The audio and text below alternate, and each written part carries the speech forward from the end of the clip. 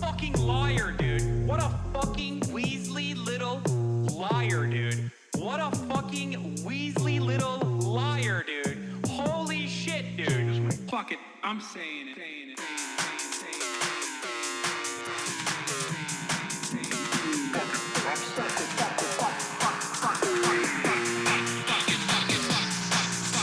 America deserved 9/11.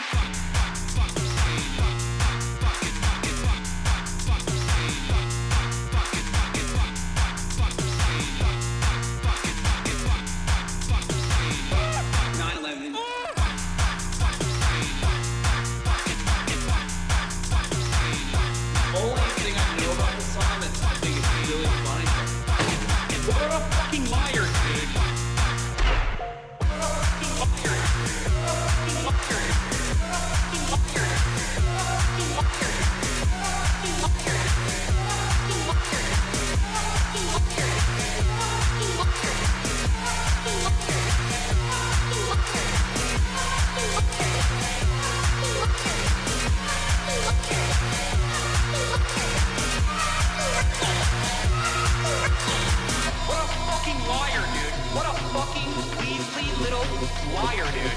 What a fucking Weasley little liar, dude. Holy shit, dude.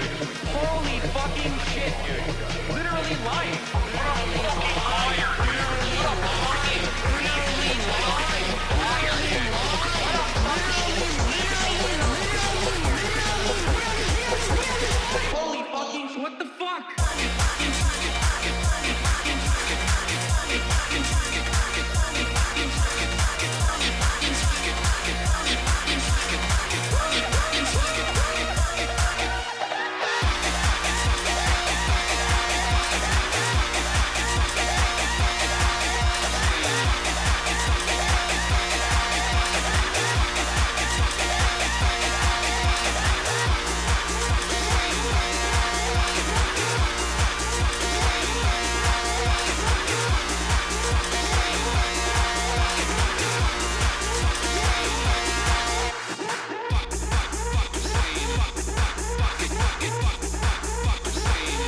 What's going on, everybody? I hope everyone's having a fantastic evening, a fantastic afternoon, fantastic pre-noon, no matter where you are in the world. I'm hasanpiker, and this is the HasanAbi broadcast coming to you live from sunny California, Los Angeles. Folks, we're live and alive, and I hope all the boys, girls, and MBs are having a fantastic one because today's a beautiful day. Today's a wonderful day. Today is Sunday, folks. Reddit shelf. It's Sunday.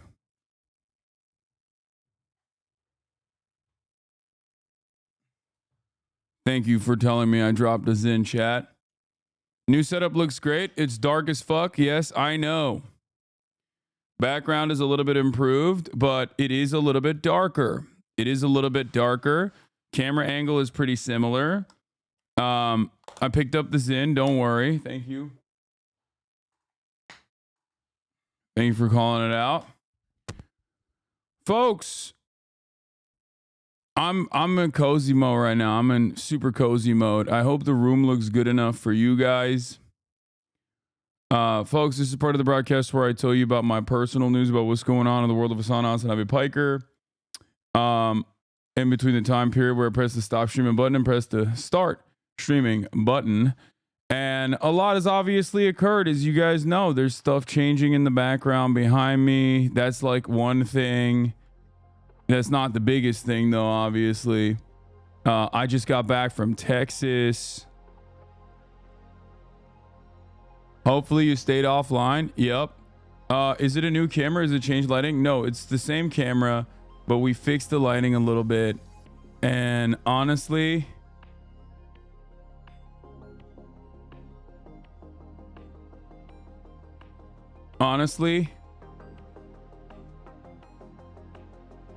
that's what's going on, okay? Hasan, I'm the dark calming out piker.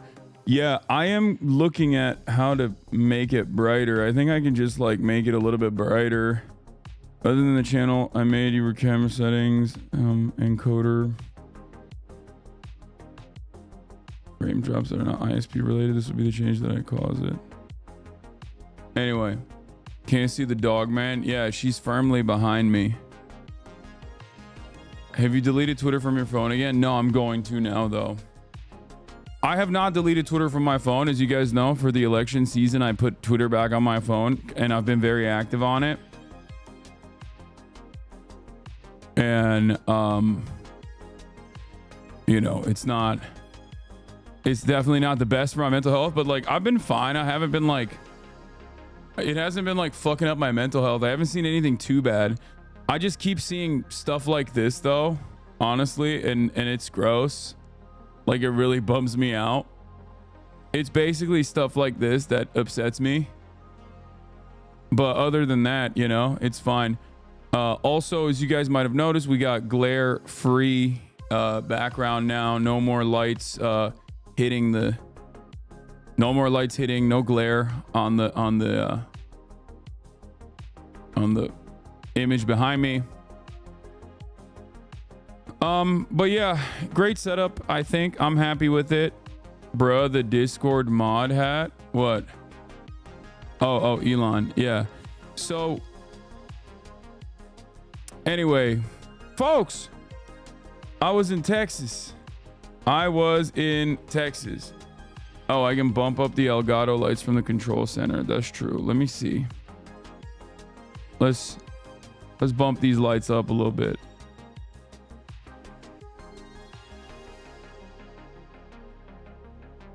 I think it's good to, it's a little bit brighter, right? You see that, chat? Maybe make them a little bit. Nope. What about now? I feel like there's something off about the light.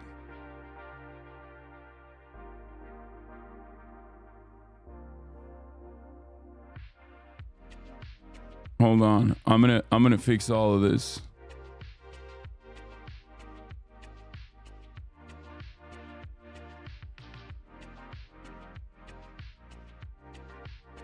And then what if I cranked all of it? No, it's too much. Too bright. I think this is good. This is good, right?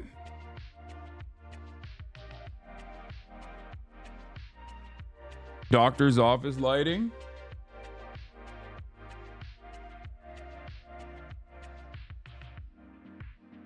The owner of Jew Boy is incredibly nice and takes time to talk to everyone that comes in the door. Shame you didn't get to take a few minutes to chat with him. Otherwise, top Austin Berg. He wasn't there. It would have been sick.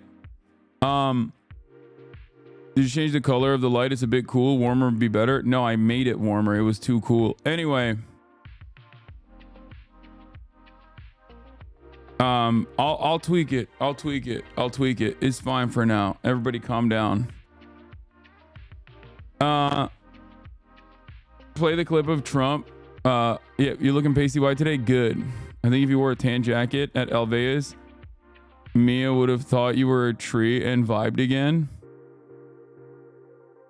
Would you be interested in doing an interview with my professor who's on a local school board and fights against? No.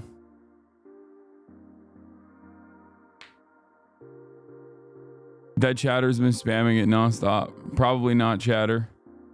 We got a lot on the docket. SNL playlist for later. Thank you, Themasius, for the playlist, for the fat playlist. We got a blast off gif and everything. So yeah. What did I do yesterday? What did I do? So I obviously I did my stream, brief desktop portion. Then we went to Alvea's with Dean, which was really fun. Alvea's is always incredible. We raised some money this time around. We raised like 5K. And you know, it was great. It was fantastic. It's always a fantastic experience. After Alvea's, I got back home. Nick's place. Nick Pollum is the GOAT. I mean, he has been spectacular this entire time. He's been so wonderful and so helpful and has opened his home to me. And it was great. You know, I had a great time. Why'd they rob your MVP? I don't think I deserved it. I think the deserving party won. I think the deserving party won MVP. Let me like lower this a little bit too. I think this is better. Okay. I'm starting to get comfortable with the setup. Setup is new. Yeah, Nora deserved it, dude. She played fantastic. She was clutch. She hit shots where it mattered. I think. Like, she did a spectacular job. And she deserved the MVP more than I did for sure. So regardless, did a little bit of that. Alveus was fun. After that, we went and we got some KBBQ. Did you take Dean for a real meal? Yeah, we went and got some KBBQ and I fucking slammed some meats. Okay. I slammed some god dang meats, dude. And let me tell you, them meats were, ooh, it was good. But I think Korean barbecue in LA is definitely better than Texas. Like, no disrespect. No disrespect to KBBQ and the Texas Koreans. But honestly, Korean barbecue in LA is just so insane. That I've never, like, I really developed a newfound appreciation that I already kind of had, but like it really confirmed. Is the Dr. Mike thing happening still? Yes. Why do people keep asking? Yes, it's in 2 days. Do you grill for the whole table or just your own? No, it's they grill it in the middle of the table. There's a grill, but they grill it for everybody. But other than that, not much. I mean, I came back home. I ate the KBBQ, came back home, and downed another maple crumble cookie and another half of a snickerdoodle cookie. That's like at least 1,000 calories of crumble cookies with a nice tall glass of whole milk. And then I passed the fuck out. Woke up at 4 a.m. Texas time, which would be 2 a.m. LA time. Went to bed at 11. Woke up at 11 p.m. Went to bed at 11 p.m. Texas time. Woke up at 4 a.m. Texas time. Got on a fucking plane. Fell asleep on the plane. The lady sitting next to me woke me up to go take a piss, which I thought was crazy.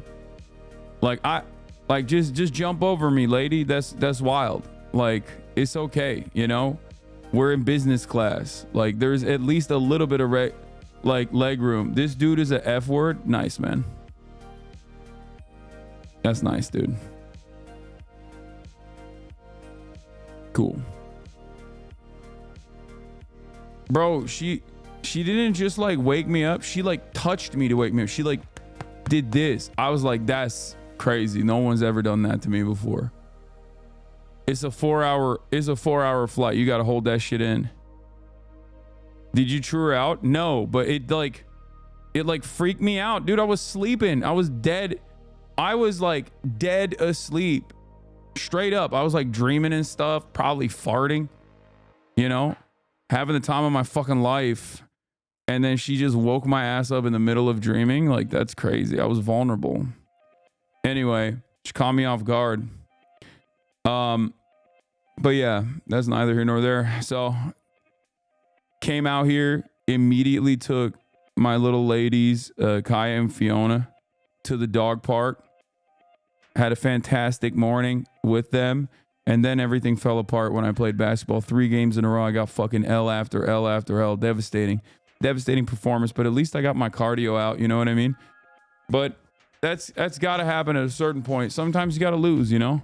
You can't always be winning. Sometimes you got to lose.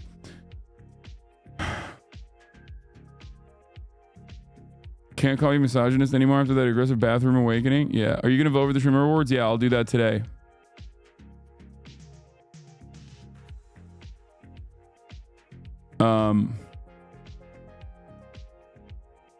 But yeah.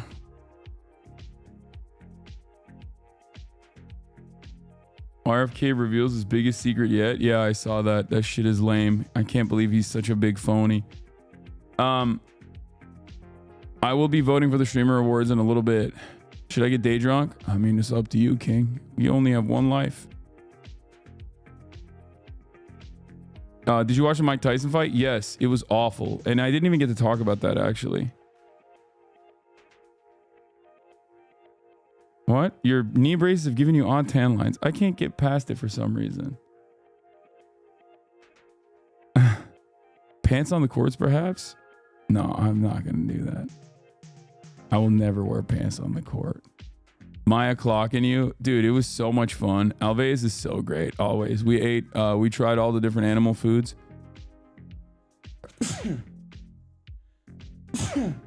Did you talk about where you got burgers at yesterday? Yeah, we went to Jew Boy Burgers, which was fantastic. Really good burgers. Move the best so we can see Kaya, please. Dude, I'm so annoyed with everyone in the chat, honestly. Like, everybody needs to shut the fuck up, okay? We set up a better frame job, better background, and immediately people are just like complaining, and they're making such like minute complaints. Like, I'm done. Stop. Okay, please. You're being annoying, every single one of you. No, it's not just Sheltered Rosebud. Other people have been chirping about it too. Anyway. That was just for fun. You got a good pull, good pull, good pull. It's not the theater kid. Good pull. Sorry, go ahead. Good pull. Why are you talking shit? I'm not. Wait, were you a theater kid? No. Oh.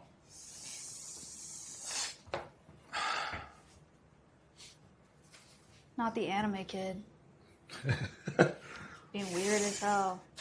Ha! That was just for fun.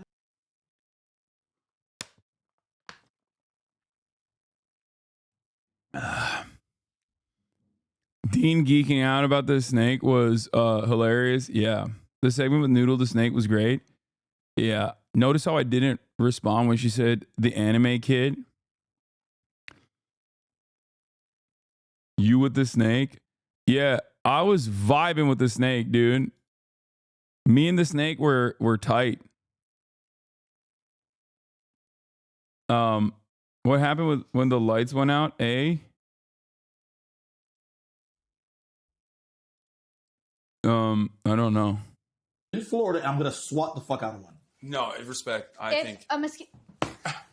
If a mosquito bites you, it's a female that has bit you. And they only bite when they have to lay eggs. And they Go home in Florida, I'm gonna swat the fuck out of one. No, respect. I think. It's crazy. Like the amount of abuse I got at Alves is out of control. Okay. Swat the fuck out of one. No, respect. I think. Look at this. Look at this. And it's like she's not even holding back.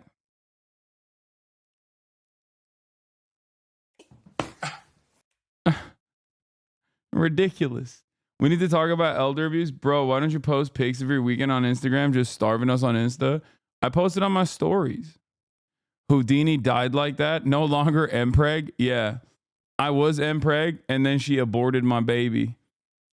She aborted my fetus. This was so mean.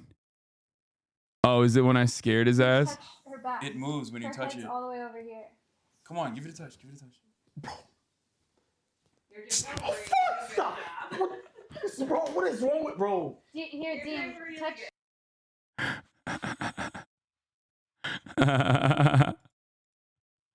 Yeah, that was the first time he ever touched a snake. It moves when you touch it. All the way over here. Come on, give it a touch. Give it a touch. Stop! What is wrong with bro? Here, Even Maya liked that one. Okay, you can't get mad at me. GIF of him being scared.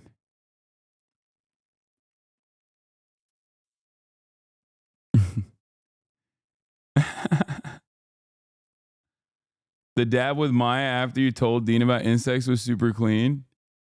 Nest of babies. Yeah. Without being impregnated by a male bee, then that entire nest is going to be male. However, one of those males will then subsequently end up impregnating her, and then the entire nest of the babies is female. Right? Did I say that right? Isn't it? Let's go. Now, isn't the queen like? He knows. The queen is like just. No, it's an ant queen. That's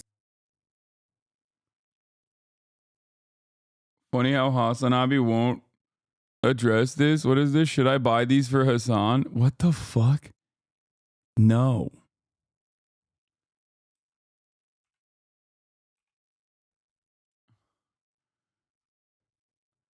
You're always so excited to be here. I am. I love. Alveus chat, Dean. Welcome to Alveus. Are you excited?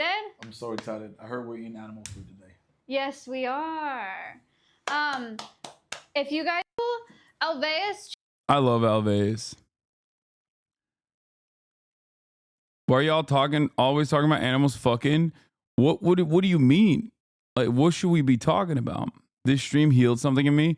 Yeah, this was great. It's always wonderful. It's always fun. Alves is always great. Arms looking crazy, brother. Thank you. Cheers. Oh, it's too.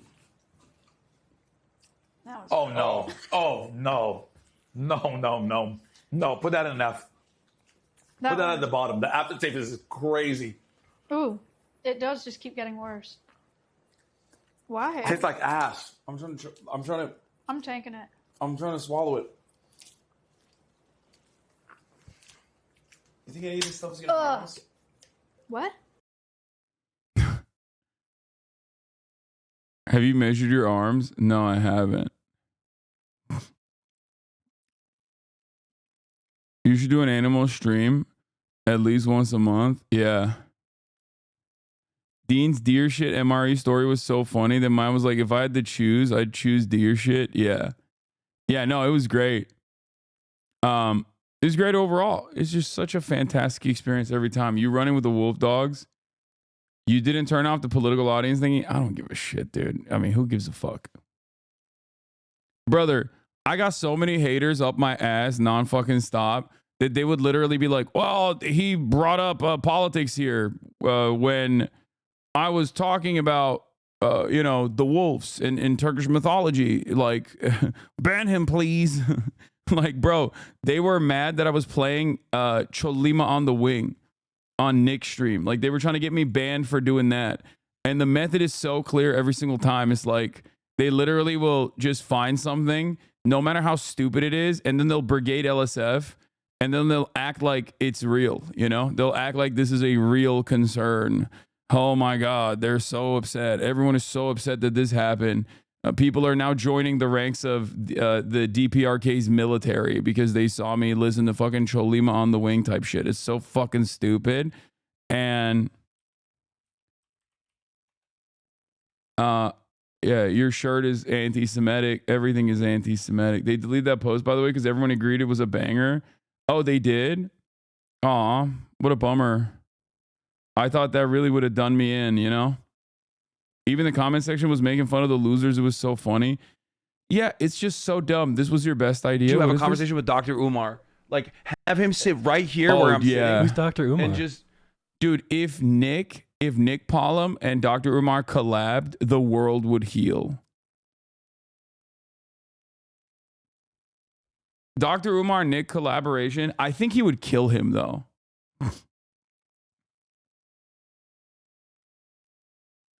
That's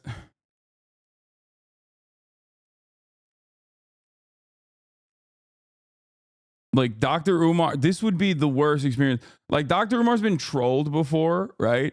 Like people have like trolled him and been like, "Oh, this is my snow bunny. This is my, girlfriend. This is my white girlfriend. Like, how do you feel about that and shit?" Like, but like Nick is real, right? That's actually how he is. So I feel like Dr. Umar would not know how to react to that. Like he would not know how to, like he would just like be shocked. Nick would cry. Clip of you running weird. Dude, okay, I was running goofy on purpose. Like, come on.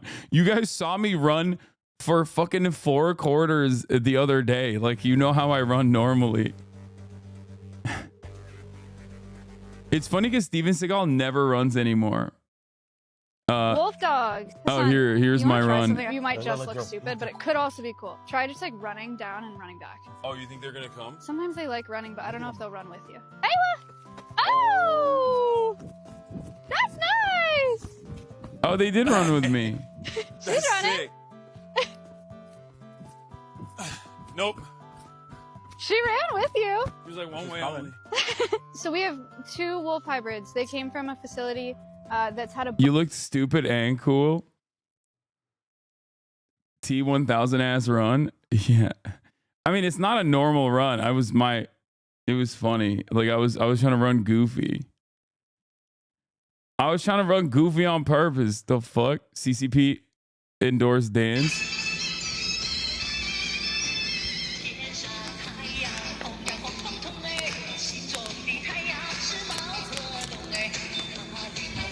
Wow, I'm radicalizing the chat. I'm radicalizing Twitch streamers into Maoism.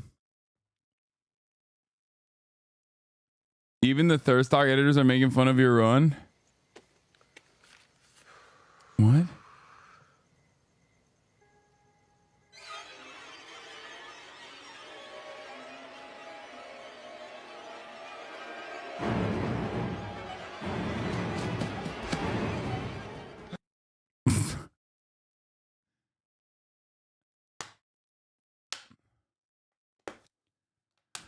Hasan hasn't watched Get Out? Of course I have.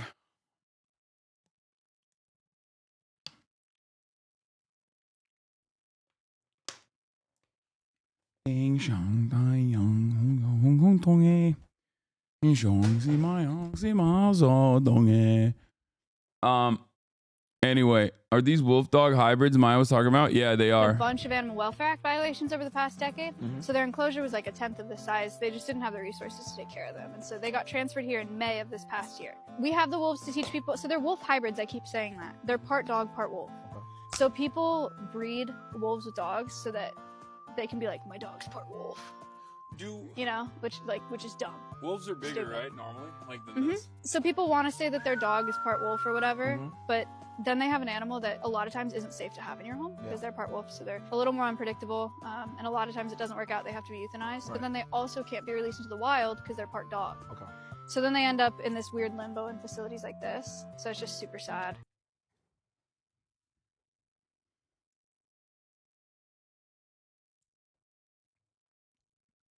It's okay, tall person, calm down. I am more than my limbs. Are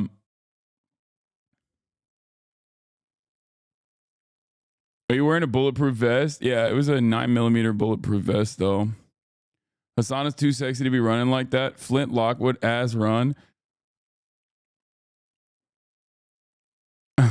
Oh my god, guys, stop clowning on Hasan for his run. It's a cute run. Like he has a very important message for the king or something. Why he run like that?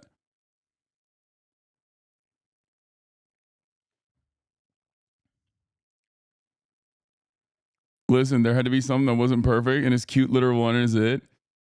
Dude, I can't do anything, man. I can't do any fucking memes. I have to be perfect all the time. What the hell is this? Hasan loves communist music. Twitch streamer HasanAbi dances North Korean music in the car with NMP Law. Didn't know Hasan was chill like that. Sauce will be awful propaganda if that shit wasn't fire. The people's K-pop. Yet again, spreading his views on people who have nothing to do with politics. It's music, bro. It's just a mustache, bro. Okay, should I play it? Yeah. I'm ready. Like, this is so desperado, dude. You said Don't Fuck Dan is now saying you were playing Nazi music on Nick's stream yesterday. What? Wait, why are they saying that? Are they just fucking straight up lying? Is that, I mean, I guess they are.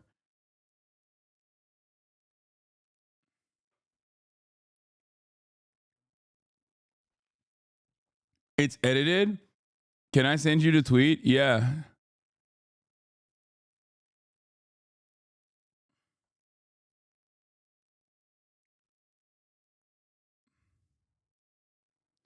Okay, this is from... Okay, should I play it? Yeah. I'm ready to hear it. Yeah, no, I saw this tweet. I saw this tweet. Yeah, they're not saying it's a Nazi song though. They're saying that it's a DPRK song, so it's like not allowed. Like you can't. They're literally saying you're not allowed to listen to music at all from like Korea or North Korea, anything. Like Don't play the Nazi one on stream. They will try to get you showing Nazi music. Wait, are they claiming that I played Nazi music or what? Breaking, a third Hasan clip has been released. Yep. I'm being told from multiple sources that Hasan said prior to this clip, Dan Clancy is my bitch. If that motherfucker even thinks about telling me what to do with my content, I will start calling advertisers myself. Wait, is this they edited it to put Nazi music on it? That's so weird, man. That's a whole ass weirdo, dude. Why are they doing this?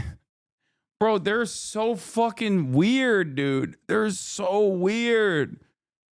I'm not even gonna play it. Yeah. Guy who really cares about anti-Semitism is like making fake edits. It'd be a better bit if they edited Taylor Swift music onto it and instead it was Nazi music.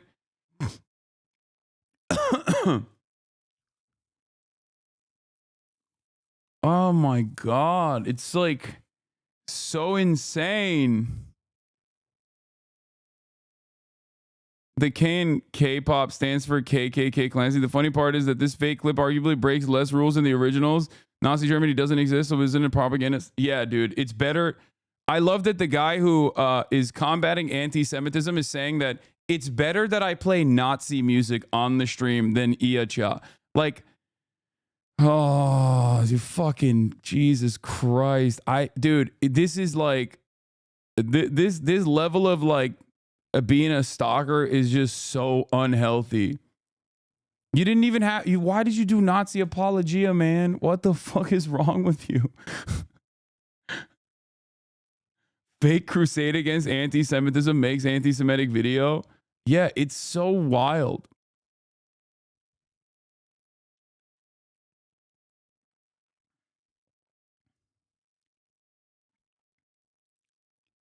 The Sear clip? Now, I wish you could hear what Austin and them were saying about you.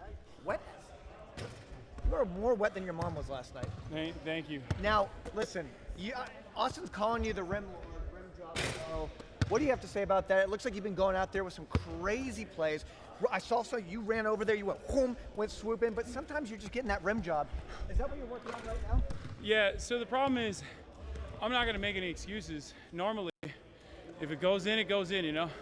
And right now, it has not been going in. You know what you're doing last night? You're digging my mother's vagina? That is disrespectful to your own mother to say. You're wet as fuck. This is a Burberry shirt. Anyway, go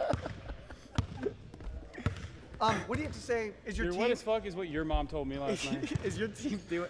That is incredibly. I'm getting that on now. You almost killed Misgive. It was great. Yeah. You never got into the spot on your 3-point throws. Unlucky. Yeah. Dude, it's crazy because I was nailing him. I was downing him so fucking hard before the game. So I was just like, oh, I'm good.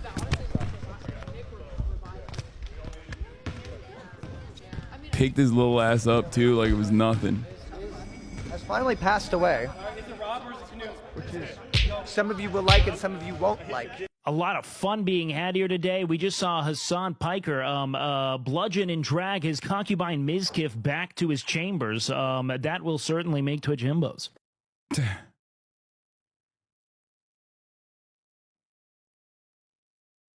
This is why he said you needed to get banned. Yeah, I beat his ass so hard. He immediately was like, we got to ban politics off the platform, please.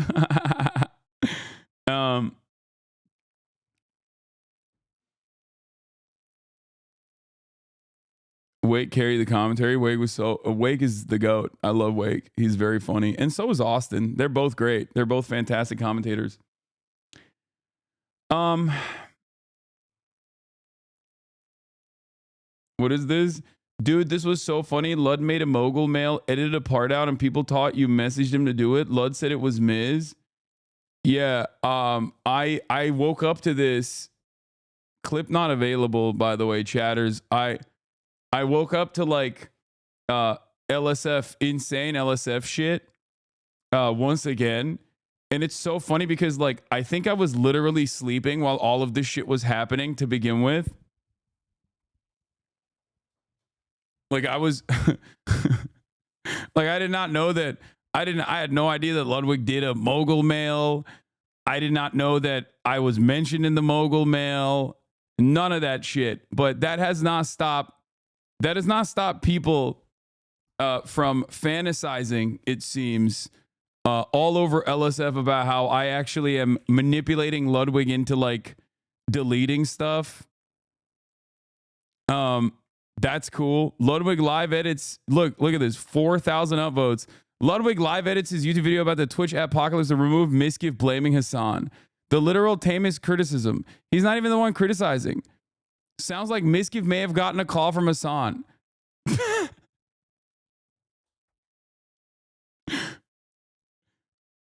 It wasn't Miz. Miz talked to him and he decided on his own. Ludwig misspoke on things Miz didn't say and wanted to correct it. He said on stream yesterday. Yeah, I don't know about any of this shit. I was too busy eating fucking meats. I don't know exactly what time all of this stuff happened. It was either, I assume it was like, you know, either when I was sleeping or when I was eating KBBQ or probably when I was sleeping. I don't know. He was comparing Ludwig's coverage of the ADPOCALYPSE to French collaborators in World War II. Very serious about it, I'm sure. Yeah, these people are fucking hilarious. They claim you have blackmail on all of them. I saw one comment. So they're saying you called Miz to call Lud. You are both the worst person and also one who's in charge of everything and everyone. These people have one speed. Yeah, I don't know how. Like, look, guys, this is just how conspiracy theories work. And it's weird that a lot of people have basically created conspiracy theories by doing too much Reddit. And these are probably like normal people otherwise. And by that, I mean, like, they're probably like Democratic Party voters and they are, they make fun of people who are thoughtless about vaccines and stuff like that. And then they basically fucking operate in the same capacity. Like they do QAnon memes, but for one guy only, and that guy happens to be me. Like, do you think that I was like, aware of all the stuff that was happening and I was like, Ludwig, you better not fucking post me in there. Oh, I'm so mad. And then like I texted him and then Ludwig was like, oh, I'm so sorry. I'm so afraid of you, Hasan. Or do you think that maybe what he said, just like this happened last time, what he said is the truth?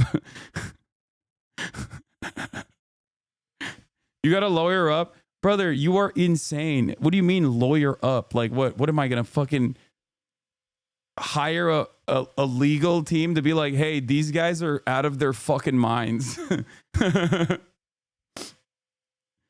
Yeah. Isn't this also yet another contradiction? They always say you're the dumbest person alive, but you're also playing such 5D chess to pull all these strings. They call you an idiot all the time, but you're somehow the smartest, most manipulative person to be able to control other big content creators. Sounds like neo-Nazi making conspiracies. Yeah.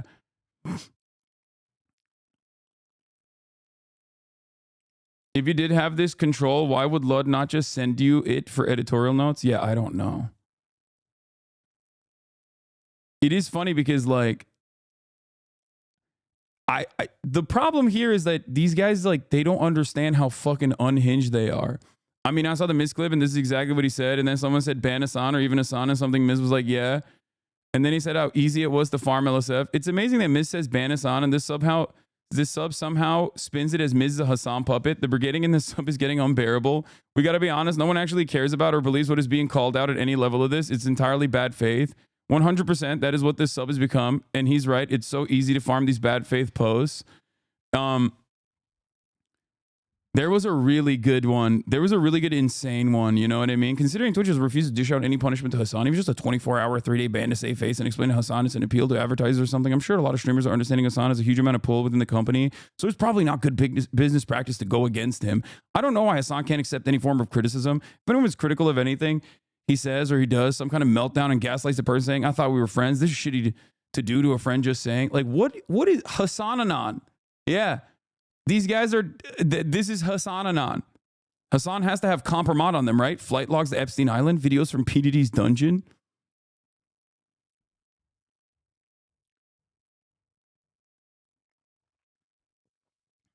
Okay, Coke Cherries, stop fucking talking about how much you're drinking, okay? Take a week off and stop drinking. You're being annoying. Stop drinking. Bro, this is like, I'm not kidding. Legit question. Don't you fear for your life? These people are insane. No, because I exist in the real world. And the beauty of it is that like most normal people are awesome and fun and cool. And like Texas is no different.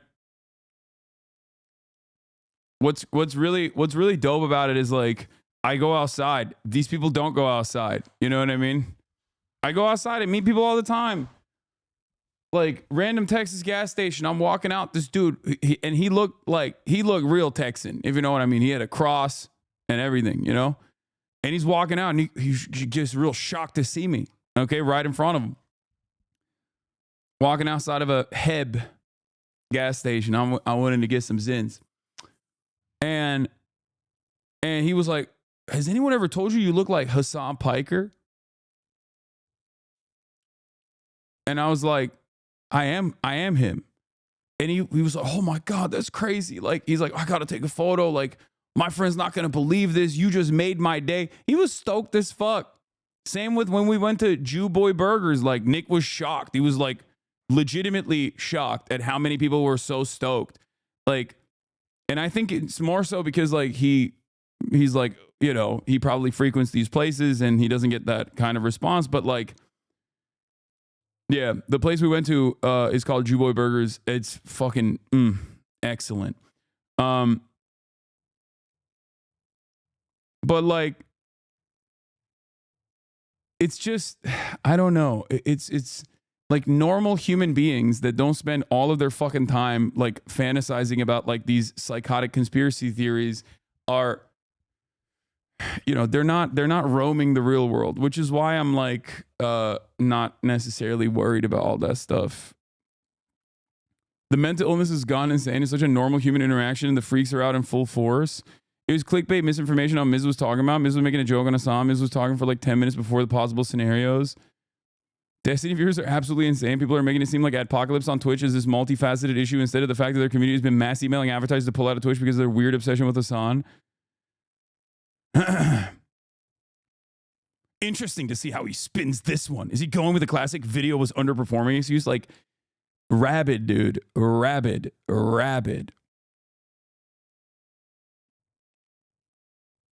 Going from one single mention of Hasan in the video to zero. Insane. And the fact that normal people like you is what makes these people go so hard to take out your good name. They're so sad. Yeah, I mean, I'm sure this works for like some people. My point is, I'm sure this works for some people. And they probably look at this and go, damn, this guy must be like the absolute worst person on the planet. This is hilarious. We need a pride flag for unemployed people. Like a lot of people I suspect that are, you know, entirely too busy to give a shit about any of this stuff will probably look at this and go, yeah, I guess this guy's a real villain, and then not really think about it. But overall, I think if people were to focus on it on their own, if people were to like, if people were to go in to the situation and make up their own minds, they will realize that this is ridiculous. That's it. There is 0% chance that if you were primed into fucking hating me because you saw a bunch of clips out of context and you came in here and you sat your ass down and you watched me for like 5 minutes to 10 minutes interacting with other people, talking about whatever political issue you thought I had the exact opposite opinion on, you would be like, okay, never mind. I was misguided. That's it. But there's not really much I could do about other people's mental illness. You know what I mean? And there are people like that in here. There are literally people like that in here right now. There are people like that who came in here who probably were like, Hasan, I heard a lot about how you're like pro-Russia. And then they start hearing me talk about Russia. And they're like, okay, maybe I was wrong. Maybe he's not pro-Russia. I don't know why the fuck people were saying that. You know? I have a mass, like, this is not a normal circumstance. I don't think most people have ever experienced like a mass serial cyber stalking, cyber harassment operation like this. It is what it is. Anyway, today we're going to talk briefly about the ADPOCALYPSE shit, and the Ludwig video is on the playlist, so we'll get started on this. But apparently people in my Discord, I asked this morning about what the drama was, and they were saying that his his coverage on this was awful.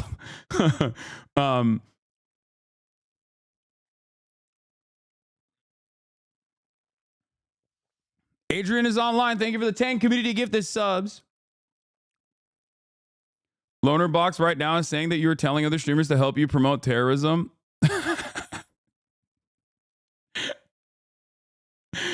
Oh, bro. Little bro's going to break 100K on one of these videos again. I promise. Okay. You never blasted off? Oh, shit. You're right. I forgot. Holy fuck. I'm invested, dude. Yeah, let's blast off real quick. We'll talk about RFK Jr. Yes, new lighting. Okay. UFC Trump night.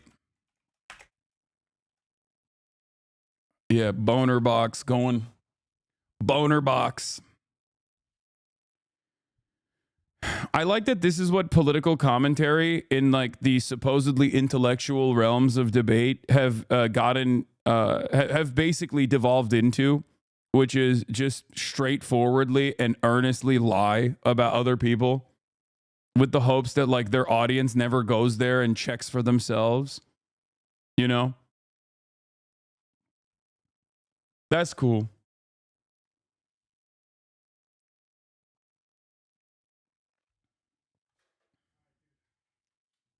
Are you up? Peace. All right. Sad state of affairs. I mean, it's expected. It's expected. It's whatever. All right. UFC Trump night, SNL Sunday, recapping Texas, addressing the drama surrounding ADPOCALYPSE. Is it happening? Get in now. Oh, fuck, you're on? I saw your playing on Insta and I just assumed I'm not streaming. Come on, chatter. You thought I would skip a day? What, are you out of your mind? You speaking at USC shows something none of these debate lord weirdos could ever do. I met you at the Texas gas station, dude. Usually catch you on YouTube on the fan channels. You helped me lose weight and now I'm wrestling. Oh, let's go. That's the guy. I met you at the gas station in Texas. You've helped me lose weight, and now I'm at my wrestling rate in high school. Thanks, man. Meeting you was the highlight of my trip. That's me. I'm from Minnesota. Oh, okay. My man wasn't even Texan. Dean is so funny because Dean saw this dude pull up to me. Okay? He saw this dude pull up to me, and he was worried. He was putting gas in the car, and he thought like this dude was an op. And he like rushed inside after the conversation was over. And I was like, nah, it's all good, man. He's just a fan. He was the homie. He was chill. I met you at Texas at the gas station, dude. I usually catch you on YouTube fan channels. You helped me lose weight. And now I'm at my wrestling weight in high school. Thanks, man. The roommate was just jealous. Hell yeah.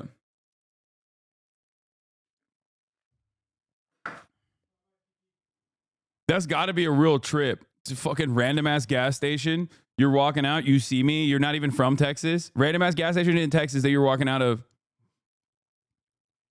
And I'm just walking in.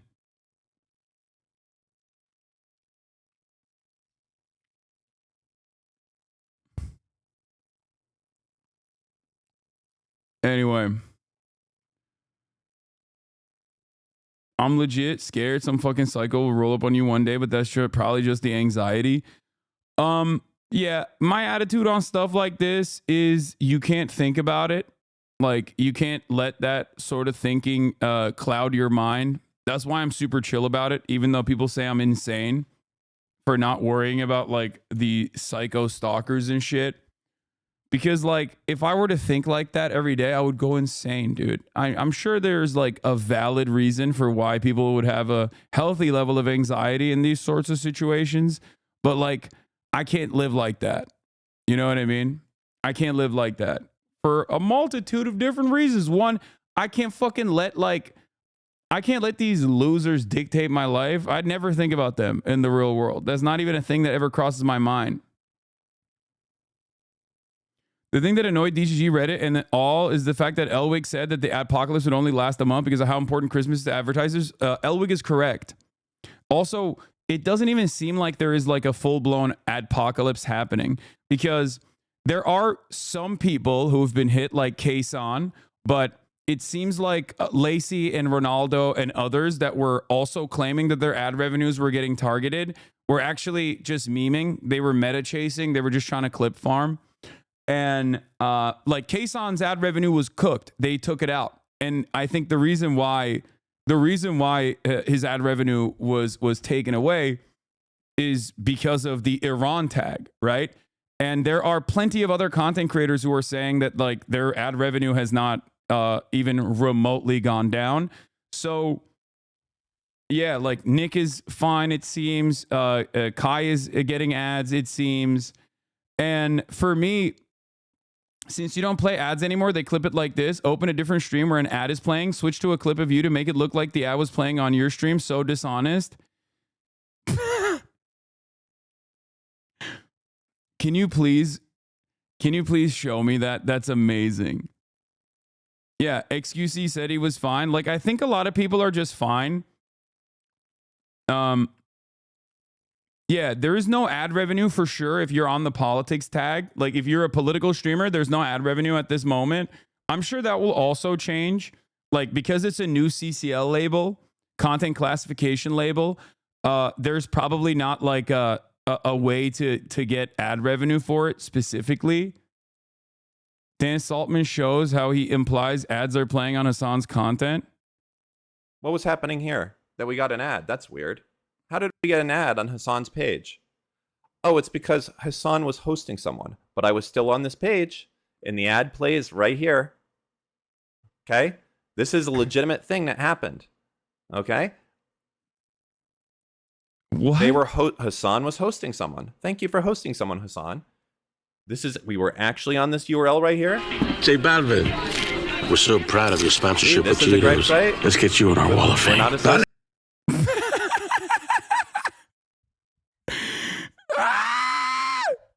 Yo, that's hilarious, dude. What the fuck? Yo, he's so mentally ill. I was looking into it and it looks like ads on the politics CCL are opt-in, so an ad buyer has to know about it and opt in for their ads. Bro, this is... DGGers are smugly watching streamers freak out about losing like 80 to 90% of their ad income. It has been gross. Yeah, but it hasn't even really been happening. Like, that's the other thing. It doesn't seem like it's happening. I mean, you can literally see an ad on Laura Lux's stream while this is occurring. You know what I mean? With the brand below. My mom gonna be so proud. Cheetos, official sponsor of J Balvin's Fingertips. Oh. Like, do you see what I mean? Looks like Apple is coming back to do some advertising on Twitch. Interesting choice. What is this? City awards scholarships to 98% of incoming freshmen, totaling over $57 million every year. Apply to DePaul University. They bought an ad called advertiseontwitch.com, site that lets you understand how your ads might appear on Twitch. Dude, this is so mentally ill. This is so mentally ill. I don't think these guys understand that, like, the more they do this, the more advertisers can be like, you guys are fucking freaks. Like, this will never go on LSF, just so you guys understand. Like, nothing that actually is correcting the record will ever go on any of these, like, aggregator subreddits, because it goes against the overarching narrative that they're trying to build. So the only thing I can do is basically just show you the truth on this front. On this aspect, like, and basically show you how fucking unhinged they are.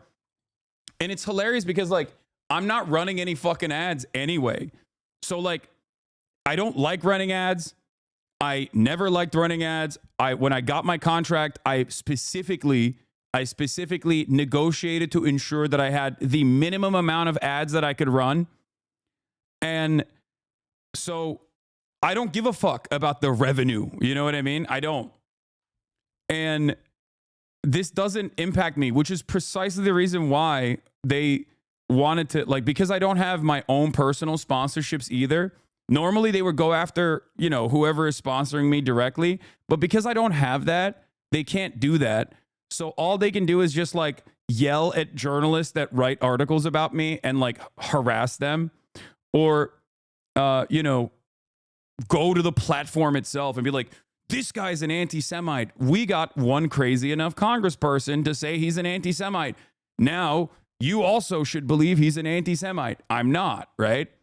But no fucking advertiser is going to be like, I know who this guy is. I know he's not an anti-Semitic person. They're just going to be like, okay, yeah, sure, whatever. And it's so crazy that this is ongoing for months and months at this point. Hasan is covering this on stream. This is just some of what Destiny's Discord is up to. What is this? If you're interested in sending emails to the Israel Ministry of Foreign Affairs, here's some contacts. Ran Natanzan, Head of Innovation and Country Branding. Public Diplomacy Division. Aviv Ezra, Chief of Staff. Like, Consular Washington MFA. Subject, anti-Semitism at Amazon-owned company in the news. Like, this level of dedication is not normal. This level of dedication, and not even still not even being able to achieve the results that you want to achieve is crazy. And I think part of the reason why it's not working, regardless of how fucking nutty this shit is because it's not true.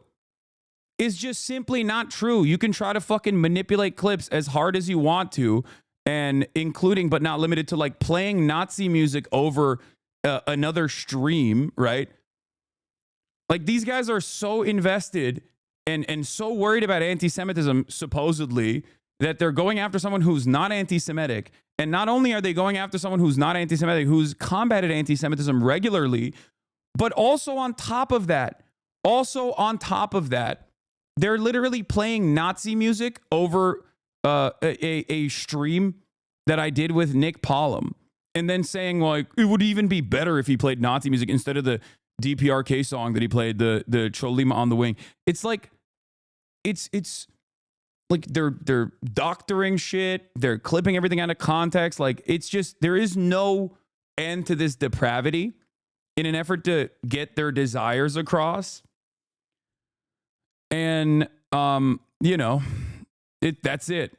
Like, look, Apple ads. Looks like Apple's coming back to do some advertising on Twitch. Interesting choice. Yeah. Okay, should I play it? Yeah. I'm ready to hear it. Like, what would be an issue with this? Like, you have to be the most mentally ill person on the planet to look at this and be like, wow, I can't believe this. I can't believe that. The ad was playing on twitch.mira. The Apple ad was playing on Mira's channel, by the way. Saying it's not true is great, but you actually have to push back. There needs to be a coordinated effort to show their lunacy. Why aren't you pushing for Dan to be banned for targeted harassment? Because Dan getting banned off of Twitch is not going to change anything. He flipped it over to your clip. The ad wasn't playing on your clip. The ad was playing on twitch.tv/Mira. Oh, there it is. There's the ad. Then we navigated to a different clip. This is just a specific clip in an effort to make it seem like it's playing over this. But it's hilarious because even if it was playing over this, there's not a fucking issue. They say they got you now. What do you mean? Oh no.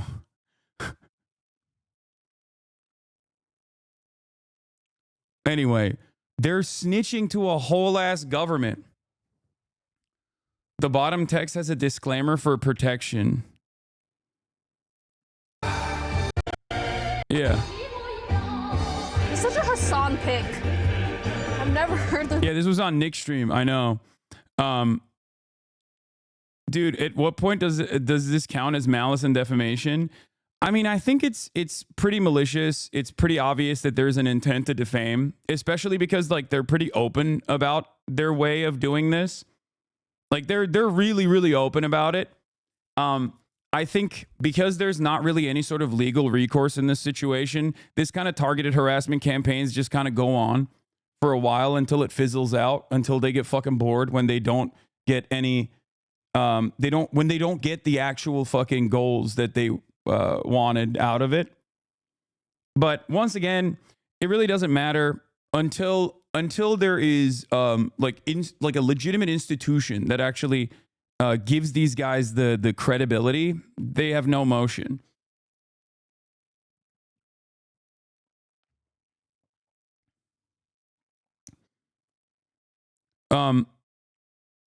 Here's how this bad faith criticism of your content comes off to Normie. She doesn't want you obsessively, but finds you hot and usually correct. Yeah, I saw this already.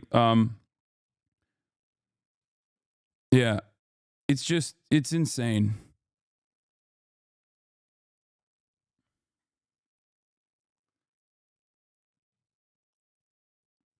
And it's also like really crazy because they also started this process by just basically fucking. They started this process by like photoshopping me as like a Hamas militant and shit. So it's also a healthy dose of Islamophobia in the process too.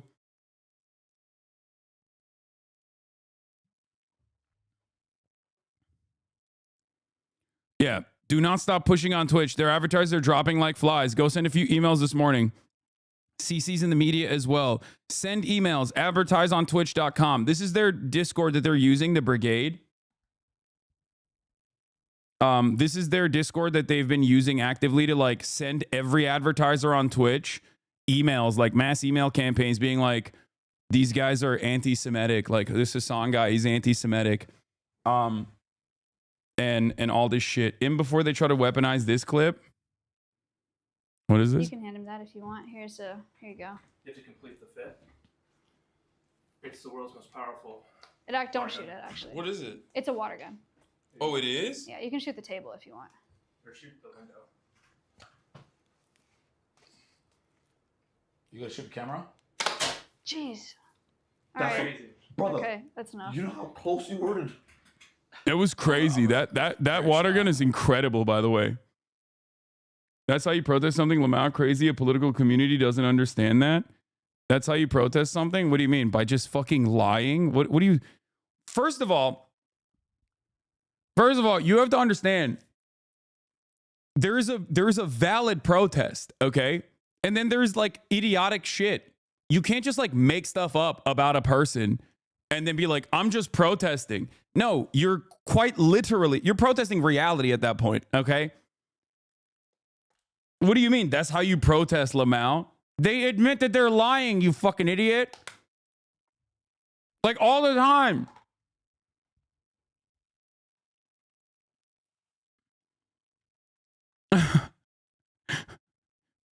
There's a difference between a serial defamation operation, okay, that is cynically launched to unban their favorite content creator who got banned for violating terms of service so fucking ridiculously, right? Versus like protesting someone, like people launching protest campaigns to this degree over Asmongold. With like a shit ton of videos that he has where you could just like clip stuff where he's talking about like, I don't know, immigrants or whatever, or watching like these right-wing content creators or whatever. Like that's one thing, right? And even then, I would not be an advocate to like take away all of the advertisers from the fucking platform. I think that's insane because I'm not a psychopath. Because regardless of the fact that I don't use advertisers, regardless of the fact that I don't give a shit about advertisement in general, like, I understand that other people do. There's small content creators on this fucking platform that are having their revenues ripped for this like insane propaganda, insane defamation operation that these guys have launched.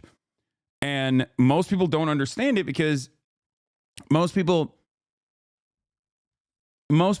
don't pay attention to what the fuck is going on. They just simply see LSF posts or like people that aggregate content off of LSF and just go along with it.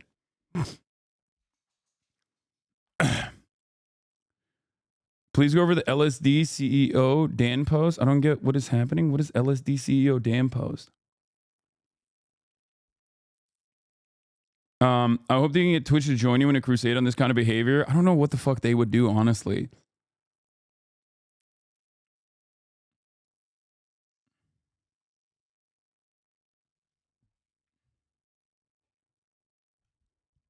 Yeah. Oh, what is this? This guy? Absolutely nothing about this video is true. Hasan's coverage of the DNC wasn't even remotely as critical as others there. The DNC gave an entire booth in the press area to Epoch Times. Fox News was there, so spare me. And other creators there weren't there to boost Dems. They were there to cover the event, just like reporters were. The media's job, whether new media or old, is not to do PR for the Democrats. This person is so deeply ignorant. I don't know what the fuck this person is saying. I haven't seen it, but... Small gripe. Small gripe? Yeah, fucking Matt Walsh was there, dog. What the fuck are you talking about? Harassment campaign against Twitch using fake screenshots of anti-Semitism on the platform. Oh, nice. The change went live. If this case isn't clear, any advertiser that supports Twitch in any way will be held accountable for supporting their behavior. Full-on anti-Semitism in its own category and tier will not save ad revenue. Dude, what the fuck? This is insane, dude.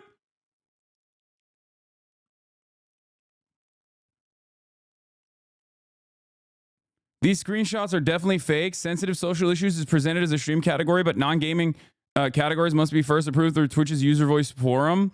Also, the change that Twitch made to address anti-Semitism issues on the platform was to create political and sensitive social issues. Like, what is happening? These guys are Kick streamers, by the way, which makes it even funnier because they all stream on Kick, and that is literally an emote on Kick. Like, anyone that posts this as a fucking meme is anti-Semitic, okay? Anyone that posts this shit as a meme is obviously not, at the very least, they don't care about anti-Semitism, okay? This is literally open, out and about, fucking Nazi-style coordinated smear campaigns where they're trying to just be like, oh man, I can't believe it. Hasan, it's fake. No, I know it's fake. That's what I'm saying. Of course it's fucking fake.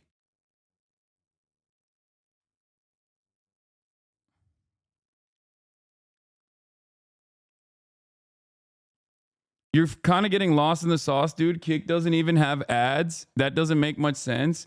Yeah, the reason why they don't fucking have ads is because they have insane content. They have extreme content. They don't have a terms of service. Twitch does.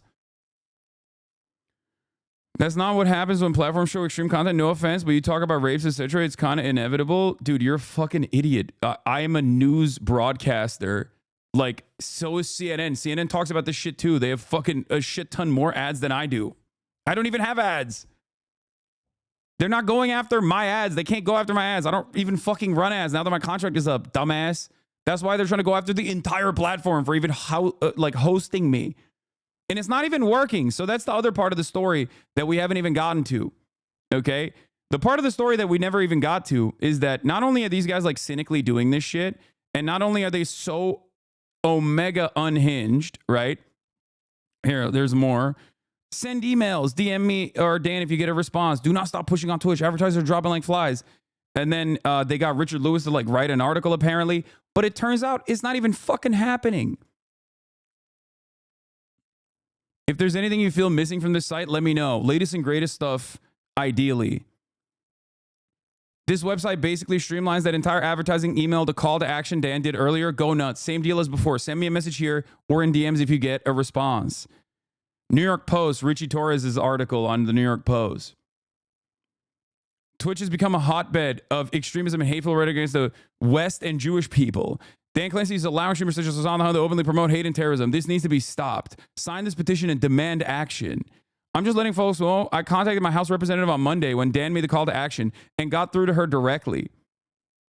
She was very interested in hearing what happened and was going to look into it. I contacted her again yesterday for updates and she spoke to her staff. She had gotten 5 to 6 calls from folks during the week, all talking about the Twitch ban on Israel and was planning on doing congressional committee with other interested congressional folks. I let Dan know this and he suggested I join the Discord to post the information here. It has having an effect. Media buyer here. Multiple brands are looking into buying Twitch ads right now. Lots of big brands don't see all this yet. No, because they don't give a fuck. It's Christmas time. Are you kidding me? Holiday season is when they have like the most fucking advertising on the platform. The following list is a senior staff with the House of Representatives, an email template for contacting said representatives. Some individuals may have been removed, kicked out of their position. Ensure the individuals you send an email to, in fact, hold the position and listed before you send an email. The thing is, if I was legitimately this massive anti-Semitic, like Nazi terror lover that they try to fucking present me as, this would be valid to do. Okay? Straight up. The problem is, a person like that would not be allowed on Twitch. They would have been banned a million years ago. As a matter of fact, this community, Destiny's community, was banned for doing shit like that already. That's the reason why they're doing this campaign. And it's so funny that, like, the reason why they're doing this mass harassment campaign, this mass coordinated campaign, is straight up because they're on Kick and they can't come back on Twitch. So they're just fucking mad. They're bitter.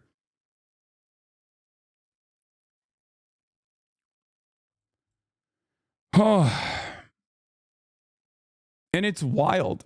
It's one, not necessarily working all that well, with the exception of like the new content classification labels and a bunch of people that have caught strays in the process. Because obviously, whenever you capitulate to these fucking weirdos, these psychos,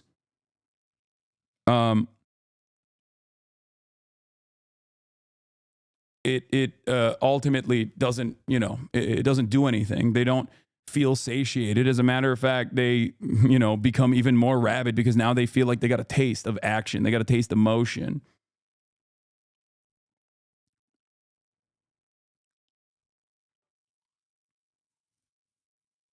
They won't stop till he's back on Twitch or you lose your mind. Nothing will stop unless you sue them, to be honest.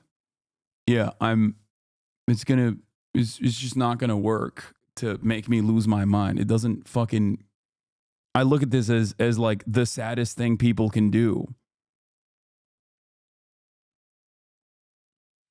I'm Jewish and I don't even remotely buy that they're doing this out of a genuine concern for Jewish people. Yeah, it was some of the Jewish content creators on this platform, like Nandre and Ham and Cheddar, that were genuinely frustrated about the Zionism designation that came as a consequence of Dan Saltman and Destiny going to the ADL and his community.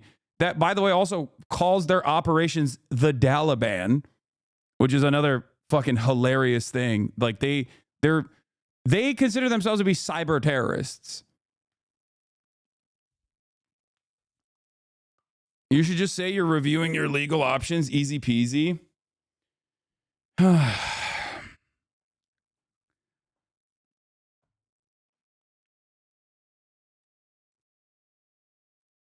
Yeah. Okay, guys. Fucking Wikipedia just sent to a sitting member of Congress and everything Dan is linking. Twitch is pausing of account creations in Israel. TwitcherTerrorist.com. This wiki page provides a list of every link we have for the article. Please avoid linking anything we already have on this page. What we need: every instance of someone who contacted Twitch about why they couldn't get an account. Every instance of someone who emailed. Oh yeah, they also, this is the other, they call themselves the Hezbollah Brigades as well. Community dedicated to documenting the anti-Semitism of Turkish colonizer Hasan Piker and the Sultan of the Twitch Empire, Dan Clancy, as well as other streamers. How fun, dude. I recommended you to my normie older bro for election coverage. He really enjoyed it. Now he texts me that he doesn't know what the fuck you're talking about. Yeah.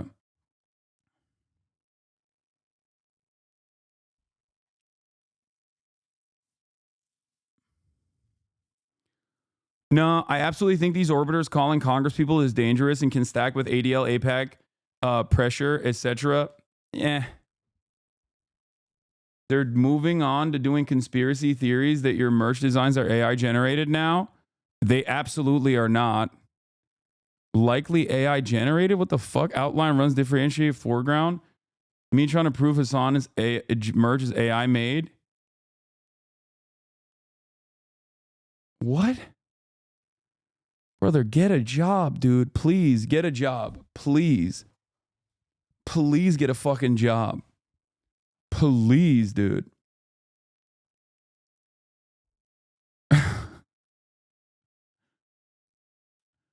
Don't they get off on your attention?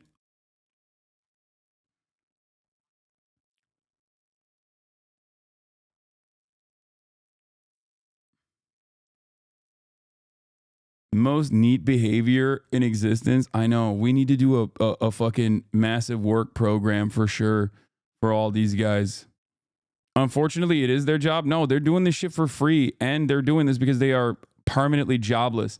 So, like I was saying, we have the stock guy who was complaining about like advertising revenues going down for him, but he does talk about like news and information. So he might have been like classified with the new political designation as a consequence of doing news coverage no matter what. And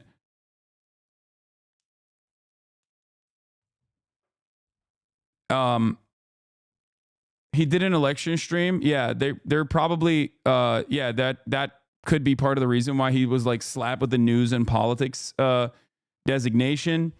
So that might have led to a revenue loss for him, which is again unfortunate.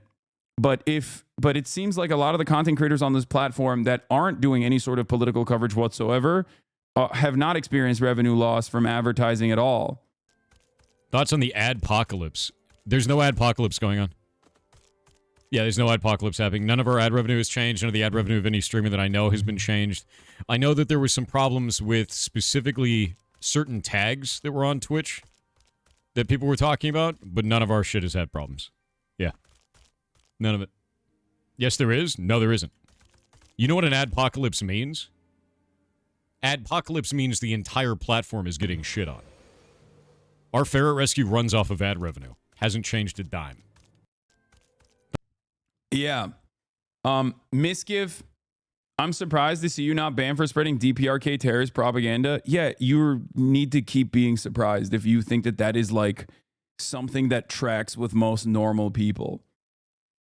By the way, that Lacey clip people are sharing about his ad rev, people don't see what he said afterwards. It was bait. I will not be streaming anymore. Revenue does not go back up to what it needs to be. I will not be streaming anymore. Simple as that.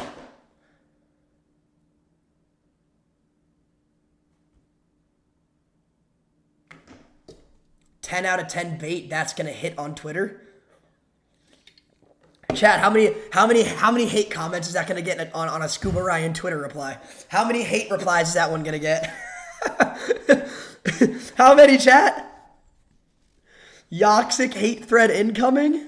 So many? Yeah. By the way, that Dan guy saw this Pirate Software clip and immediately started calling him anti-Semitic and a Jew hater because he didn't use his talking websites for proof. Wait, shut the fuck up.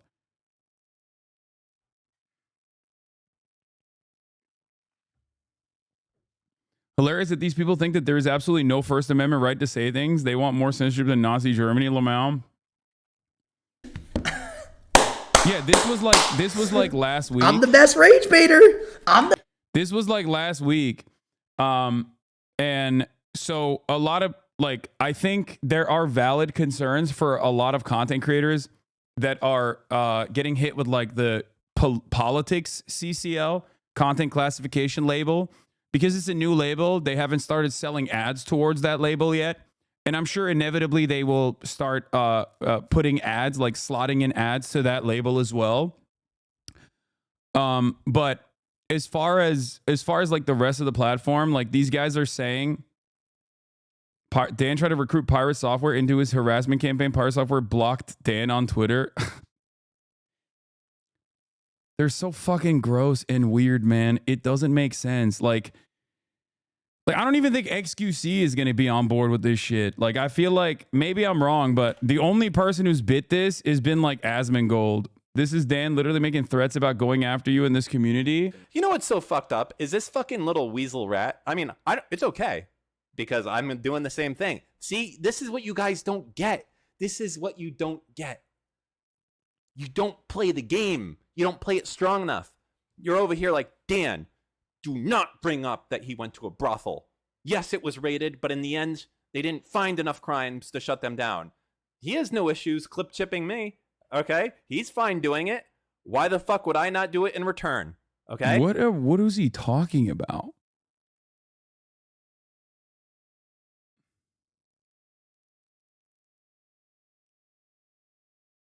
Dude, it's getting completely unhinged and completely out of fucking control. Hey, he wants to like do out of context fucking clips at me. You know what? That's fucking 420 blaze it. Let's go. YOLO. Do it. Because you know what? There's not that many clips of me that you can take out of context. There's a few, but I got a lot that I can do for you. I'm winning this battle. So you know what? He's literally openly saying, I'm gonna like actively pursue my defamation campaign. That's crazy. You got my approval. Let's do it. Out of context battle, fucking you go first. Right here, with this one right here, saying that my whole mission is to get Steve unbanned. Go ahead. Clancy, and I'd be happy to figure out a way forward for him to... For those of you who don't know, these are some of Destiny's little orbiters. This man... I'll have you know that I am not a little orbiter. I am a big, important, thick orbiter. Okay? Also... Oh... Bro, have some fucking self-respect. God damn, you're like 50 years old, man. What the fuck are you doing? Oh, this is so sad. Oh.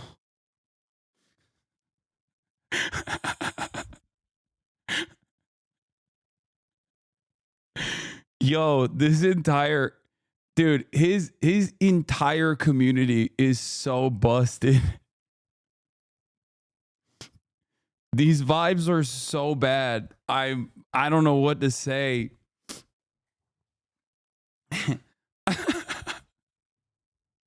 I'm a big orbiter, not a little one. I'll have you know.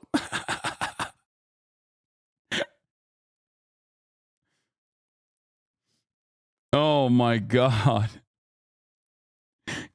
By the way, the brothel thing is crazy because he openly admitted that he knows. He openly admitted that he knows that they were fucking raided for tax evasion, basically. Like he's saying, like, it's fine. They weren't raided for sex trafficking, but it doesn't matter. I'm just going to keep lying about it. Okay. Sick, man. Have fun.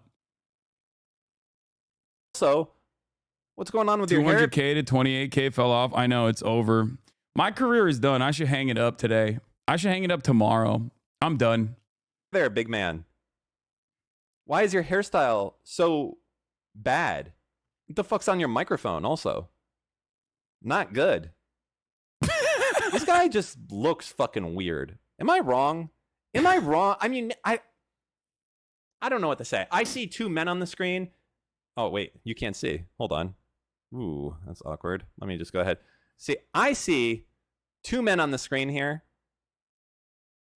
And I happen to think that one of them is more handsome than the other. That's just me, okay? But anyways, let's continue. We used to have conversations back. Yeah, back when you weren't a fucking terrorist. Yes.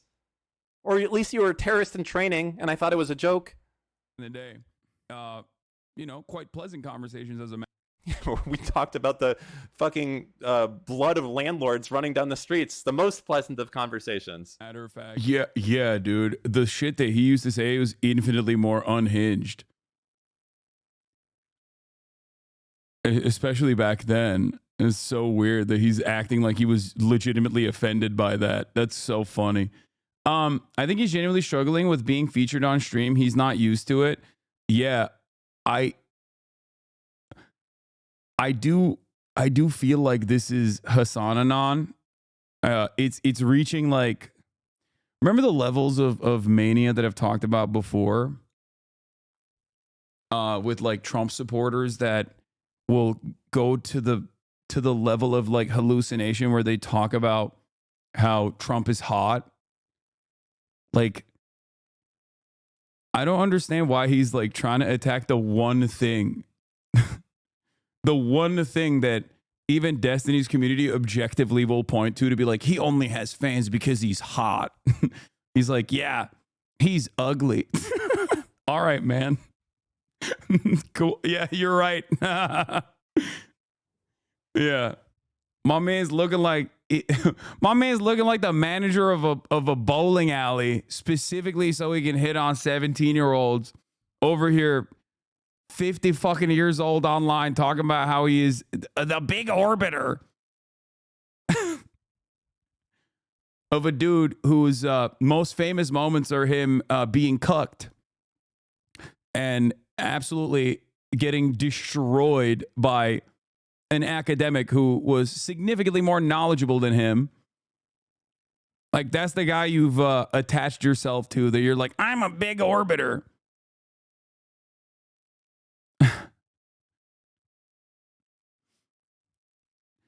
I'm a big boy.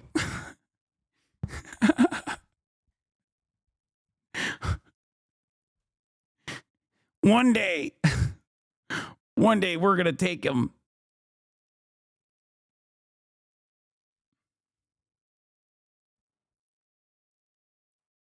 But his brain has just been so fucking broken by being Destiny's orbiter and his co-host on his podcast that he has been spending an unimaginable amount of time.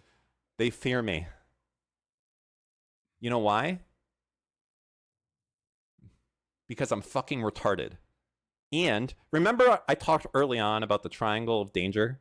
I am the triangle of danger, okay? This is it. I got all three, okay? They fear us. They fear the triangle, and they should. They should fear the triangle. You should run.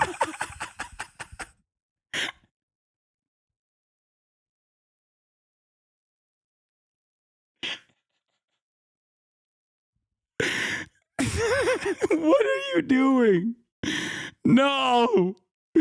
Bro, this is so sad. Why are you doing this to yourself, man? Oh my God. He thinks bro thinks he's an anime villain because he made like 8 cyber stalking websites.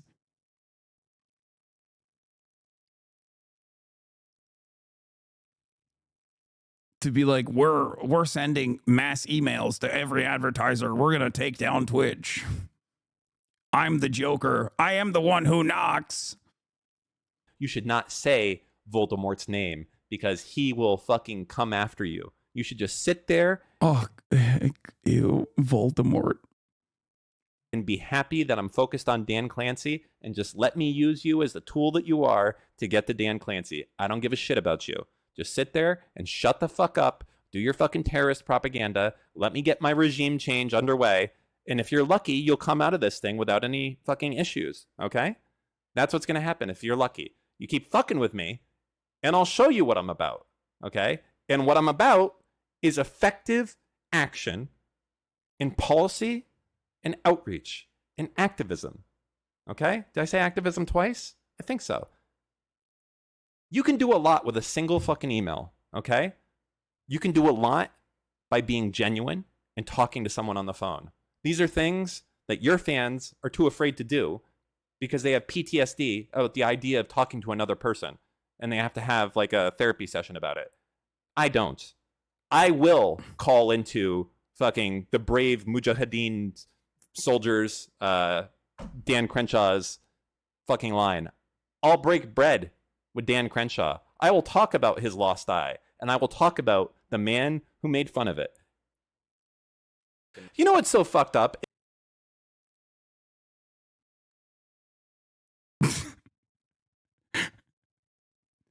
What do they think happens if Dan gets replaced, if the next person comes in and just immediately bans you? Probably. I think that's what they think. This loser only came online in his 20s to sell CSGO hacks, became the owner of Tiny Chat, and got caught messaging minors. Plays not like us. I don't know anything about this fucking dude. I don't know enough about his background. I just know that he's an edgy boy, just like Destiny. These people who are,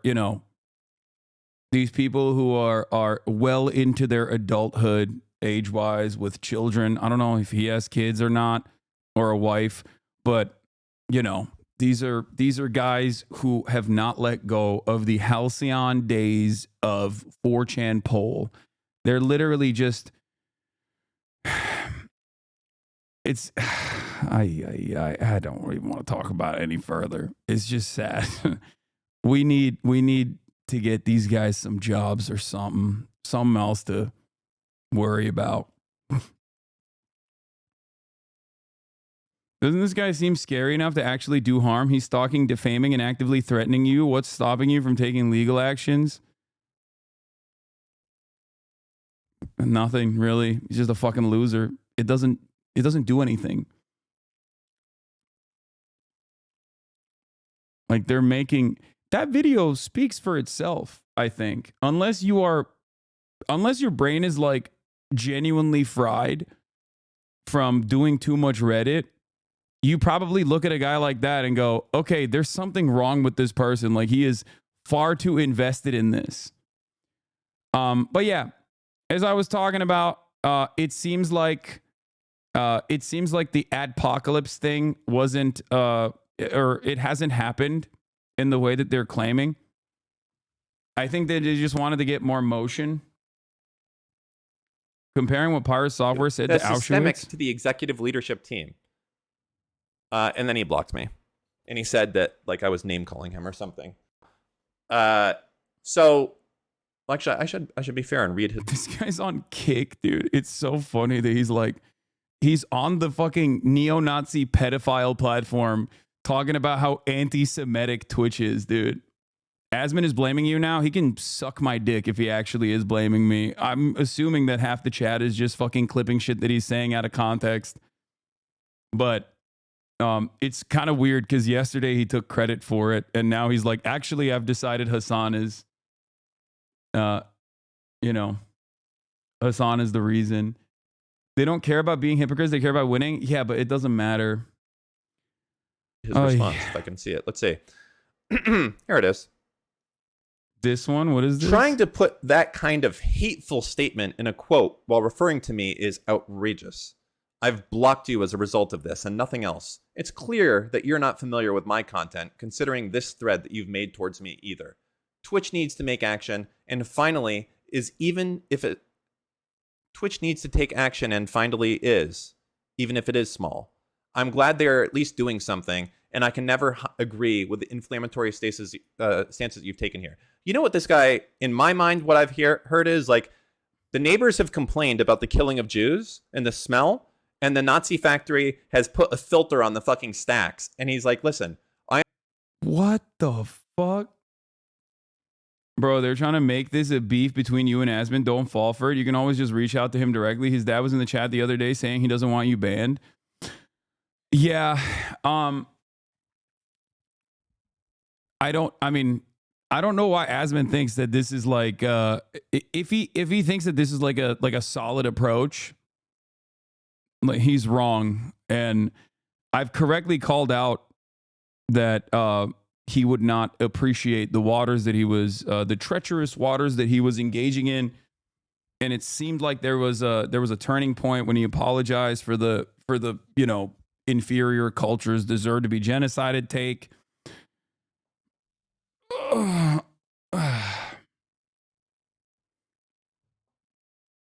There's already news articles stating he already claimed being the reason for the ADPOCALYPSE.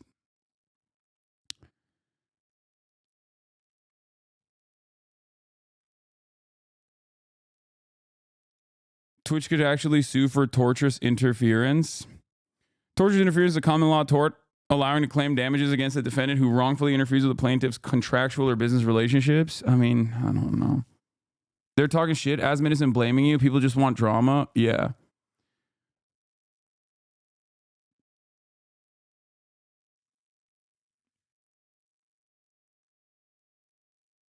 I think his audience probably wants Asmongold to blame me more than just like taking credit for it, because I feel like narratively that plays better overall.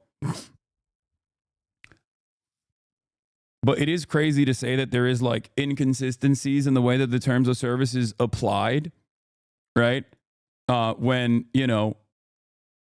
obviously a panel of content creators from the Arabs podcast, including an Arab Jewish person, were banned for saying that Sabra hummus, designating Sabra hummus as the shittiest version of hummus, somehow being an anti-Semitic hate crime for 30 fucking days is insane. Okay? Absolutely insane. The inconsistency is right there. It's not in the other way. The inconsistency isn't right-wingers are getting a real tough time at Twitch, real tough. This is the clip that people wanted me to watch. Asman's audience has literally been taken over by Twitter right-wingers. Remember the DEI shit started? They were elated how Asman is the normie voice for them. Yeah, I know.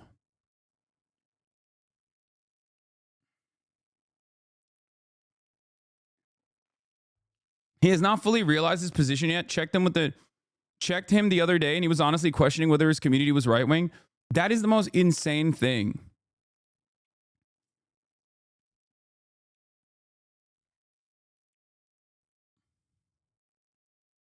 Hasan, stop giving these guys attention. Brother, while this isn't close to the ADPOCALYPSE shit, it is like a treacherous territory. I do have to speak the truth. Like, what do you mean? Nah, I should just let one of the largest content creators on the platform just straightforwardly fucking drive the narrative off of a fucking cliff that, like, that it is I that is responsible for the apocalypse and not like this rabid fucking community that is literally doing everything and everything they can to you know, openly defame me and try to get some kind of fucking motion in an area where, you know, in an area where obviously I am not anti-Semitic.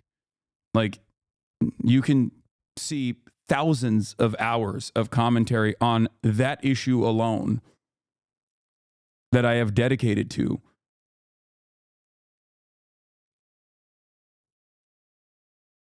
Have you spoken to D viewers IRL? They're beyond delusional and broken. No, I don't think I've ever encountered a Destiny viewer in the wild, with the exception of that one guy. Okay.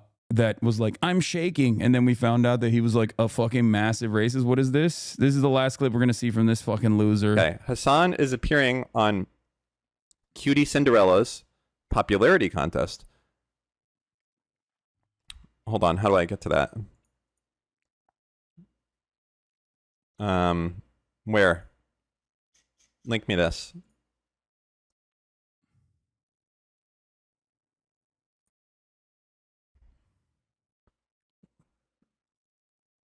I had a friend who was a Destiny fan. It was a nightmare how much he talked about hating Hasan. Yeah, I mean, that's like most of his content. So it's weird. Like, it's weird that his audience is also that fucking invested in it. Link me. Asman was whatever watching the fuck clips of that AOC is. holding There's no a way. hearing with the Trump admin official. I mean, if Cutie Cinderella wants to fucking host Hasan, that's on her. Oh, I don't give a shit. If Cutie and her friends are all friendly with Hasan, that's their right to do. And as I mean, listen, I'm happy to add them all of their shit. If they want to support like anti-Jewish, I'm gonna add you into the list. What are you doing, bro? Do you hear yourself? Like, brother, you gotta take a breather. You gotta step outside a little bit. Holy shit. Like, what do you mean? What do you mean? It's like, wow, if you're hanging out with Hasan, the terrorism lover, well, it seems like you are about to be on the list. Please, man. You're, again, pushing 50. What the fuck? Oh my Lord. Yeah, you know how I always speak about how I wish a lot of people that operate like this online well, like I want them to get better. I want them to not be this invested in this fucking operation. And I feel like they'll be happier overall. I don't think we can save this man.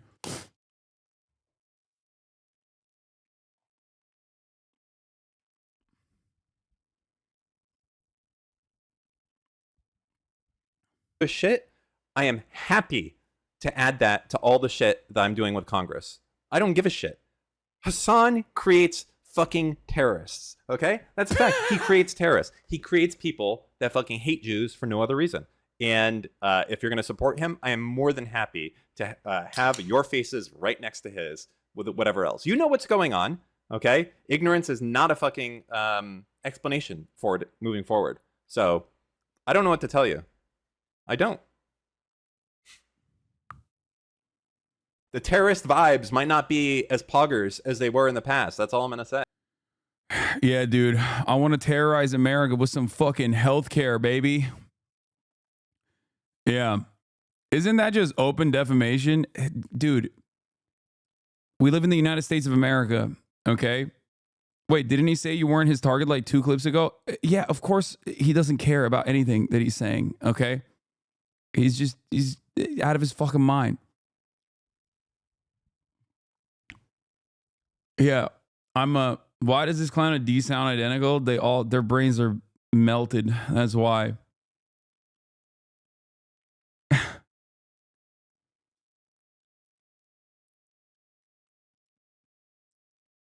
What is this? Let's see. Hasan clearly is like one of the biggest proponents of this. I would say he is the biggest proponent to a lot of the contention around the, quote, adpocalypse. Yeah. No. He's the main reason why this is like 90% of the examples that are being used. Yeah. Is me being anti-Semitic and being pro-terrorism. Thank you, Asman. Are him. Like, or maybe not 90, it might be 80, 70%. But it's like the majority of all examples on the entire platform are all Hasan. So, yeah, very clear. That didn't ring any alarm bells for you at all? Like, not even a little bit? Like, do you think this is a genuine operation? Like, do you think I'm genuinely a anti-Semitic person?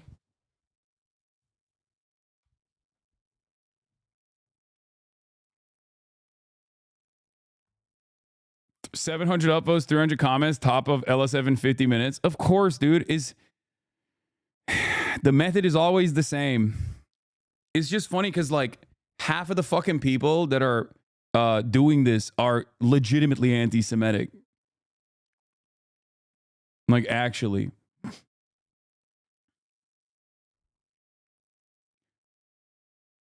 Very clearly, this is the reason why it's happening. Now, you can say that it's unfair, but that's fine. That's okay. But you can't say it's not happening, or that's not the reason.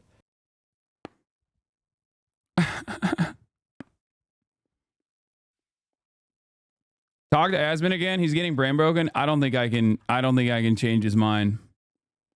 It's unfair, but that's fine. That's okay. Of course, I think he probably knows what's going on. I mean, of course he does. And totally right. Blocking Israel and happening. Now, you can say that it's unfair, but that's fine. That's okay. But you can't say it's not happening, or that's not the reason. So blocking Israel and ADL memes? Oh, no, that's definitely bad. But I'm talking about people's actions on the website. Of course, there are other things like them blocking Israel and things like that, too. You're totally right. So, and Hasan probably has no clue what's going on. I think he probably knows what's going on. I mean, of course he does. And so people see Hasan can get away with it and they start doing it too. Maybe, right? He changed the video after the Mizkif part. I don't know. I mean, I'm not trying to start drama, but I think it is pretty. Knows. And this is the problem, is that, like, I ran into the same problem that Ludwig is running into right now. And so, like, this is what I did about it. Because I covered drama with people that I was friends with, and then the way that I covered it didn't align with, like, what the public sentiment was. And because it didn't align with what the public sentiment was, people thought that I was being biased. So I don't think that we should spend a lot of time talking about whether Ludwig is lying or not, because it doesn't matter and none of us really know that. But what we can say is that very clearly a lot of people believe that he is. And this is a problem that I've run into many times. It's sad that you can speak about how any viewer can come in and see you're not this and that, but then other content creators can't just give you the same respect and just make up stuff or watch out of context stuff you say. Well, it must be true. What the fuck? Make it make sense. Stop the delusion. You have never changed his mind and never could. He's bad faith, man. I don't think I can change his mind is what I'm saying. I don't think I can change his mind.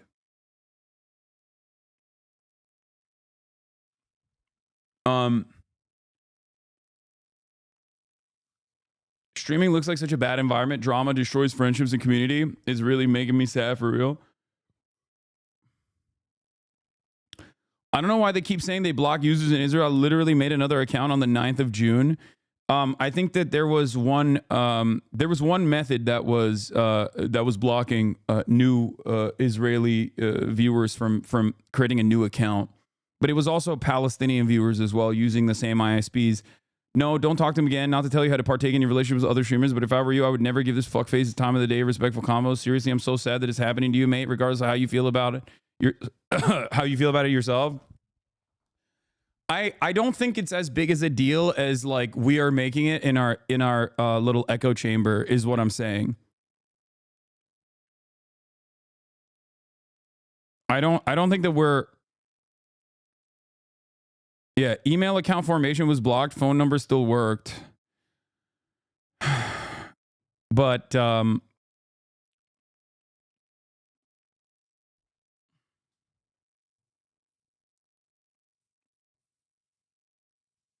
they always conveniently leave out Palestine was blocked too. Yeah, because the entire thing is cynical. It's a cynical way to build up a narrative. And it hasn't actually worked. Like, it hasn't really worked that much, which is why they're pissed off and they try to like tack on new shit. And they're just going to keep trying to pile it over and over again. And not only are they making stuff, not only are they, clipping shit out of context, they're just straight up lying now. You know what I mean? I showed you the examples of like the anti-Semitic meme that Dan Saltman posted saying that like Twitch is doing anti-Semitism. They put Nazi music over a clip of me and Nick to make it seem like I was playing Nazi music. It's there is no end to the depravity, is what I mean. Like, they don't care. They doctor chats. Like, they don't give a shit. But like, you have to understand, these guys are doing the same fucking shit that like people used to do during the Gamergate era,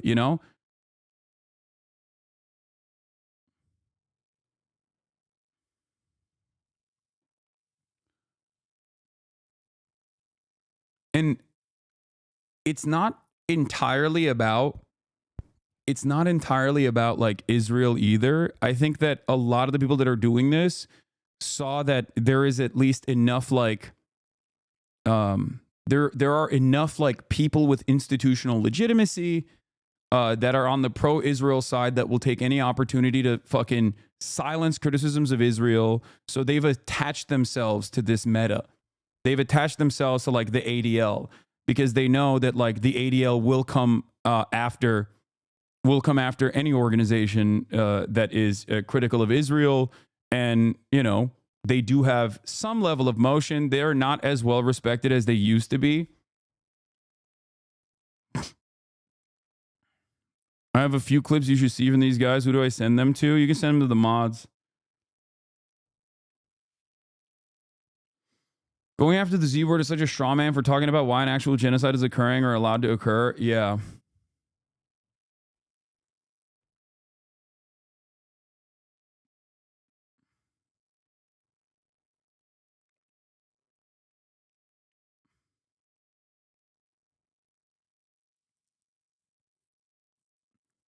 It's pretty crazy. Like I said, it's pretty wild because like this is a very deliberate way. This is a very deliberate way to just basically fucking stop any sort of discourse from happening. Like any sort of discourse. This isn't like someone who is legitimately being anti-Semitic or someone who's like whipping up their audience to do acts of terror or some shit, like a dangerous person that must be stopped or anything like that. This is just straightforwardly, a very obvious instance of like direct censorship, because the context in which we talk about Hezbollah or Hamas or any number of these different like organizations that are classified as non-state actors, terrorists, is academic. Like, yeah, I fuck around, I make jokes, but ultimately the purpose is literally educational. I'm offering historic context, historical analysis, historical context to this conversation. It's just like literally what you would, it's exactly the type of conversations you would be having in a college lecture. Now, you can clip something out of context and be like, oh, this is what you would do in a college lecture, and then like show like the fucking Houthi music video or some shit like that. But ultimately, yes, like I have had actual academic lecturers on, like heads of departments on, to have these exact same conversations, right? And that is what their gripe is. Their gripe is, I don't like that you're talking about this. Well, some people's gripe is just that I exist and am able to be successful in this space, and they just want to stop that to the best of their ability. But other people like ADL and all these other places like that will, other organizations that are, you know, attaching themselves to this very obvious like smear campaign, they're doing that because they don't want any sort of discourse to exist.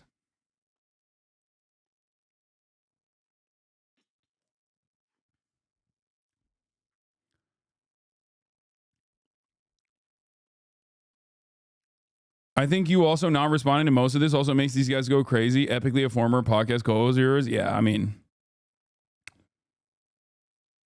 yeah. Bro, it's got nothing to do with what you're saying. The mans just hate you. Yeah, I know. I'm saying that for like the major harassment has been occurring for the past 5 years. This is just like they did this with the cracker shit, right? They did this with the cracker ban, where Twitch responded and then everyone made fun of Twitch for banning me because everyone was like, what do you mean anti-white racism? You're like, shut the fuck up. And it was ridiculous.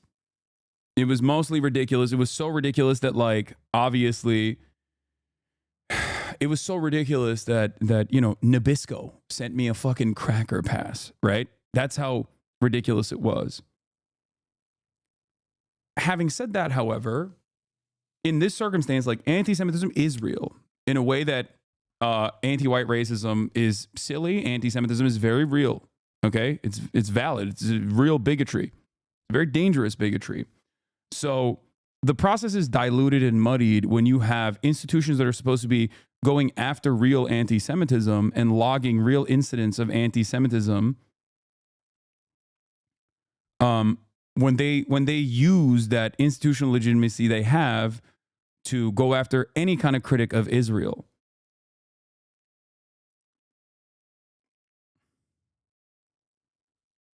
And that's precisely what's happening here. It's just like a couple positive anecdote about how to help someone examine their anti-Semitic. HasanAbi checked my anti-Semitism. Help me check my anti-Semitism. I'm a brown dude that grew up in a religiously Muslim conservative household and country. It's common to hear sentiment Jews control the media. Jewish people are secretly in charge of the global financial order amongst people here. It's also easy to go along with and pair the talking points of people around you, and it's difficult to completely uproot an idea from your head that you've been brainwashed into believing because you've heard it repeated over and over from the moment you were born. I spent a good chunk of my life thinking this generalization was true to some extent.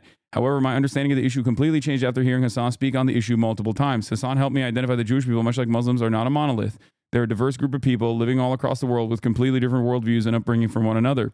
The only common denominator is their religion, and even that is a questionable denominator at best, since people are religious to varying degrees. Hasan helped me broaden my understanding of anti-Semitism, where it comes from, and how it's been historically used as a tool to dehumanize Jewish people in order to commit atrocities against them.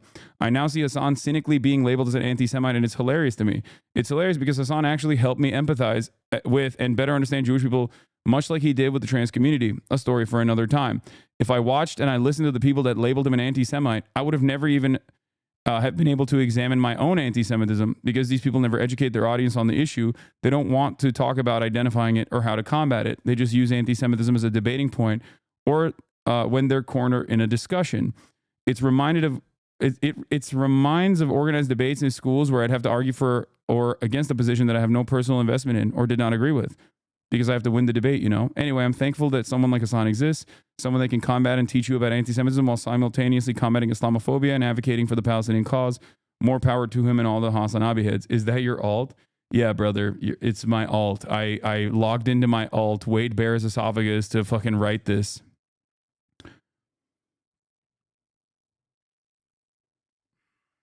That's my job. My job, my primary goal, okay? My primary fucking goal is if you have anti-Semitic tendencies, I'm here to eradicate that. I'm here to help. I'm here to help you question your social conditioning, how you arrived at that point and why it's wrong. If you have transphobic tendencies, my job is to explain to you why this is wrong. Okay?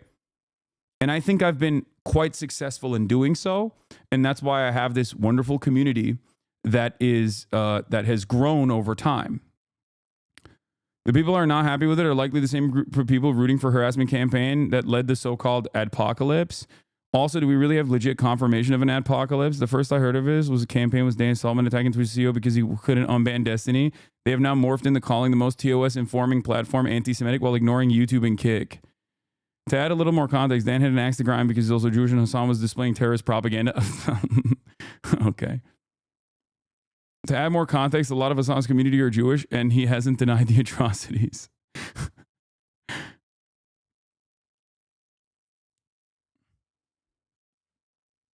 Yeah, it's a cynical campaign claiming to stand against anti-Semitism where their advocacy Discord group stops it criticizing Hasan.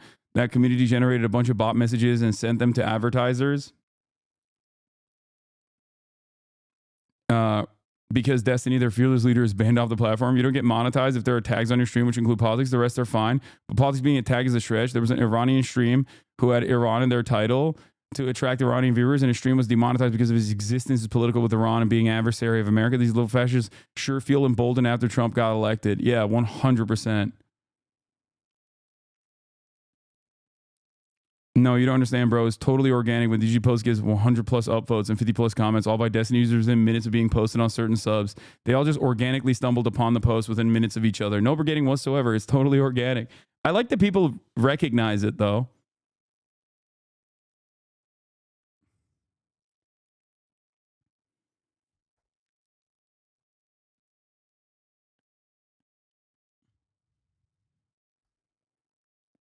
People really love to hate Hasan, huh? I don't really like the guy, but to act like he's the reason advertisers are pulling out and not the guy literally instructing his followers to spam email advertisers because of his personal grudge is insane.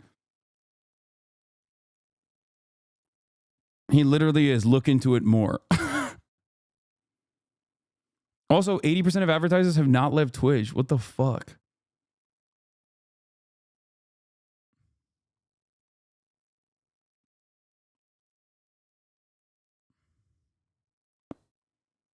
I'm not even going to watch the Ludwig video. I don't really care. Everyone has criticized this so much. Let's move on to some real news, okay? Number one, last night, UFC took place. Okay?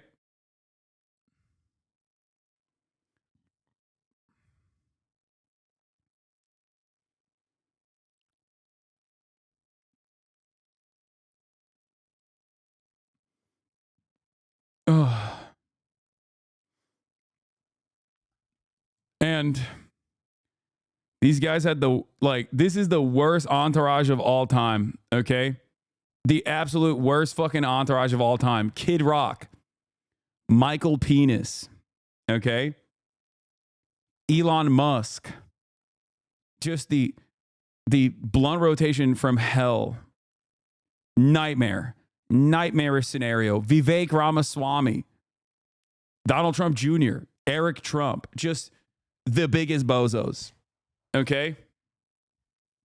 They went from Trump is a fascist Nazi to now that the Republicans are in control, it'll be easier for us to get Hasan banned. Losers. I know. I believe they're also working with Republicans now to try and change the discourse to Twitch is anti-Semitic to Twitch is actually anti-white and also anti-conservative. Yeah. That's they've moved on. And if Twitch capitulates to that too, by the way, I mean, it's over at that point. Like, it's fucking straight up, it's Jover, okay?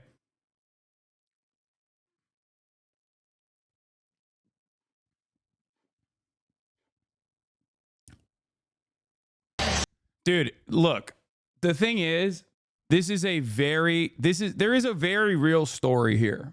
Okay? If you know anything about the relationship between Donald Trump and Dana White, you understand that like Dana White will ride for him permanently, because at a time when the UFC was like considered gross and far too violent, and advertisers did not want to touch it with a 10-foot pole, and congresspersons were looking to literally ban it, Donald Trump stood by his side and said, I'm with you. Same with Joe Rogan. Okay? Same with Joe Rogan. Joe Rogan stood by UFC as well. There's tapes of there's instances of Dana White talking about how like way back in the day when Joe Rogan would literally do commentary at UFC fights for free because he thought it was fucking awesome. He loved the UFC, he loved mixed martial arts, and he did it for free. He was like, "Oh my god, I get to watch the fights in the best seat of the house." Like, yes, I'm there. So, like, devoid of politics, there is actually kind of a cool story there. It just sucks because they're all demons. Like, all of the people involved in the story happen to also be demons in their own right.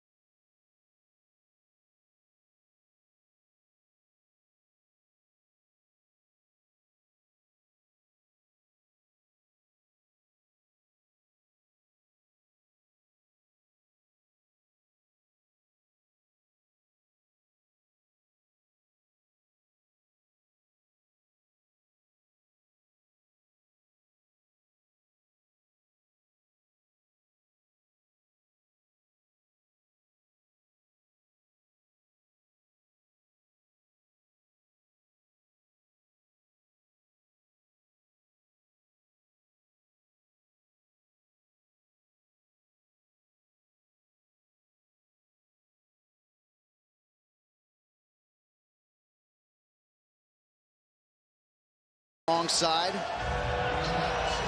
The other part about this story is that, oh, there's Aiden Ross, by the way. The other part about this story is that I also think like the UFC's cool. I think mixed martial arts is cool. I do. I think it's dope. Like, as a sport, I think it's fire. I think it's fun. I think it's entertaining. And there are some fantastic fucking stories there. Like, incredible stories there. Like, I did a little bit of a TikTok dive into what was the Soldier of God, the Cuban sensation. Like, there are a million different stories like that. Yeah, Yoel Romero and how he's like a genetic freak. You know? How his neck is fused to his head so he can't like move his fucking neck around.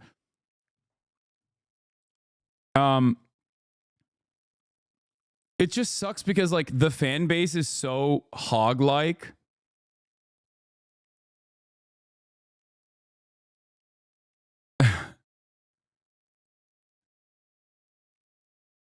The fan base is so hog-like, but there is fantastic stories. There are incredible fucking stories there, okay? And if you're a little gay, you'll like it. You got like hot-ass dudes slamming their fucking scantily clad, sexy-ass bodies to one another. There's something for everybody there, okay? There's something for people of all different interests, okay? So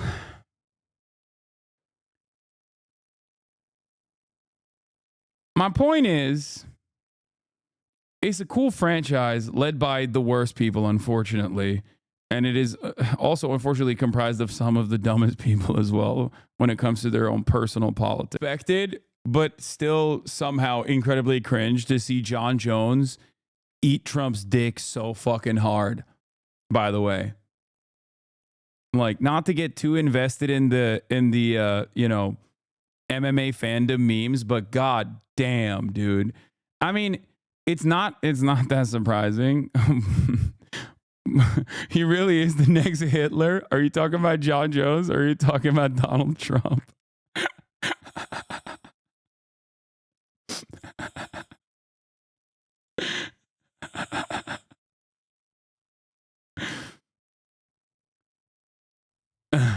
He was slurping on it.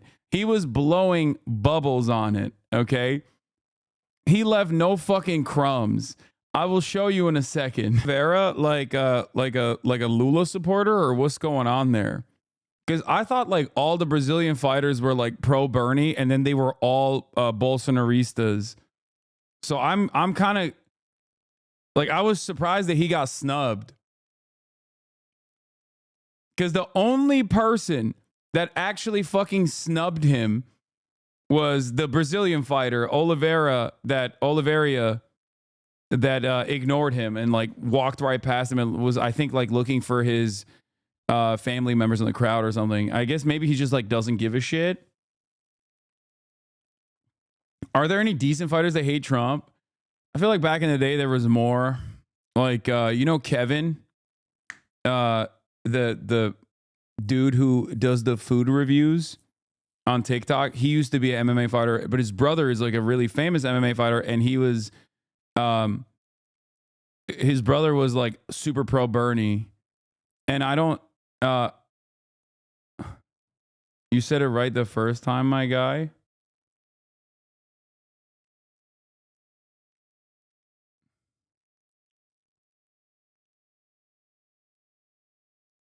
Or not Kevin.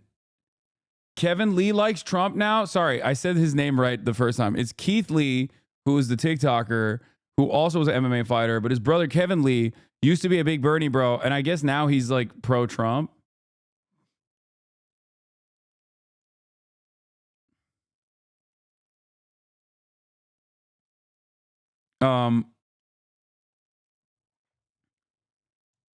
Anyway, look what Rogan says. I think Rogan has a lot of clout in this space for the same reasons why Trump has a lot of clout in this space. They were in the fucking bottom floor. Okay?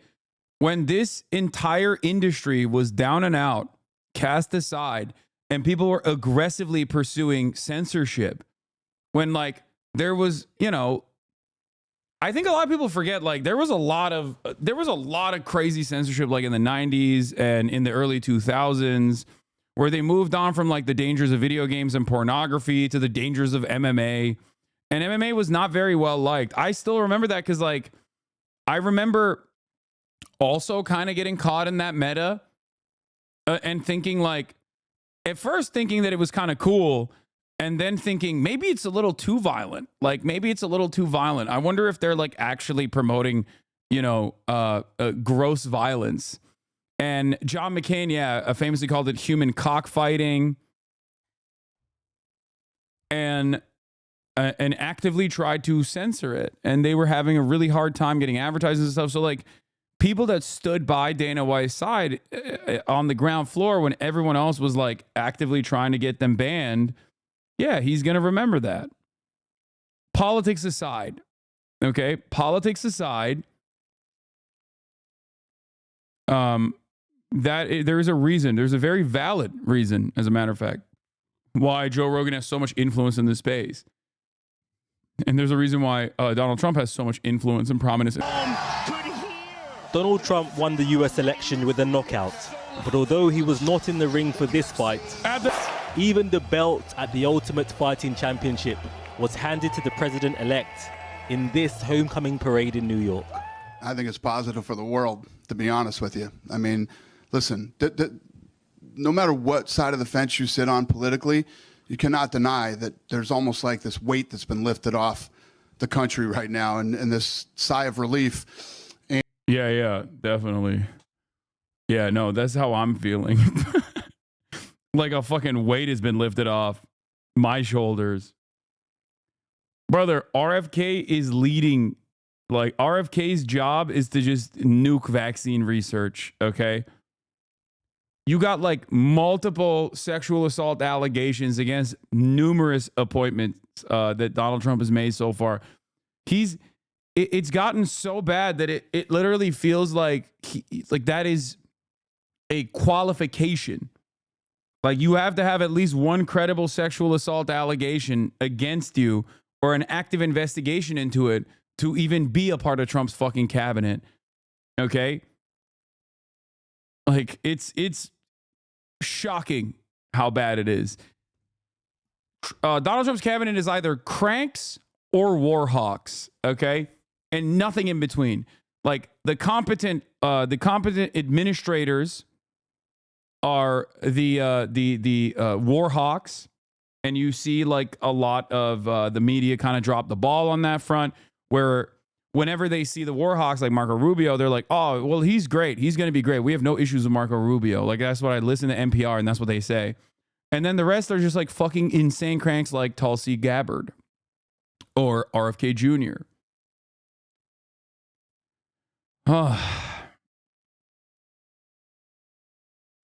Matt Gaetz is obviously, Pedo Gates is pretty crazy. Pete Hegseth for DOD, like to lead the Defense Department, is insane. Actually insane. Tulsi is a war hawk, though. Is she not? Yes, Tulsi is both a crank and a war hawk. A twofer. And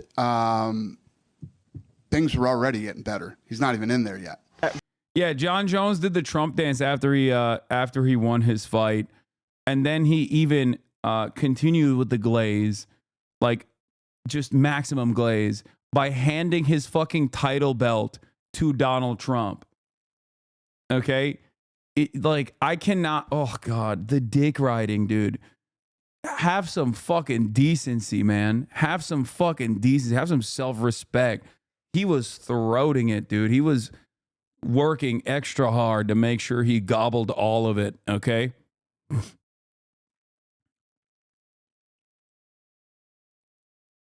Here, look at this. Incredible moment of respect when John Jones handed his UFC championship belt to President Trump. The culture was changing.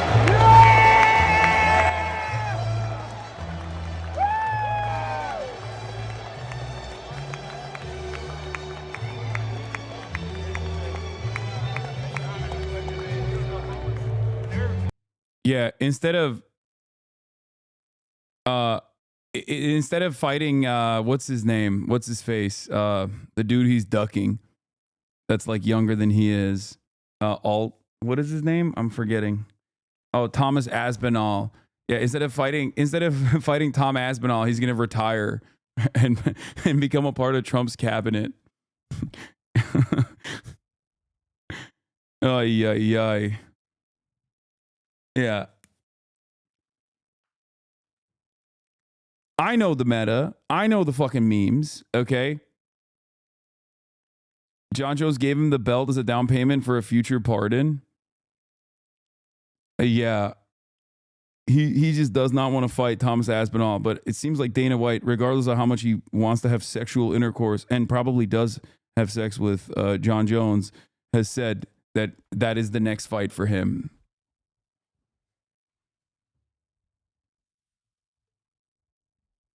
Jones will be in charge of the ATM.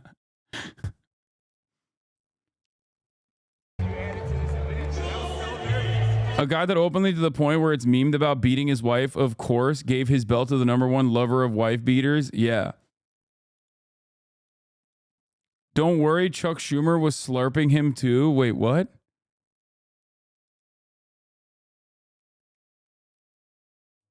Ay. Gross. Yeah, he wants to. I know. John Jones wants to fight. That's an old pig. I know John Jones wants to fight Pereira. He wants to fight someone with a real legacy. He spent his entire career defending his legacy and fighting people that were, in his words, upstarts himself. He doesn't want to give clout to Thomas Aspinall. I know.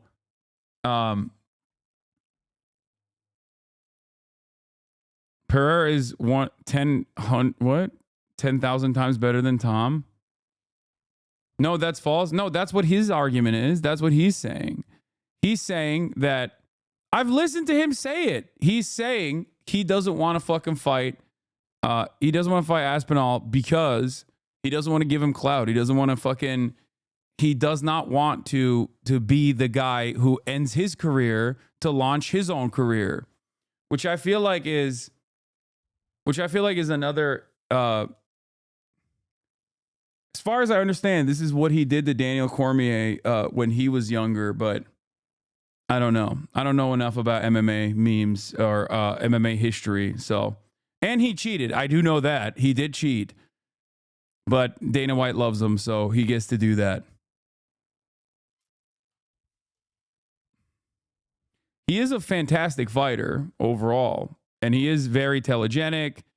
I get it. Like he's I understand why Dana White loves him. Also because Dana White, fellow wife lover, sees a lot of himself in him. But yeah, Dana White has said no to the Pereira fight and has said the Aspinall fight will continue. But I think he's trying to farm as much money as possible from that fight.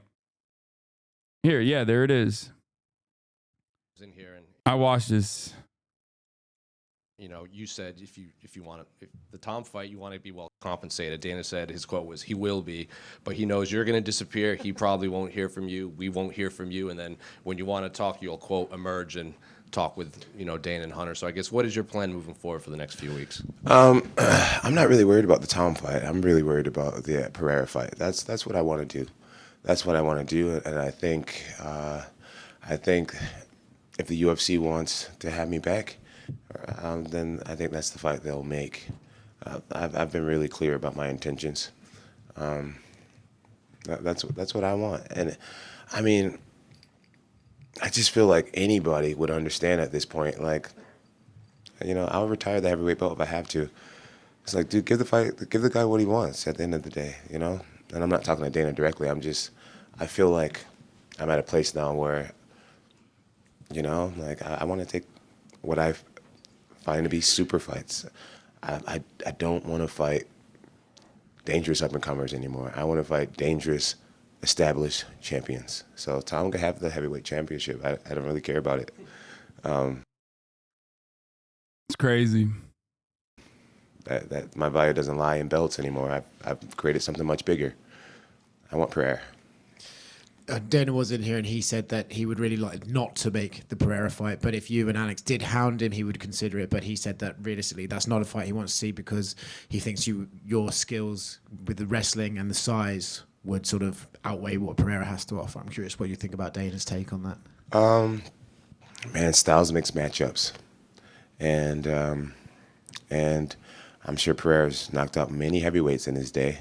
I mean, he has a knockout power that transcends, like, it's bigger than weight.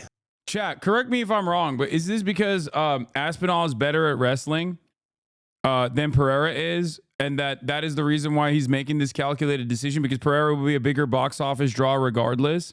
Dana White simultaneously does not want Pereira, who is his next big box office draw, to also have a tarnished reputation by losing an easier bout to John Jones, because John Jones is much better with his ground game.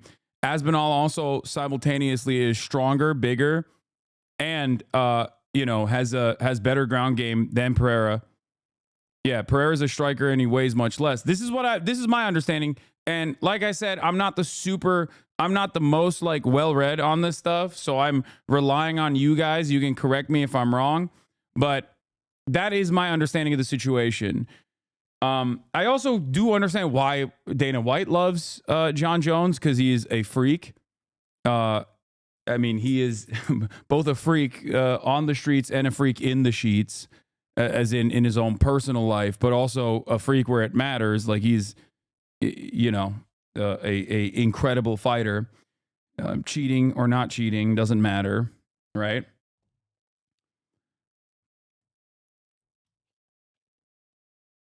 John Jones spent his career fighting awkward big guys, talented short guys, and now he wants more unfair fights.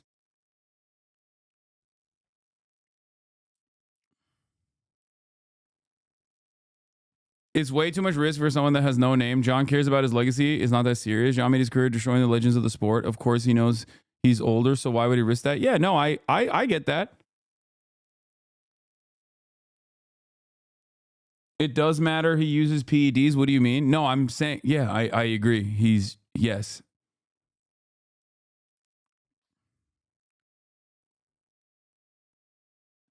There's also the issue of the lineal heavyweight belt versus the interim belt, an issue that began when they pushed Francis Ngannou out of the company. Yeah, and I have heard Dana say if John Jones ever wants to fight again, he has to fight Tom Aspinall.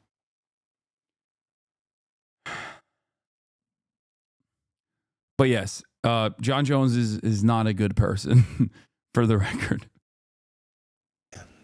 Very special. And for me, it'd just be worth my while fighting. And for the record, I think a lot of people maybe even talk about, like, a lot of people defend him because he's such a fantastic fighter, regardless of how bad he is as a person. But then there's also, I think, people that really ride for him. As far as the Thomas Aspinall thing, like, he's like, oh, I hate him. He seems like a bad person. Like I said, I don't know too much about the sport. I'm not the most well read, but I feel like Aspinall, I've never seen him say something that's like shitty or even remotely as mean as like what John Jones has said on a daily basis. Like, he seems like a super chill dude.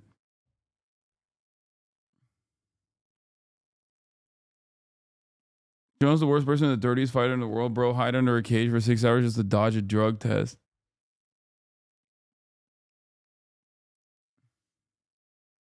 Against Pereira, people can call me.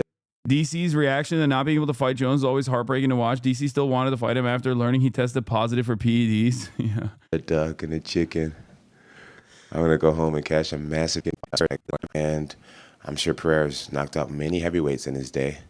I mean, he has a knockout power that transcends, like, it's bigger than weight. Pereira's special, and for me, it'd just be worth my while fighting against Pereira. People can call me a duck and a chicken.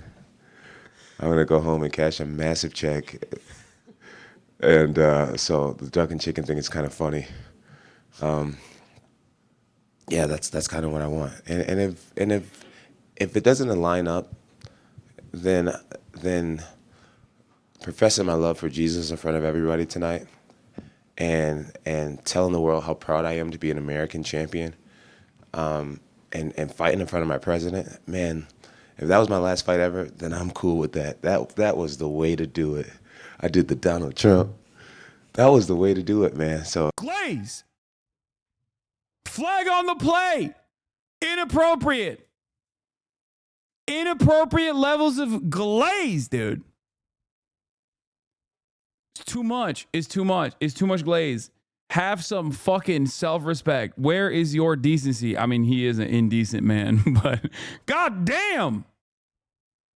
John Jones' brothers played in the NFL. They're wild as well. Yeah, I mean, the whole family are fucking mutants, basically. Yeah, I mean, he is a freak.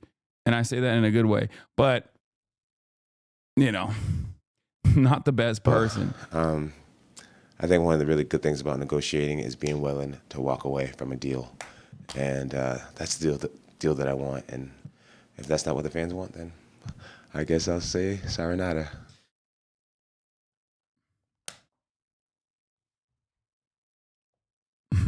Why don't you join the UFC?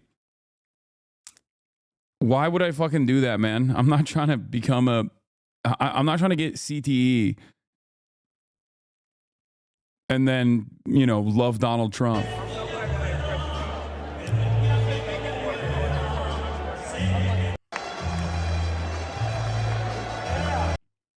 Same guy who plowed into a pregnant woman's car, dipped from the scene, decided to come back only to pick up his cocaine and dipped again.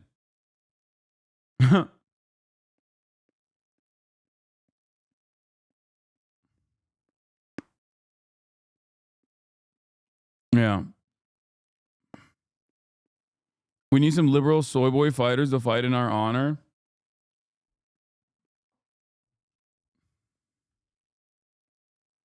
How is glazing the president that saved the UFC at a point inappropriate? Seems completely appropriate. No, that level of glaze is inappropriate. Watching Donald Trump perform as president will have the same effects on your brain as his UFC career. You're not wrong. Anyway, another thing that happened. We'll watch the Channel 4 convo. But this happened afterwards, which I thought was really funny as well. RFK Jr. slamming fucking McDonald's. Rallied Donald Trump into the White House for the second time, with all his key fighters in attendance. From the influential podcaster Joe Rogan, who endorsed the president-elect, to the billionaire Elon Musk, who funded him and will join his administration. This was a work social with the boss. Donald Trump's pick for Health Secretary, Robert F. Kennedy, even asked for a selfie.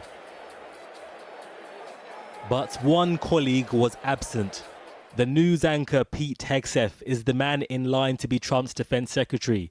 He has been accused of sexual assault. Now his lawyer confirmed that Hegseth paid the woman in a settlement, but denies any wrongdoing. President Biden was making his farewell tour. We are the most important alliance or most important relationship in the entire world. And how we get along together is going to impact the rest of the world. But President Biden's successor may be less conciliatory. President Xi Jinping has publicly said he is willing to work with Trump, although the president-elect has stocked his team with critical voices on China. Here, Trump's team toast with a symbol of American power that shares the same colors as the target of his trade war. Yet in the picture is Elon Musk, a cheerleader of China, who had the second biggest market of his cars and a big production base. I feel like China is going to start taking action against Tesla. I don't know if it's a meme or not. I've seen those like no Tesla allowed signs popping up here and there.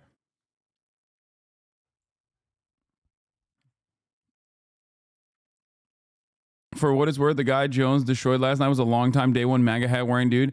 Brother, the UFC no longer has like non-MAGA guys, okay? It's one MAGA guy fighting another MAGA guy, and in the process getting more CTE and becoming an even larger MAGA guy, okay? It is a CTE factory. And as the CTE factory, as far as what we've seen so far, the more you get hit in the head, the higher the likelihood that you will be a Trump dick rider. Okay? Fighting Bolsonaro guys as well. Okay, Bolsonaro guys are Trump guys. What do you mean? Bolsonaro is a CTE brained Trumpito supporter.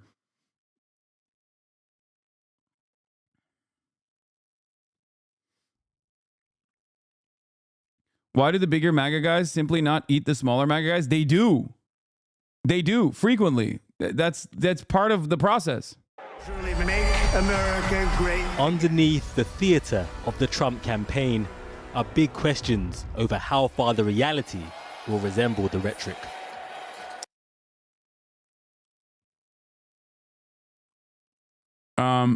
Anyway, yeah, Osita posted this. Look at how awkward RFK looks.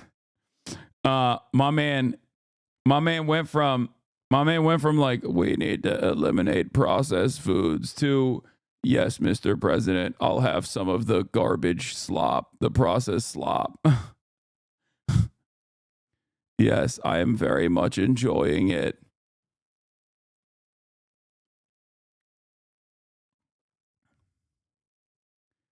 Yeah, one last big batch of yellow dye.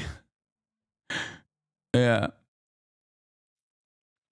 How RFK Jr. would change McDonald's and Trump's diet. Nope.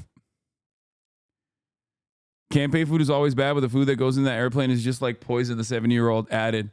Of the fare of Trump Force One, you have the choice between, you don't have the choice. You're either giving KFC or Big Macs. That's when you're lucky. And the rest of the stuff I consider kind of inedible. The rest of the stuff can be surmised by considering what Trump requested to be served in his box when he attended the Georgia-Alabama college football game. 2 Filet-O-Fish sandwiches with cheese from McDonald's, stadium hot dogs, Domino's pizza, and Diet Coke. Dude, it is wild that he is so... by the way, boys, we're good. We're good. We're good. The Zinfidels are safe, okay? There he is, cracking a cold one, all right? We're good. Thank God. Our upper decky lip pillows are fucking safe, boys. This is something that I was truly worried about, that he was going to do the Democrat thing and just come after like one good thing. One good thing that is allowed in America. Thank God. We're good. He's reporting it? No, he's not.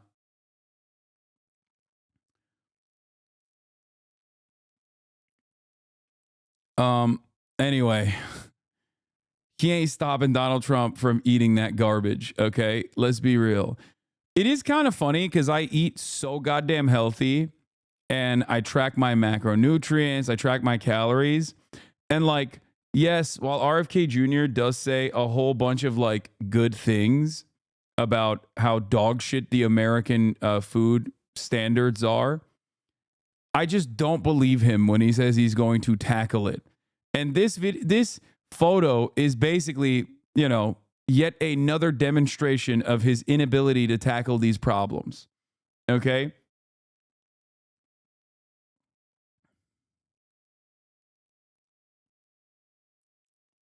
Do you think Trump would do Zin? He would die. I just ate a spicy deluxe chicken sandwich, mango pineapple smoothie, large fries. Shout out to America. Yeah. Oh, can we watch Charlie Kirk being a dumbass? Israel is the only moral country in the Middle East. So where else can women serve in government in the Middle East? Wait, everywhere. What the fuck? What a dumbass. Like, what? Literally every other country. I think like they might even serve in the Saudi government. Like, I don't know, probably not, but like what the fuck?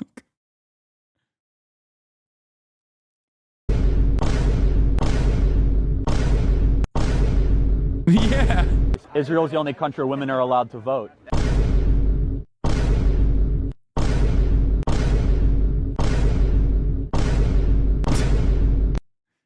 Like, Turkey had a female prime minister like 40 years before America even had like a major party candidate run and fail against Donald Trump. What the fuck? Dude, these guys are such fucking stupid little animals. I swear to God. Right-wing reactionary thought is just being a stupid person who champions vices. That's it. Just like, none of you have answers to this. And it's like, the fuck do you mean, dumbass? Just like read a book, please. Oh my Lord. Ay, ay, ay. So fucking annoying.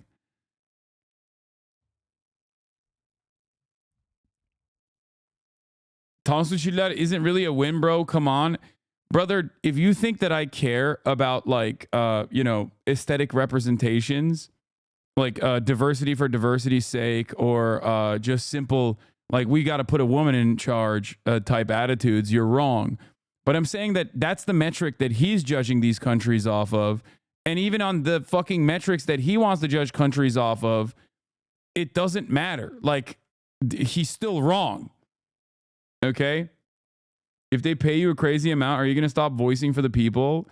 Brother, that is a funny ass question to ask me. Not only is the answer no, but they have literally given me opportunities time and time again. I refuse to take on advertisers that are offering me millions of fucking dollars, okay?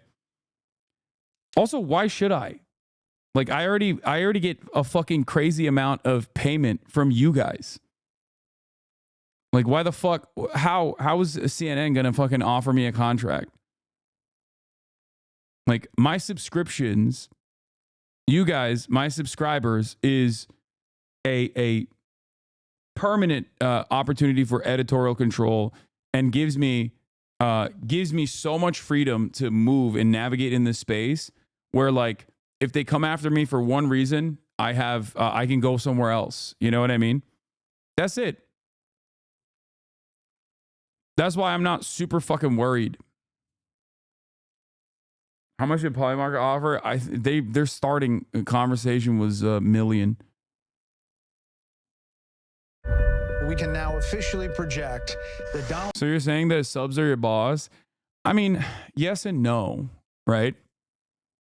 Because there are plenty of things that my subscribers might not agree with me on. And there's certainly a lot of things that they get mad at me over. There's like sometimes it feels like I have fucking 30,000 micromanagers in here, but it doesn't really matter, you know?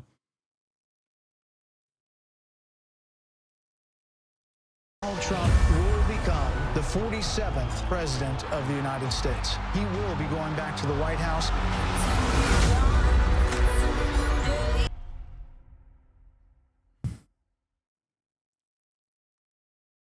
People are saying you should team up with The Onion for a show on InfoWars. Yeah. I would do that. Why don't the Dems have such ads? I mean, the Dems have ads too. Tyson! Oh, let's talk about fucking Jake Paul versus Mike Tyson. I didn't get to talk about this yesterday, but my disappointment was immeasurable. Okay? Jake Paul look, I've been thinking about this quite a bit for the past week leading up to this fight. And I even tweeted that I even tweeted my anger of the situation.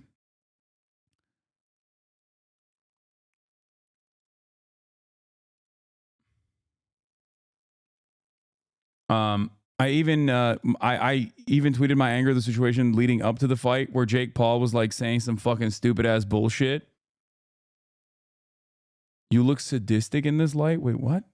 The fuck does that mean? I don't even know how to respond to that, dude. Yeah, when Jake Paul was like talking about fucking for liberty, for God today, I was like, dude's fighting a 58-year-old man. And it feels like, it just felt so weird. It felt so weird watching this shit because like it literally felt like elder abuse. It felt like Jake Paul did this elaborate bit to do elder abuse. And I feel like it's going to backfire on him because like this is not him like ending the legacy of Mike Tyson, even though so many people were very clearly watching for Mike Tyson and you know, wanted Mike Tyson to fucking chop Jake Paul's head off. It felt like you know, again, Mike Tyson is another person with a lot of fucking, you know, baggage, to say the least. To use the nicest terms possible. It felt like, regardless of his background, it felt like Mike Tyson is like a deity almost in this sport, right? For boxing. He is a boxing legend, right? And is Mike Tyson based? No, I wouldn't say that. Okay. But I think that the condition that Mike Tyson was in at the age of 58 was so sad. Was so fucking sad that like he couldn't move. He had no footwork whatsoever. It was obvious. Like his upper body is fine. He could like move around a little bit. But like he couldn't make up the distance. Jake Paul obviously had a reach advantage over him. And ultimately, like, I mean, he tripped on his fucking walkout. You know what I mean? He looked sad the entire time. And for me, like watching Mike Tyson, just a shell of what is a former glory represented for boxing, it just made me sad. It just looked it literally looked like, you know, Jake Paul was beating on an elderly man. The first three, like up to the third round, the first 2 rounds, like you could see Jake Paul was scared because Mike Tyson did open up on him a couple times. Like he was able to make up the distance, and Jake would immediately fucking hug him immediately. And obviously Mike Tyson did this for the money. And I get that, you know, $20 million minimum is a lot of money on the table to just not like, is a lot to just like cast aside. But if Jake Paul's goal here was to present himself as a person who like finished the legacy of a boxing legend, I think he failed spectacularly at that. I think people lost faith in the dignity of boxing in general. I feel like people lost faith in the sport. I feel like people definitely are grossed out by the gimmick fights that he puts on. And yeah, I don't know. Like even it felt like the third round, it shifted, right? Like the third round, in the third round, it shifted when Jake Paul started opening up on Mike Tyson a bunch of times. And I felt like it just looked ruthless. It looked awful. It looked silly. Like you watch this guy who couldn't move. You know what I mean? His legs were just simply not working. And he would just like slowly walk up and try to fucking get a couple shots on him. The Taylor Serrano fight before was fire. Yes. It was sick. That was the best fight of the night. Was it rigged? I mean, it's as rigged as you can get fighting a fucking 58-year-old man, dude. What do you mean?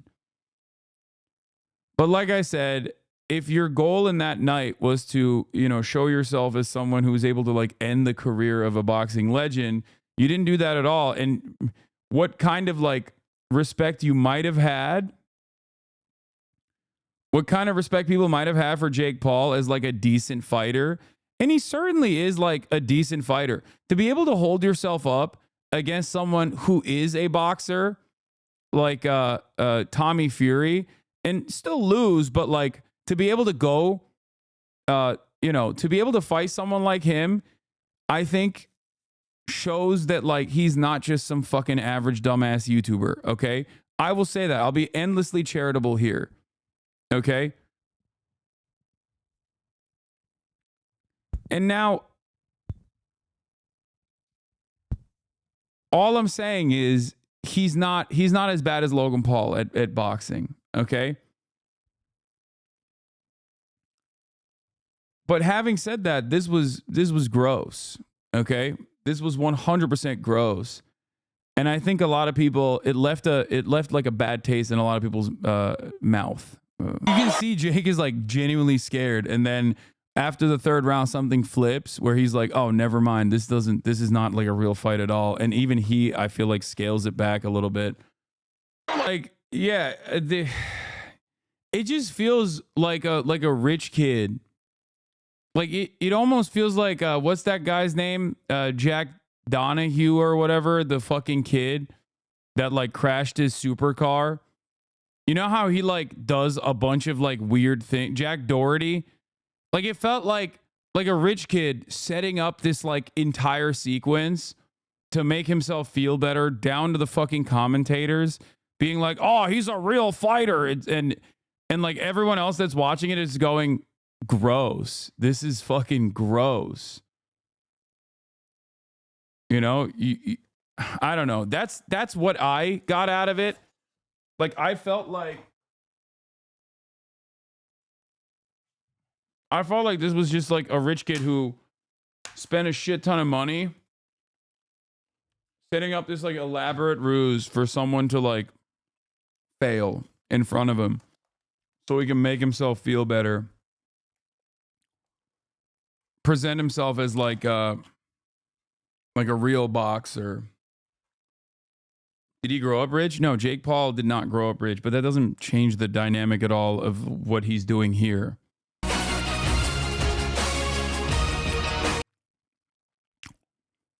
I think it's everything that I hate about like society.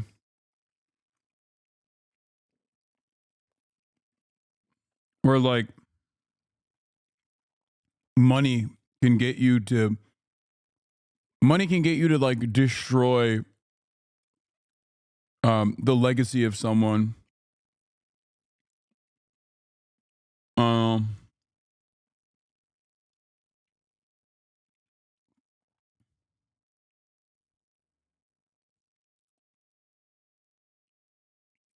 It's just very frustrating.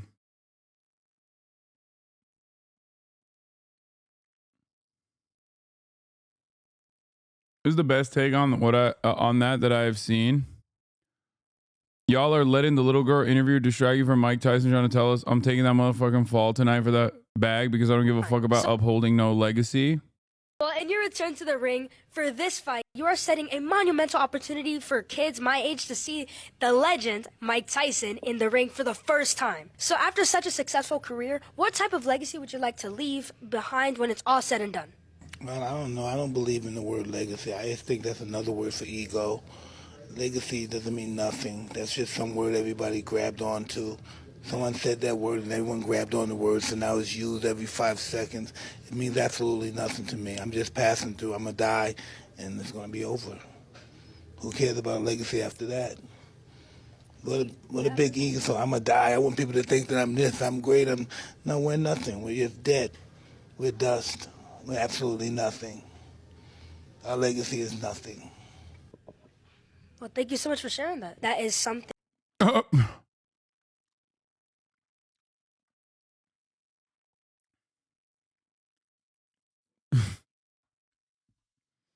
It is pretty funny.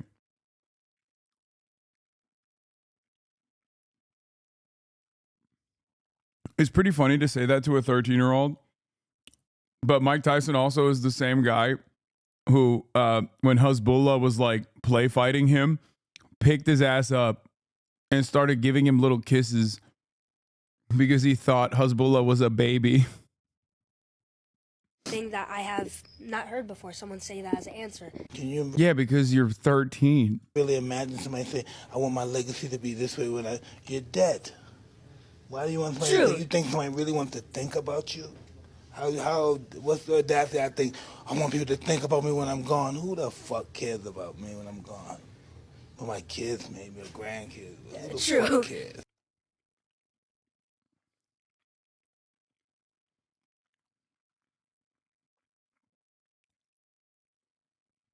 Inspiring messages to children. Yeah. All right. We got the Ukraine stuff, but before I get into that, let's do SNL watch. I heard it's not that good, but we shall see because they've had some pretty solid episodes so far. We'll do SNL watch. And then after that, we'll get back to the news. It's like shockingly bad. Oh no.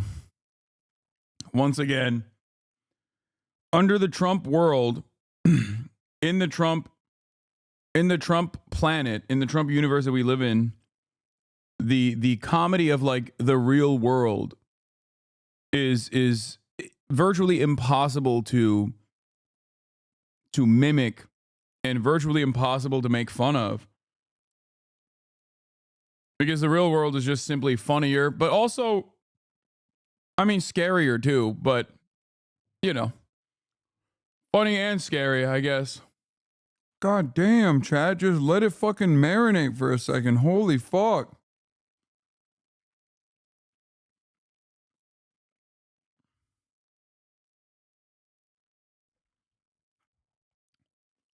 Like, I don't know if it's good or not, but like, it's 55 seconds, please. What is this? It would be so funny if this is the last time he's ever seen.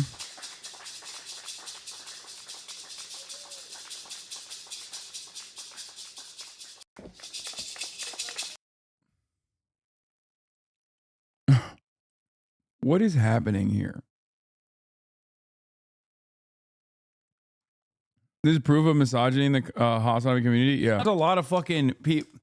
Are you being played? Are you being paid to play the thing? No, it's not that bad. I don't really care. Like, this is not that bad of a joke overall. You're being fucking lame and annoying.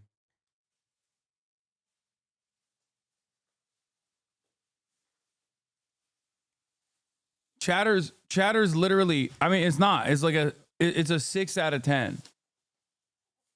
Chatters just don't even want to fucking imagine a world where a man is getting cucked, where like they can't even laugh at a situation like that. They're like, this is this is fucking bringing up bad thoughts in my mind.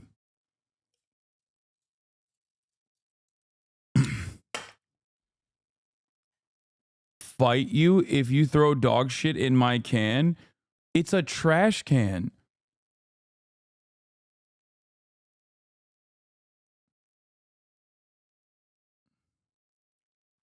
What are you talking about?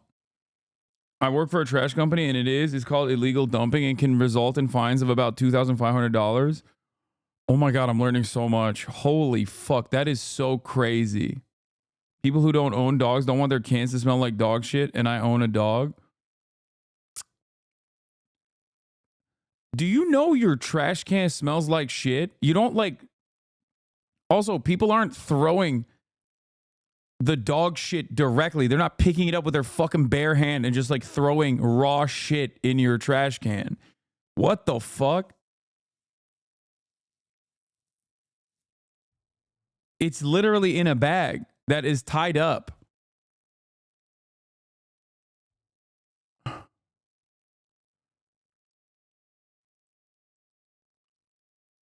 What the fuck?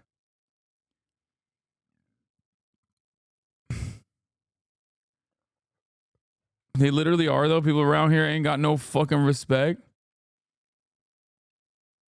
Oh my God. You realize not everyone has trash pickup, right? Some people got to haul that shit to the dump. Of course, they don't want dog shit in the trash. Wait. There are areas in the United States of America where they don't have trash pickup? What is happening? What kind of uncivilized... What the fuck? Bro, what is happening, bro? Oh my God, thank God I don't live in a fucking rural part of the country. Holy shit. Rural America is out of control, dude. I say this, but also simultaneously, New York City just learned the existence of trash cans last year. Like, not even last year, a couple months ago. Which blows my goddamn mind. America is such a joke country, dude. Coastal Elite at it again. Brother, I want everyone to have, municipalities control their trash collection.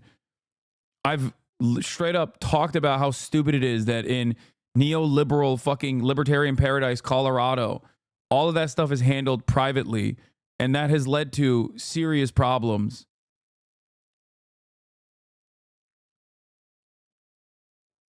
Oh my God.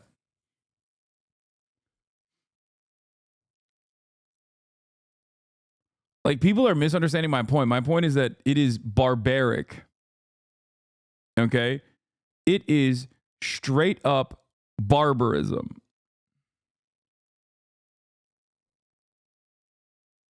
That you don't have municipalities picking up trash. Hasan, you privileged as fuck, Lamau. No, we don't have trash pickup. Dog, I grew up in fucking Turkey. Okay? I grew up in a, I would say less developed nation than the United States of America. Many countries across the board have this service. Okay? Because they have normal, competent governance. What are you saying? Americans live in the most barbaric existence you could possibly live in, and they genuinely think that they're like living in freedom land. This is a basic service that your local government is supposed to provide for you out of necessity. It's like saying, man, Hasan, you're so fucking privileged, dog. Where I'm from, you have to pay for fire insurance. You know what I mean? Or else your house catches on fire and the entire block catches on fire, and there's not really much you can do about it. Okay? Like, these are things that every country has decided on pretty early on. You know what I mean? Like, collectivizing these resources are an absolute necessity. It's like saying you're so privileged you have indoor plumbing. Okay?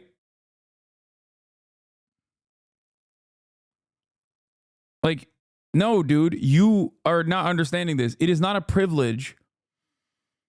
It is not a privilege to say that, like, local municipalities should be handling trash collection. In a country like the United States of America. Holy fuck.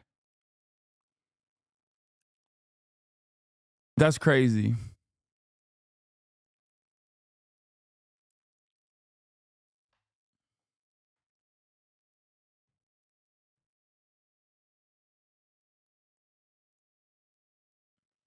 Best part of bringing your trash to the dump is you get to chuck it in the trash compactor. Dude fell in 1 year, though. That sucked.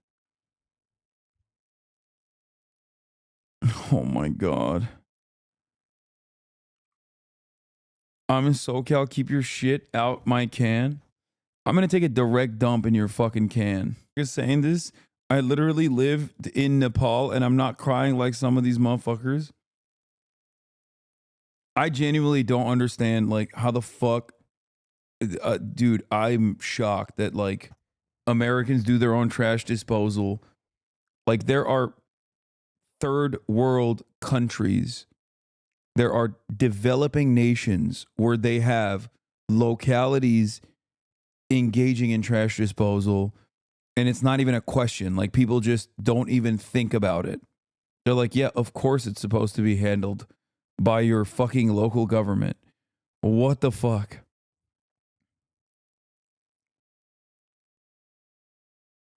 Oh my God. America is literally a third world country with a Gucci belt is what I would say, except third world countries have this shit, bro. This problem. In some parts of Florida, it's also, wait.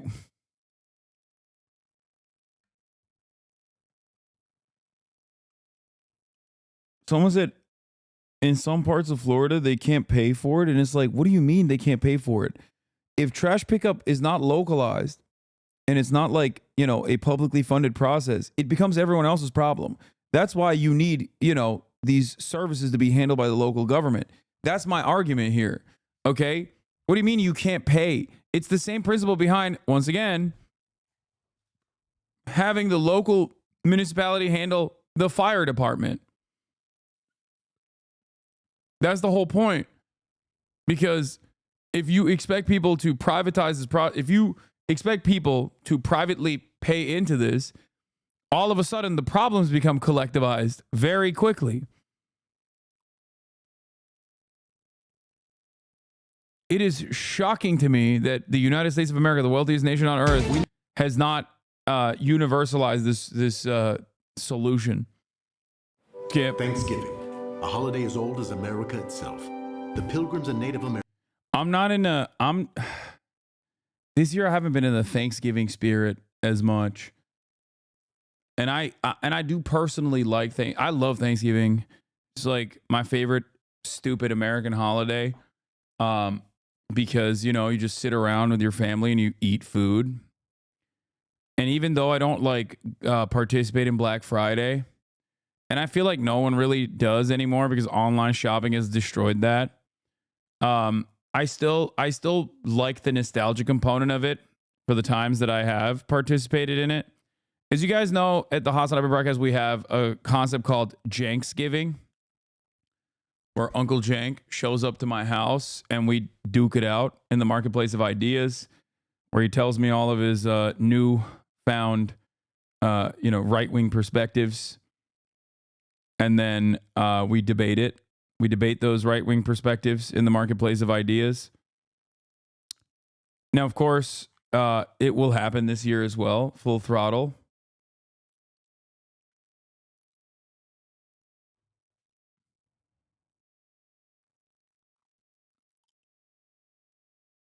Shaky Gurga. Yep.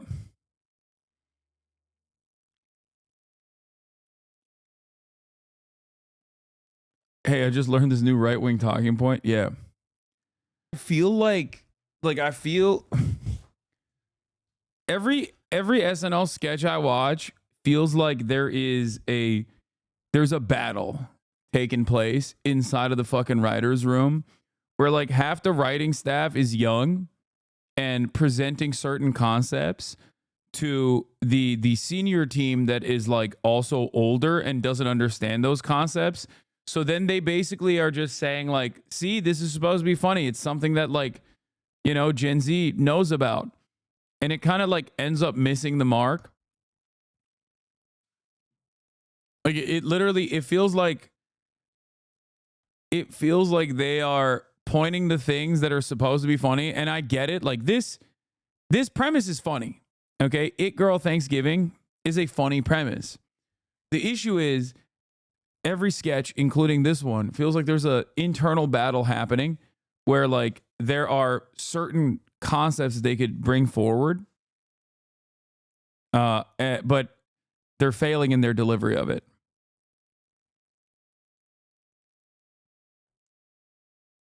Because it's like it is overall a funny premise, but the delivery of it is like a little stale almost. It's an important meeting at 1 a.m., but we are watching SNL while our life are being risked. Dude, it's Sunday. I'm tired. I flew in from fucking Texas early in the goddamn morning. Okay? Calm down. All right?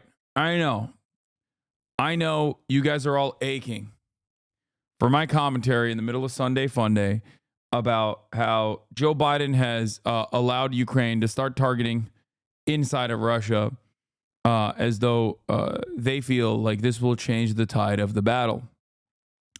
Having said that, the problems that Ukraine faces in this current conflict are larger than being able to strike inside of Russia.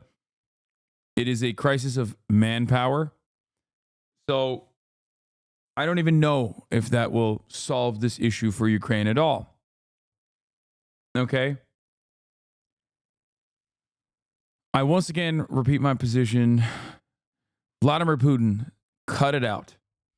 I've said this before he invaded Ukraine, and I say this once again. Vladimir Putin, cut it out. Okay? And we'll miss our on human comprehension. All right, done with SNL this week.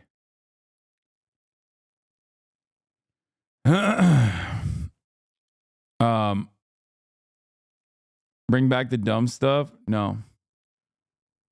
Breaking. Biden lifts ban on Ukraine using U.S. missiles to strike inside of Russia. It's being reported this evening that President Biden has lifted restrictions on Ukraine using U.S. weapons to strike deeper inside Russia.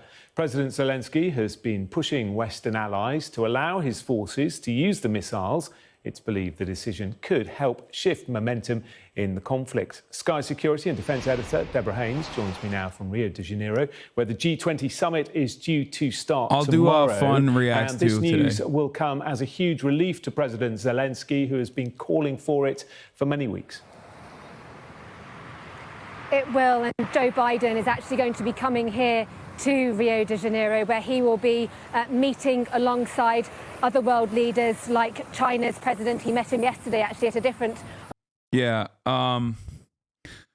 So this is the thread. Biden has authorized Ukraine to use powerful ATAMCs, long-range weapons for limited strikes inside of Russia in response to North Korea's deployment of thousands of troops to aid Moscow's war effort, two senior U.S. officials tell the Post. The easing of restrictions on allowing Kyiv to use ATACMs to hit target inside of Russia is a significant reversal in U.S. policy and comes as some 10,000 elite North Korean troops have been sent to Kursk to help Moscow retake territory gained by Ukraine. The Biden administration fears that more North Korean Special Forces units could follow up in support of this effort. The move, ATACMs. It's such a funny word in general. ATACMs. It sounds like a treat. The move precedes by 2 months the return of Trump, who has signaled he intends to fight a diplomatic off-ramp to the war. Biden provides Ukraine's use of long-range U.S. weapons inside of Russia, reversing policy. I wonder why Biden gave his approval now. Ukraine's Zelensky says he wants to end war with Russia through diplomacy next year. But also, Zelensky has said, wasn't there like a podcast going around of Zelensky sitting on a radio show being like, fuck you, America, we will never sit at the table, you can't force us to do anything or some shit. Now, I think that's probably him just posturing in an effort not to get like assassinated. But, or maybe it's an older video. The principle still remains, as far as Zelensky being like, oh yeah, nobody can tell us to do anything, which Elon Musk replied with, he's such a funny comedian. His sense of humor is amazing. Вона повинна бути сильною для будь-якої дипломатії, хоч Firstly, strong Ukraine. Сильна Україна. Вона повинна бути It has to be strong for any diplomacy. I want to emphasize again. Хочу ще раз це підкреслити. Але США не лише But the USA is not only a potential mediator in the negotiations. Це країна, яка надає This is a country that provides huge amounts of assistance to Ukraine, і яка може спонукати, which can encourage us to sit down at the negotiating table. ми сіли за стіл переговорів. Який What message did you get from Donald Trump during these contacts that you had with him? Під час тих контактів, які у вас з ним були. Тобто він, I mean, he says, I will become president and sit down. За стіл переговорів, як це виглядає? At the negotiating table, what does it look like? Thanks for reading for us, bro. Couldn't do this without you. I mean, yeah, there are people who listen and don't watch. There are audio listeners. So yeah, that's why I'm reading it out. At the negotiating table, what does it look like? No, I think he does not say that. Ми незалежна Україна. We are an independent Ukraine, and it seems to me that during this war, в час цієї війни наш народ і я особисто our people, and I personally, in negotiations with the United States and with Trump, Biden, зі Сполученими Штатами Америки, і з Трампом, і з Байденом, і з іншими and for європейськими other European лідерами, leaders have proven that довели, що ми with us, the rhetoric of sit and listen is not working. Що з нами риторика сідай і слухай не працюючи. І це не And this is not because we are like that, but because this is how we should treat any country. Ми такі, а через те, що так ми повинні відноситись в принципі до будь-якої країни, будь-якого народу. Any people, any leader to respect. This is equality. Це, в принципі, рівність, одна з цих цінностей, One of those values that we are fighting for today. I mean, he doesn't say anything like that bad. The U.S. cannot force us to sit and listen at the negotiating table. We're an independent country, says Ukraine President Zelensky in Ukraine radio interview. But I think the way that the Visegrad boys posted this is not exactly the way that he's talking about it. Like the way he phrases it is not that aggressive at all. It's almost not what he said at all. And yet it seems like nobody fucking looked at what he said and just kind of went off on what the Visegrad sourcing looked like, which is always going to be bad. It's fucking Visegrad. They're dumbasses. I thought Visegrad people are pro-Ukraine. I don't want to even get into what Visegrad people are, but they are a propaganda rag in general. So, yeah. His sense of humor is amazing, says Elon Musk. He didn't even fix it. He said his sense of humor. And then he posted a link to the BBC News. Ukraine Volodymyr Zelensky, the comedian president who's rising to the moment. It's made up to sound like attack him. Zero evidence of Koreans. Putin said the RF will use nukes if there comes a lot of missiles flying since they can be nuclear.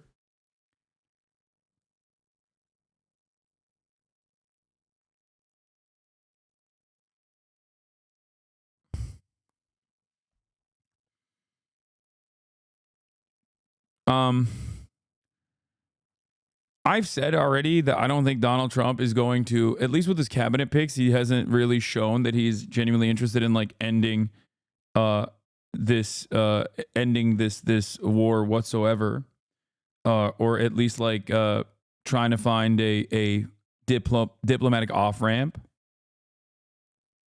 Okay. I don't think that he is even remotely interested in that whatsoever. Usually because this kind of stuff does not, America's interest in Ukraine are not born out of, as I've repeated time and time again, a genuine emancipatory goal. America has found itself on the right side of this dynamic. A sovereign nation, having its sovereignty violated by a neighboring state that is waging war on the sovereign nation. So yes, Ukraine does have a right to defend itself. America's interests in Ukraine, however, are the, in my opinion, extension and continuation of this war. Zero evidence. I have seen no video of Koreans in Kursk, and everything is filmed in this war. It's propaganda. I have seen it. What the fuck? I definitely have seen it, and I'm pretty sure that's not wrong. I think that there are Koreans stationed, like North Koreans stationed in Russia to a certain degree.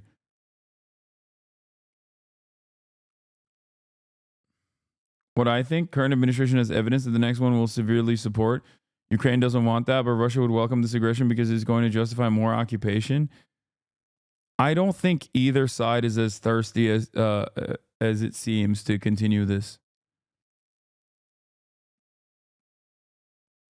Okay. Ukraine has the right to not be threatened on their border. This is like the flip of the Cuban Missile Crisis, and we are the USSR this time. No. While I understand the Western world's ambitions in Ukraine, its political ambitions in Ukraine, wanting to bring this bordering nation into the sphere of Western influence, and how that could come across as frustrating to Russia, I have always maintained the position that Vladimir Putin's actions of invading Ukraine was the dumbest thing that he could have possibly done in this situation, regardless of like the additional territory that he's been able to violently seize in this process. It's still an unimaginably dumb fucking thing to do. And it was, and it still is. You have killed tens of thousands of people. You have displaced millions of people. You have mined entire fucking areas. It's just so stupid. And in the process, you have greatly escalated the defense capabilities of Western nations. You've destroyed critical infrastructure in Ukraine. You've permanently damaged Ukraine, made it a more unstable nation than it already was. And while you're doing that, you have, killed a shit ton of your own people as well.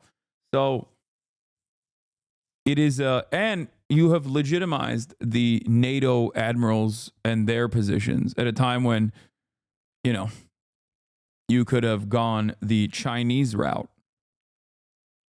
You could have 100% pursued the Chinese route of just doing energy contracts.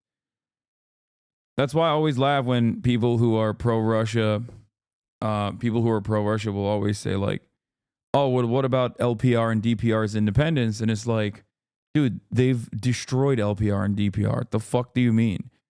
Like, if you're talking about the 13,000 people that were killed through routine bombing campaigns that the Ukrainian state and its National Guard were engaging in a tit-for-tat battle with people in the region. Some were Russian proxies as well. Yeah, guess what, dude? The solution to that is not to kill more fucking people. It just, because that's what the Vladimir Putin solution has been. And I feel like that is not an adequate solution. That is a bad solution to the problem. You just worsen the problem. So I don't think that that is a valid excuse. I don't think that there are valid excuses to invade a sovereign nation like this, regardless. Honestly, in China, even the most Z-pushing hogs would say that Russia still had diplomatic options they should have tried before invading Lol. That's what I mean. It's just like, it is incredibly disruptive when there were there was definitely a lot of soft power capabilities that Russia had, and there was a shit ton more economic avenues that they could have pursued, especially when they were like still developing, Nord Stream 2. It's just very, very stupid. They did try dumbasses. No, I know. But there is no reason to lean into this. I recently talked to a family member who's living in Russia. I think he's leaning in the pro-Russia side, sadly, but he told me apparently a lot less people are protesting now. Russia's supposedly signing contracts for up to 8 million rubles for people to go fight in Ukraine. Seemingly, the government doesn't care about hyperinflation as long as they can outlast U.S.'s aid to Ukraine.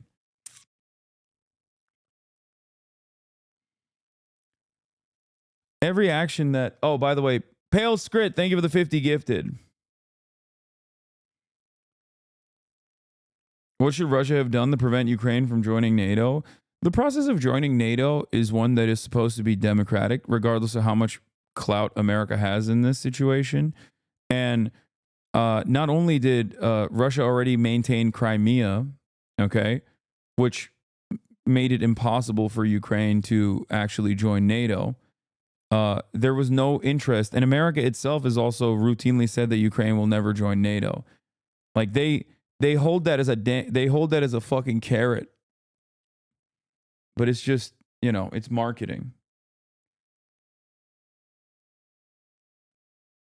I don't think that it was valid. I don't think that Russia's concerns about Ukraine joining NATO were valid.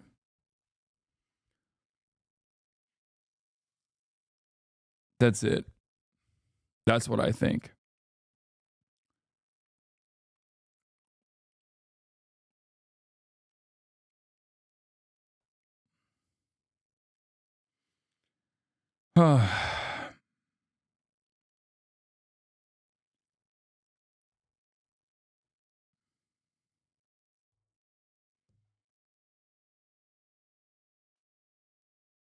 The U.S. also said they don't plan to move eastwards with NATO, but they still did. Yes.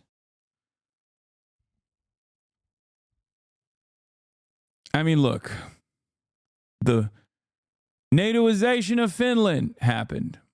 Okay? It did. North Sea 2 was bombed in the process. Like, this has not been as a banger of a fucking campaign for Russia as the way certain people claim it has been.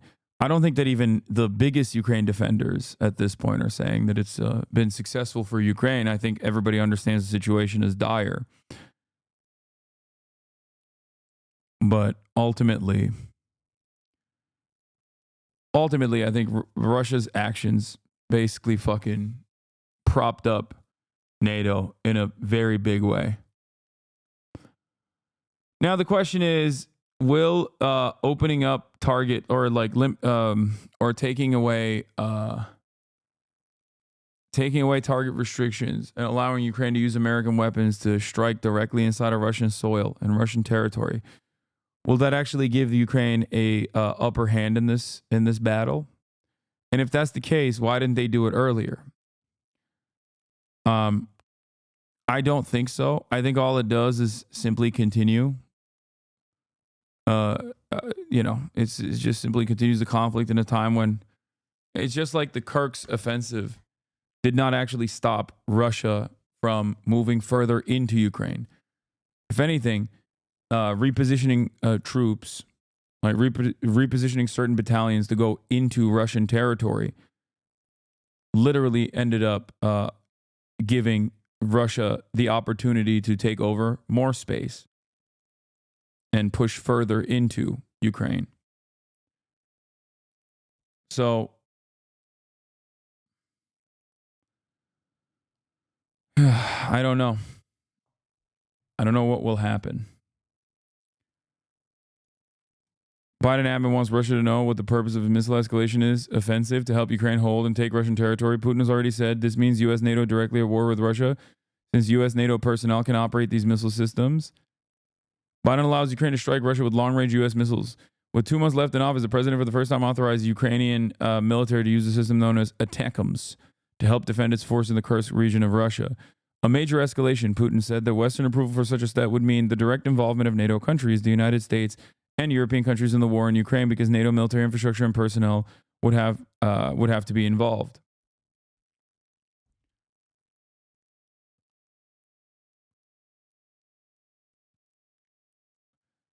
I think it's a mistake for the Democrats to give this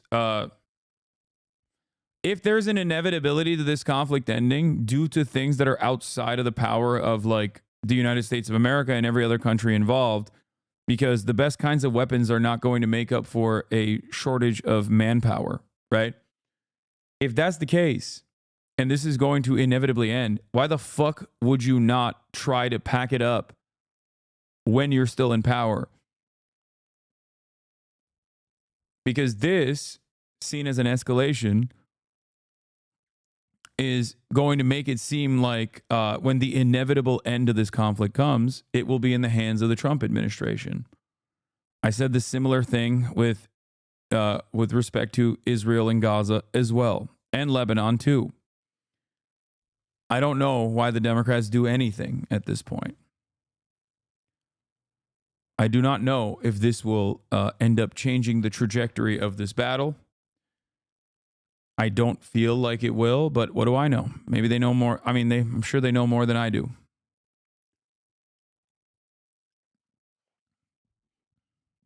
But having said that, when people were coming in here being like, well, you know, Trump is going to end the war in Ukraine, I kept telling him, this is not about law. Exactly. You don't know shit. Okay, you owned me, 19-month subscriber. Go ahead. I'm sure you have a significantly better point of view on this. This is actually going to really turn the tables of this conflict. I'm sure you've probably been watching all the combat footage on every subreddit. You know, you got this. People said this to me when Ukraine had an upper hand.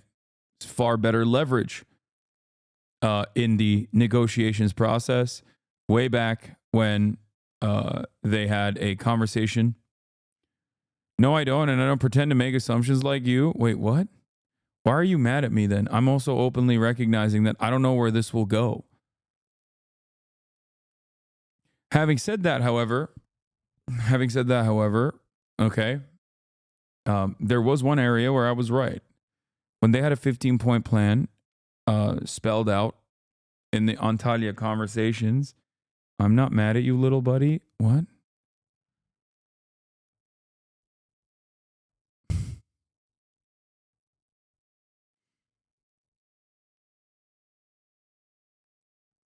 Kind of seems like you are.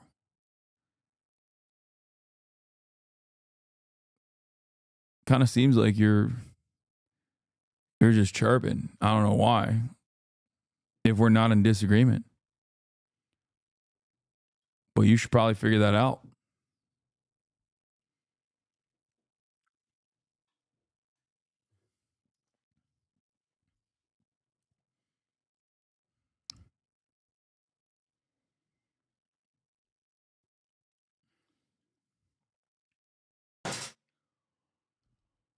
I didn't say I agree with you.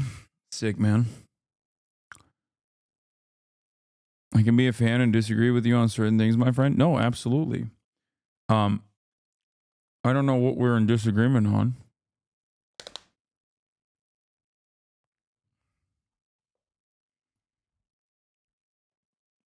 But that's cool.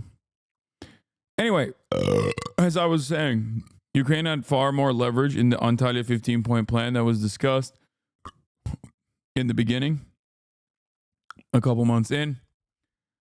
And at the time, I said that this would be a great deal to put together on the table, and everyone yelled at me and said, that's appeasement.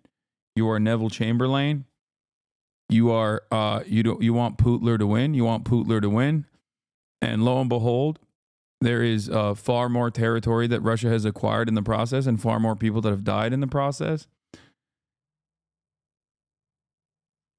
So, I don't know. I feel like that would have been a better time to do this. Because I repeated this back then, and I will repeat it again.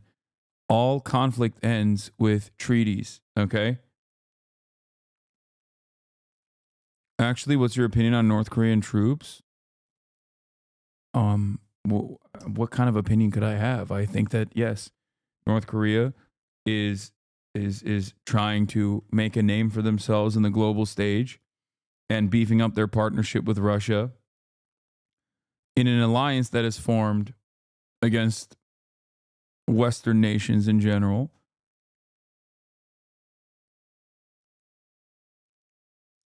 I don't think it shows that Russia is doing super well, but I don't think Russia is doing super well. So, you know, that's my assessment. Unless you're talking about the fact that they're, well, you know, jerking off the porn or some shit.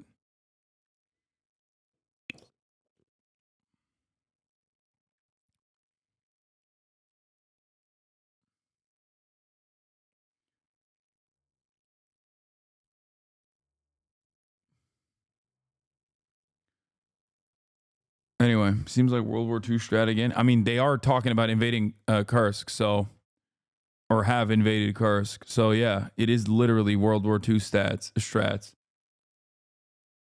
Anyway, if I speak like a condescending prick, can I get a private AMA too? No.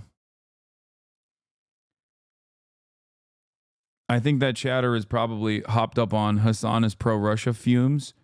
And that's why he thought he could get a gotcha on the North Korean thing. He probably thinks I don't think that there are North Korean troops stationed in Russia because he, I assume, does not listen to what I have to say, at least when it comes to this. He probably agrees with me on all this other shit. But I think on the issue of like Russia and Ukraine, he probably thinks I'm like pushing Z. So he's arguing against that position, thinking that I will be in agreement. Instead, he should be just listening to what I'm saying and the words that are coming out of my mouth, where he would be, I mean, I think he would understand it better and realize that maybe we don't have that many disagreements. Or maybe we do. I don't know.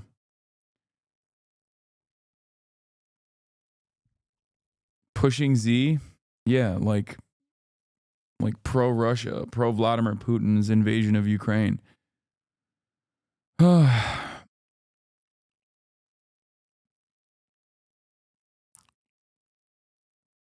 Anyway, I think that if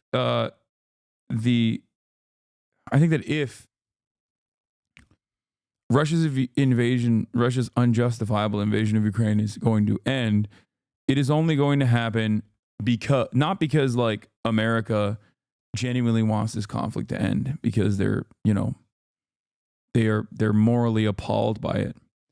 It only ends because they feel like the defense industry can offload their older weapons or even newer weapons elsewhere. And they realize that it's far too costly and that the war can't continue because there's not enough manpower remaining in Ukraine to use the weapons.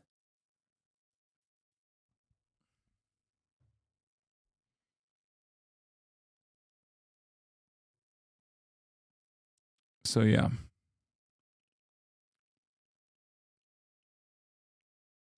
On the sidelines of a different summit in Peru, Vladimir Putin normally comes to the G20. Russia, of course, a member, but he is facing arrest warrant from the International Criminal Court, and so is not going to be here. He said previously that his presence would be a distraction, but you can be sure that Russia's war in Ukraine will be talked about on the sidelines of the summit, and as well as... I don't believe you're lying in any way, and I believe you're very pro-Ukrainian, but I honestly have not seen a single video of Koreans in Kursk during combat, and literally everything is on video. Yeah, I've only seen them like moving around.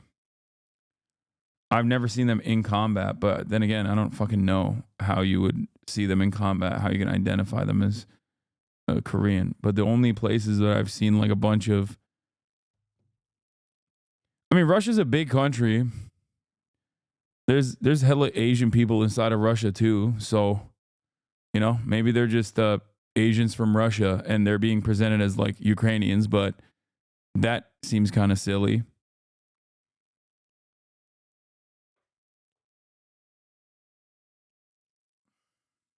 Inside the center, and for Joe Biden to make this decision now after months of deliberating over whether or not he was going to allow the Ukrainians to use these long-range Army tactical missile systems. They are ballistic missiles launched from ground-based systems against targets inside Russia, something that the Americans seem to have been hesitant to allow, concerned that it might then prompt an escalatory response by Russia. But according to reports in the New York Times, the sudden decision by the North Koreans to join Russian forces on the battlefield at the moment inside Russia, fighting against Ukrainian troops that have seized parts of the Kursk region, that is the trigger for this decision by the United States. And now all eyes surely are going to be on other allies of Ukraine, the UK, for example, which has for a long time also been asked by the Ukrainians to allow its forces to use their Storm Shadow cruise missiles against targets inside Russia. The British have been more forward-leaning, more seemingly willing to allow the Ukrainians to use these weapons, but had been waiting for a decision by the United States. Now that seems to have come. All eyes, of course, are going to be on what Keir Starmer, who's going to be here as well in Rio, will say, and whether he will confirm that British missiles can also be used by the Ukrainians. Okay, and finally, new rule. Someone must tell the usual suspects on the far left that the saying is, when you're in a hole, stop digging, not keep digging. Oh, by the way, we were wrong. I wanna come out. I wanna come out and tell you guys openly, my bad. Okay? My bad. Remember last week when I said I wrote Bill Maher's script? It turns out they didn't use my script last week. They used it this week. And I was wrong. Because I wrote the script. I wrote this exact script last week and I talked about it. And you guys were like, oh, well, it doesn't seem like he's covering that at all. He actually talked about defending Tony Hinchcliffe's like Trash Island joke instead.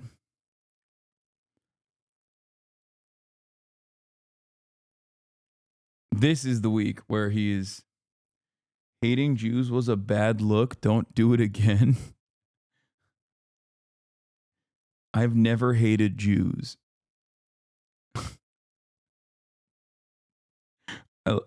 Dude, I love these guys hallucinating. Like, I love the hallucinations of these dudes where they're like, not only is he hallucinating, he's moved on to the second thing where he's like, don't do it again.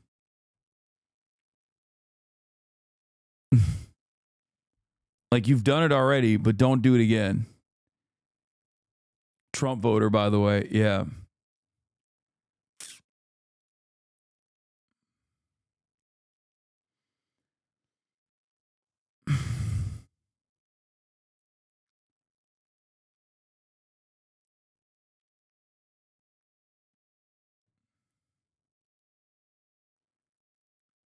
Yeah.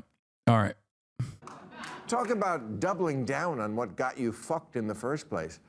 Even the one concession I've heard a few people on the losing side offer, that liberals should stop saying the Trump voters are stupid, comes with a kind of unspoken parentheses. We know they are stupid, just don't say it.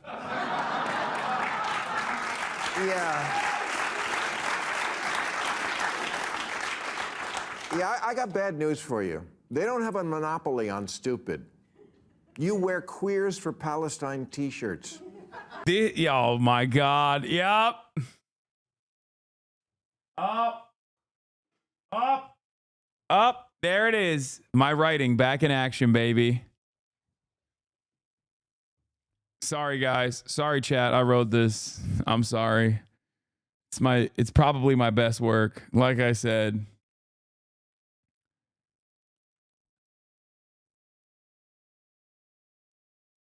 It's probably my best work, yeah. Queers for Palestine shirts. That's what lost Kamala Harris the election. and masks 2 years after the pandemic ended. Yeah, this was another major. This played another major role in the election. Was mask wearing. It was a big point of contention. There was so many pro-maskers on the Democratic Party front. It was crazy. Major factor in the election was Queers for Palestine and mask wearing.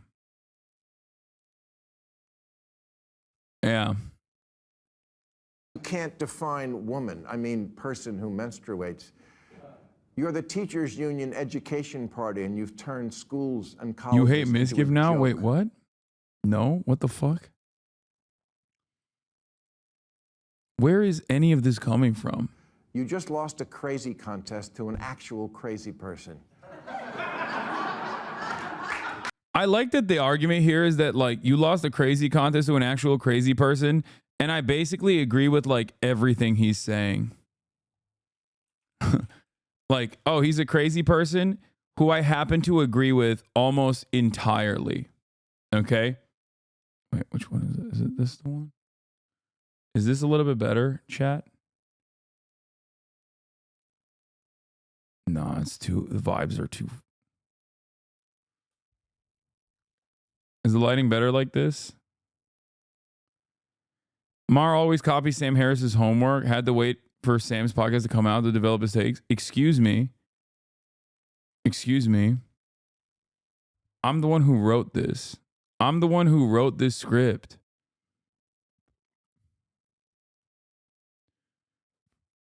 Calm down.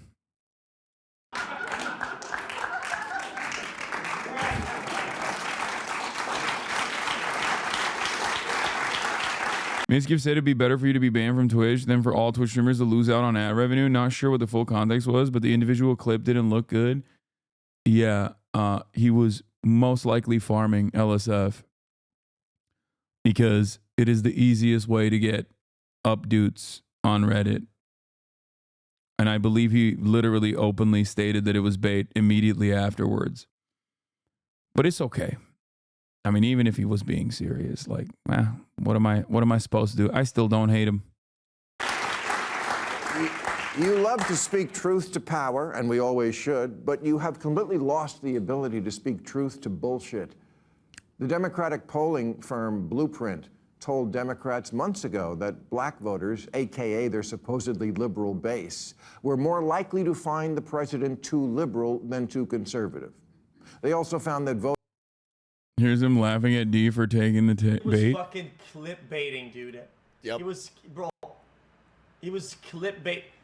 Imagine being clickbaited by Clickbait Andy to then be reacted by a video of Ludwig reacting to the reaction of Asman, but Destiny's watching this interaction. But then this guy chimes in and is not reacting to that, and I'm watching this whole ordeal. This is so good. Imagine. Which is like already sweeping because Mizkiv's saying, yeah, just ban Hasan, ban politics, because Mizkiv actually knows what's going on.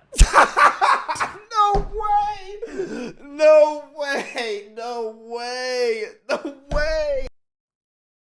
They're so stupid. Oh my God. Ay, ay, ay.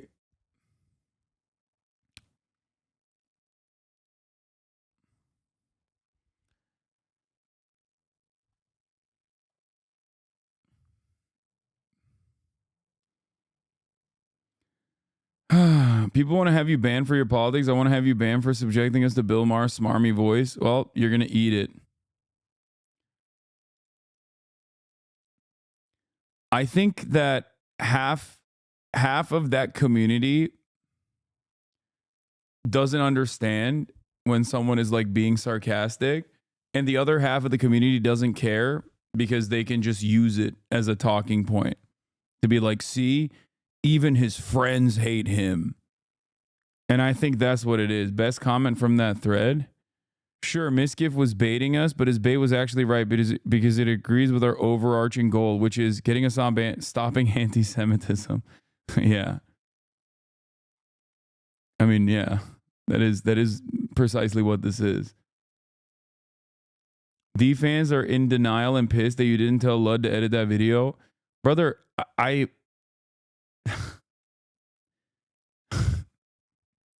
don't know. I don't know what to...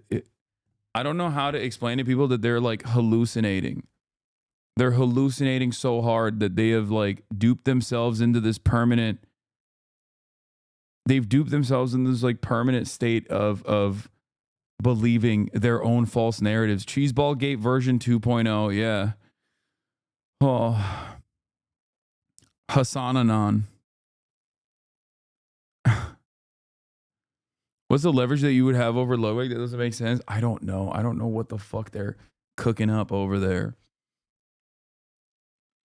They have given themselves collective psychosis.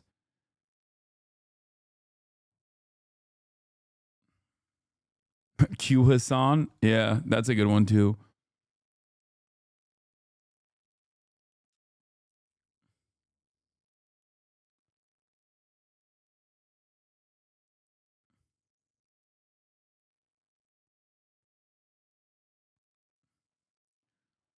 It is pretty funny, like I said, that like the truth does not matter. So for them, it's like they will continue. The more the narrative crumbles apart and the more it becomes insane, the more they lean into it. Instead of just like revisiting it, instead of revisiting this idea that like I'm somehow the puppeteer, the puppet master that's controlling everything that's going on at Twitch and everything that's going on with like Ludwig and everything that Miskiv is doing, the more they double down, triple down, quadruple down. Miz mentioned Dan not long after the clickbait, and Dan was in the chat within the minute trying to recruit him. Yeah, it's very strange.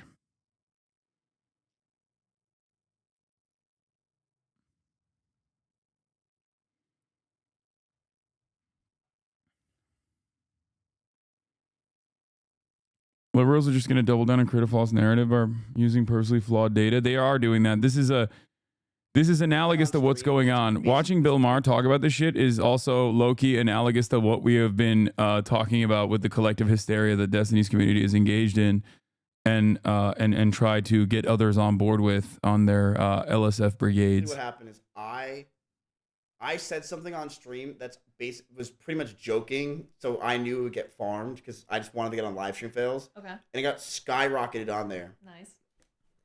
Which then Twitter started taking it seriously and started saying based Miz. And then Ludwig put it in a mobile mail saying I blame Hasan for everything, which is so funny. But and he took it seriously? I don't even think he took it seriously because if you listen to the clip, I didn't even blame Hasan. No, like Lud took it seriously? Like he thought that you were being for real? Or like he was just trying to farm you? I think he was just trying to farm me because it didn't make any. I never blamed Hasan. So then that happened, and then now there's more stuff. And honestly, it's just funny. And then there's one guy on Kick who said that Miskiv is fucking right or something because I blamed Hasan. It's just funny. So basically, your plan worked a little too well. It worked way too well. Like chat knew I was farming it. Yeah, but once again, this doesn't correspond to the narrative that we're trying to build up, which is that like Hasan is this anti-Semitic linchpin that is responsible for all these ads that have been taken away from Twitch's content creators, which seemingly hasn't really happened either, with some notable exceptions. But also simultaneously, everybody hates him for this thing that may or may not even be happening. Because I saw Miskiv talk about how like his ad revenues have not gone down either in this process, and so has Pirate Software and many other people. But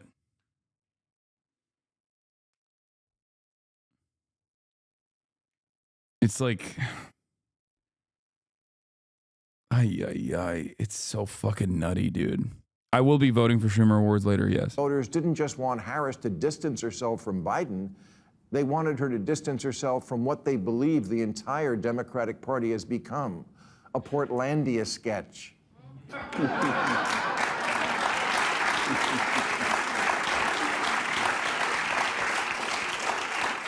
A bunch of privileged mean girls complaining about privilege and trying to make fetch happen. What a shocker that the people who see everything through the lens of race and sex see their election loss as a result of racism and sexism. Yes, if only we weren't so irredeemably unenlightened, we would have elected a black president by now. Oh, what, we did? Oh, right, and then re-elected him. Maybe you missed it because it wasn't on TikTok. Oh my God, I hate him so much. He is such a smarmy asshole, dude. He is such a smarmy fucking asshole. Maybe you didn't realize that we elected Obama twice. I guess you didn't see it on your tic-tac-toe. I am not out of touch.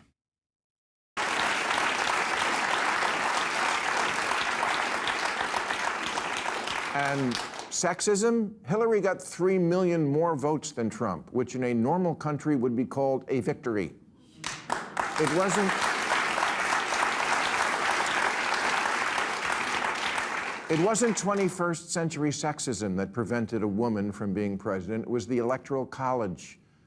Democrats run for office as if the Trump won both, so voters don't live here. As if they don't go to the grocery store and Starbucks and the office, but they do. They live here, and they actually see women and people of color, and it doesn't look like some patriarchal racist nightmare. Do problems remain pertaining to racism and sexism? Of course. But a poll last year asked, if America is the greatest country in the world, more blacks and Hispanic Americans agreed with that than the white progressives. It asked if racism is built into our society. White progressives agreed with that at higher levels than black and Hispanic people. It asked if government should increase border security. Same result. Hispanic Americans are less okay with illegal immigration than whitey. I love this. I love this fucking argument. Like, it's like, actually, these Hispanics agree with a more rigorous border policy than the white progressives. Who's the real racist now? First of all, none of this shit matters. Okay? None of it. And also, what the fuck is a white progressive in comparison to the entirety of the Hispanic population? Like, what about Hispanic progressives? What the fuck are we talking about? What percentage of the Hispanic population polled here self-identifies as white? Like, this is the worst way to look at data. It makes no fucking sense.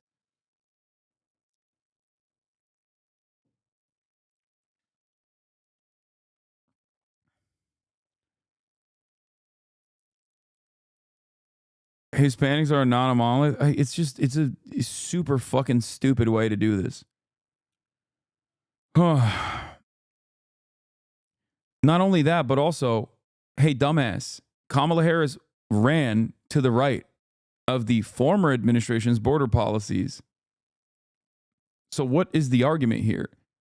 She made an argument that she was going to be the border control person. It failed. People saw that as hypocritical. Okay?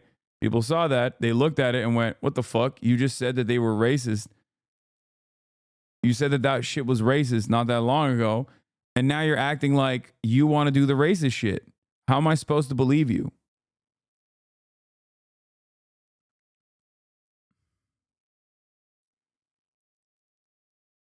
So the thing I will never understand about Bill Maher here, like what he's advocating for is like, what you hate the Republican Party. You hate the Republican Party, but you also want the Democrats to be more like the Republican Party. This is what happens when you have no personal convictions whatsoever.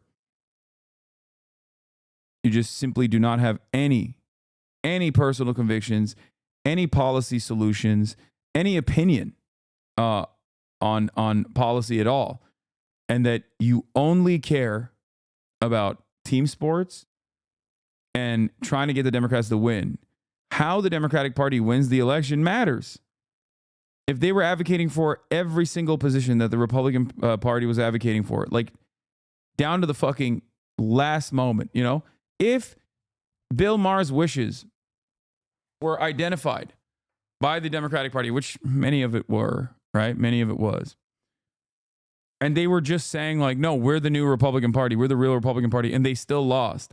Would you turn around at that point and go, okay, we got to take a cold, hard look at ourselves and maybe restructure the way the party operates? No, he doesn't give a shit. It's crazy that everything that the Bill Maher types wanted was given to them by this campaign, and they still lost. And they're turning around and still going, you just didn't go right enough. The votes are in. They don't want your pity. And black people can't afford to indulge rich.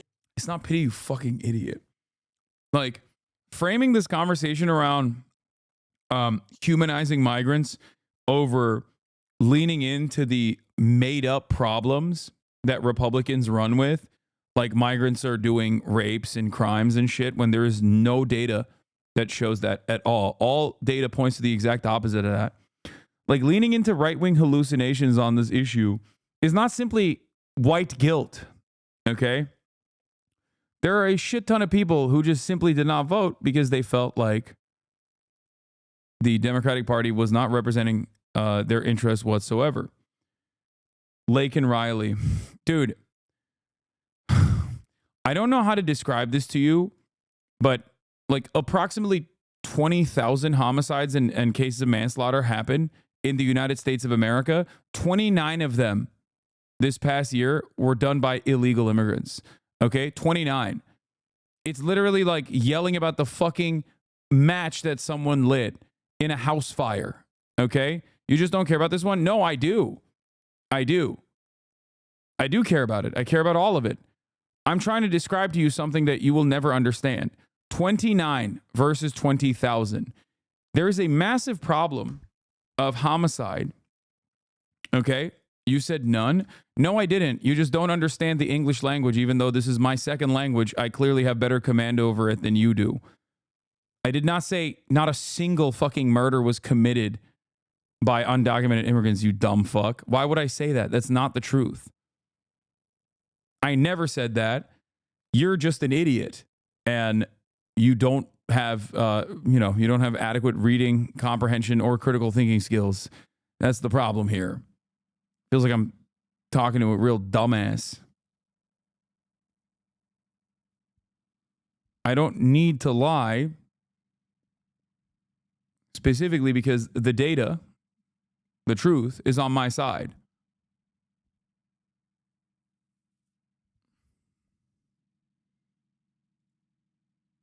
Isn't one too many? If your house is on fire,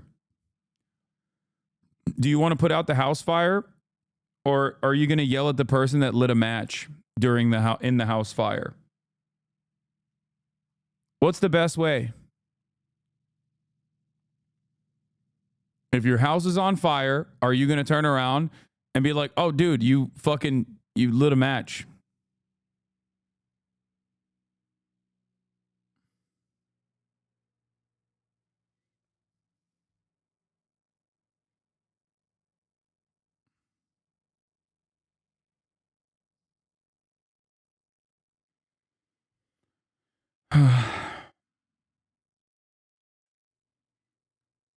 The Laken Riley case is a standalone case that is not representative of the broader problem. Okay, it's not a bad analogy. Murders and homicides are the house fire in this instance. Okay, all fire in this circumstance is the same. Murder and homicide. Murder and manslaughter, no matter who's doing it, is bad and should be combated. Okay, undocumented migrant or documented U.S. citizen. It does not fucking matter. It's not a weak analogy, okay? It's still the same fucking fire. Do you focus on the singular match that is lit in the house fire, or do you focus on trying to take out the house fire in and of itself?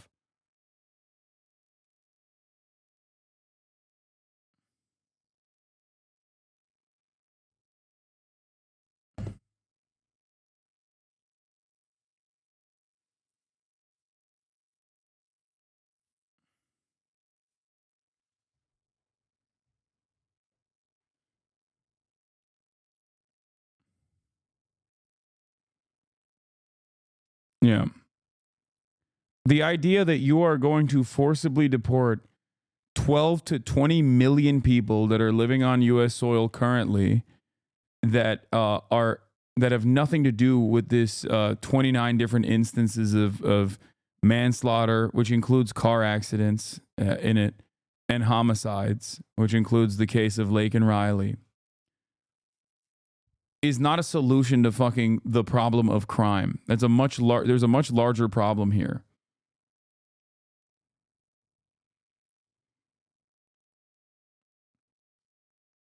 To be a real dumbass.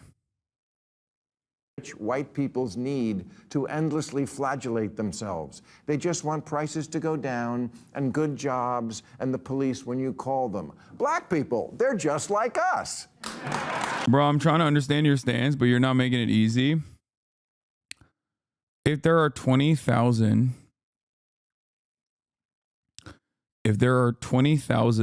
murders and manslaughters that take place on U.S. soil year-round, and undocumented immigrants that come from many different backgrounds, many different cultures, many different nations from all around the world that are far from monolithic and very diverse as a matter of fact. But even if you were to lump them all together, are responsible for 29 of them, okay? Do you think every single migrant being forcibly deported is an adequate solution to lower the number of manslaughter cases? Do you think you're putting a dent in the 20,000? Okay? You're not.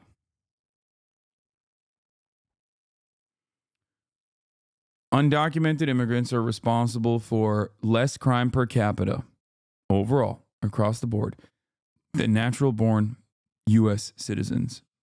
The number of undocumented, the number of crimes, especially crimes such as homicide and murder, are statistically negligible. Okay? It is so insignificant that I'm trying to explain to you that with 20,000 homicides and manslaughter cases in the United States of America, the fact that you are trying to tackle not even an entire group of people that are responsible for 29 individual cases, because you're now attributing all the crime to, you know, people's documentation status, which is so fucking stupid.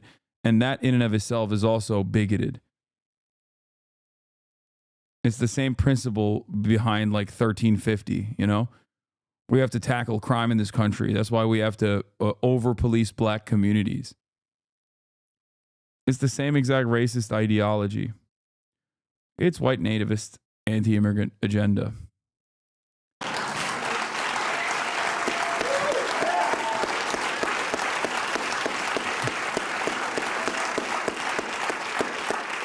Kamala spent 100 days telling voters, I know it feels like crime and illegal immigration are bad, but fuck your feelings. Look at this chart. Yes, there's a lot to not like already about the new regime, but maybe take 1 week to ask what you did wrong. The basis for Democratic campaigns has become... Not Bill, though. He doesn't have to think about what he might have been advocating for that's wrong. And he certainly will not be doing that in the process. He will not be doing that today. We're the smart people. That we know from the get-go. No need to look into that. We know that a priori, which is a Latin phrase the Red Hat people wouldn't have a clue about. Oh, they're so stupid. The Republicans are so dumb. Yeah, dude, they're dumb, but so are you, okay? This is the thing that I fucking despise about smarmy liberals that fancy themselves to be so much more intelligent than the fucking dumbass Republicans, while simultaneously they hallucinate in the same exact direction as those dumbass Republicans. They have a purpose, okay? They have a reason for this cognitive dissonance. They're mainlining it on a daily basis from Fox News. You, on the other hand, you're supposed to be well-educated. So what's your fucking excuse, you idiot? Like, how the fuck can you be like, these stupid Republicans believe the dumbest things, and I believe them too? Ugh. Like, what? They're transphobic. So are you. They think we need to have a muscular border policy because immigrants are doing crimes. So do you. Okay? They want Israel to be able to fucking melt Gaza. So do you. What's the difference? That you're just like marginally more pro-gay than the average hog? Is that what it is? Yeah, they're anti-vaxxers. So is Bill Maher. What's the difference? Like, what is it? What do you want? What more do you want? It's just weed. Hogs love smoking weed. So it's not even that. So what is it? Bill Maher smokes weed, so do hogs.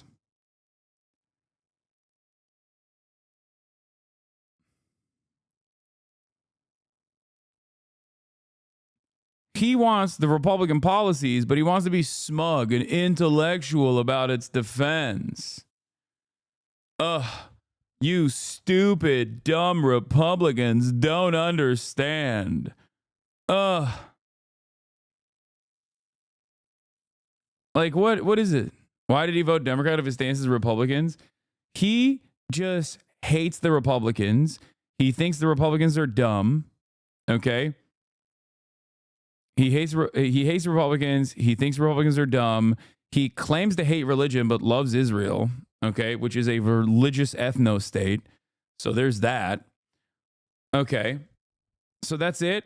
That Republicans are Christian and that's what they base their morality around, a false understanding of Christianity. You, on the other hand, don't have that don't have that intellectual hang up. So how the fuck did you arrive at so many similar goddamn positions to the average hog then? And also, he doesn't have an issue with, sourcing the Bible when talking about Israel. So on the issue of Israel, he's like identical to a fucking hog.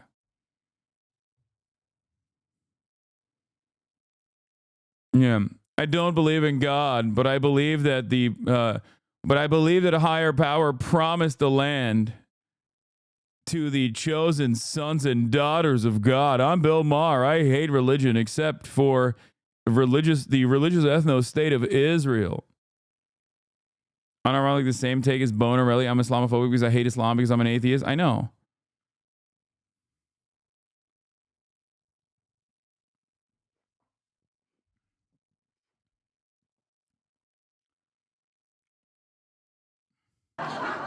But they don't need to. Have you seen my "In This House We Believe" lawn sign? See, it says right on it, we believe in science. Right, which is why you demanded no one even debate whether COVID could have escaped from the one lab in the one city where they were. Oh my God, he literally is. Have you ever thought what Gaza does to the gays? Yeah. No, this person is being sarcastic. They're doing a Bill Maher take. Bro, I'm telling you, he is literally just a hog. Studying it. How far-fetched. The New York Times called it racist. Democrats have become like a royal family that, because of so much incest, has unfortunately had children who are retarded. I loved it. Whoa, dropping the R slur. Ooh, edgy boy. I love the lab leak theory because, like, it's a theory. Just like zoonotic disease spread is a theory. The scientific consensus at the time was that it was a zoonotic disease spread, okay, through the wet markets, whereas the CIA under the Trump administration, the State Department under the Trump administration was saying, no, they were literally fucking building this in a lab, okay? They were building this in a lab. It's still, the zoonotic disease spread is still the consensus. And yet many Americans basically under the Joe Biden administration, still go along with the idea that, no, it's definitely the lab leak. That's fine. Okay. I'm not saying that I know 100% with certainty. I can simply only resort to people that are, significantly smarter than myself. Okay.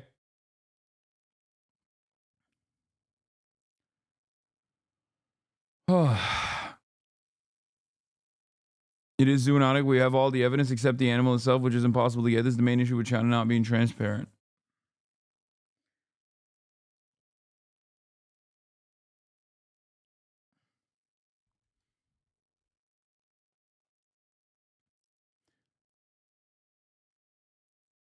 But yeah, the heel turn with Marr was clear when he blamed Stan Lee for Trump's success because of comic book superheroes and not Hollywood, and Marr normalizing Trump to begin with. It changes nothing about how unprepared the U.S. was for a pandemic and how poorly the Trump administration handled COVID. Bro could have sent masks to every American in the mail and said, if you're a patriot, you'll wear a mask. And probably 100K people at least wouldn't have died that are now dead. Yes. Pretty sure lab leak is the consensus now. I don't think so. I don't think it's the consensus at all. I think it is a theory, just like the zoonotic disease spread is a theory. And unfortunately, the way science works, it takes decades sometimes to figure out exactly how this happened. Now, having said that, I'm not discounting that it was potentially gain of function research that escaped the lab, okay? I'm not. But it's still, once again, a theory and not 100% a fact. Having said that, however, him pushing this line once again while simultaneously being like an anti-vaxxer is just him being a hog. So what's the difference? Royal family that, because of so much incest, has unfortunately had children who are retarded.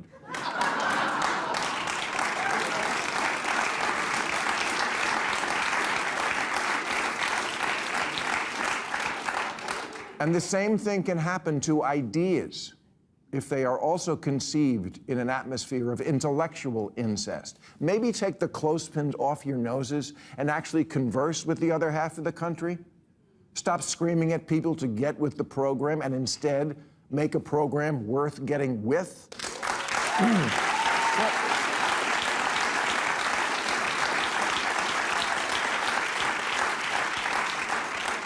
What good is liberalism if you don't win elections? Last week, Massachusetts Congressman Seth Moulton said, I have 2 little girls. I don't want them getting run over on a playing field by a formerly male athlete. But as a Democrat, I'm supposed to be afraid to say that. Yes, there's the problem in a nutshell. Because Congressman Moulton sounds reasonable to me, but his campaign manager immediately resigned in protest. Let me make this as plain as I can to the smart people. The campaign manager who resigned, yeah, let that person go. Marginalize that guy. That's right. Fuck trans people. God, I'm not doing it in a dumb way, in the way that these fucking disgusting Republicans and their uneducated fears of trans people would say this. I'm saying that in a cool elitist kind of way. I am Bill Maher. I'm so much smarter than a Republican. I hate Republicans, but I love what they represent. You're right. 40 trans athletes at the varsity, up to the varsity level in this entire nation. And I think that's the reason why Kamala Harris lost the race. Because I spend a whole bit of time thinking about the 40 transgender athletes. That's right. We should spend tens of millions of dollars dealing with these 40 transgender athletes. Up next, I'm going to shit on women's sports again. I hate him. I hate him so much. He sucks so bad. Sometimes I imagine how awesome it would be if this fucker invited you on a show. No, if you keep making fun of Bill Maher enough, will he do a segment on you? Probably not.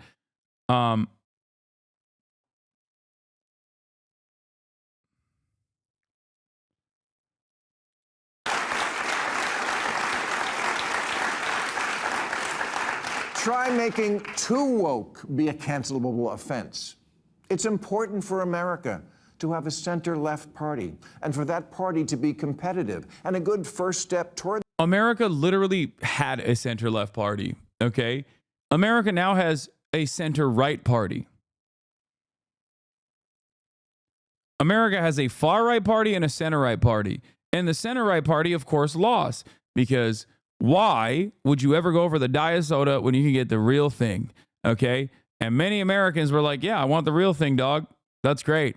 So it is entirely so stupid for Bill Maher to, you know, run this theory when it does not correspond to reality at all, even a little bit. that goal would be to make the voters not want to punch you in the face. I will conclude by saying the reason I'm so mad at the Democrats is because as a voter, the issues that were important to me were democracy and the environment. And now, there's no one to champion or defend either of them because you, with your aggressively anti-common sense agenda and shitty exclusionary attitude, blew it. You lost everything, House, Senate, White House, Supreme Court, and left us completely unprotected and ready to be violated. Happy Thanksgiving, everybody! Actually, we're on next week.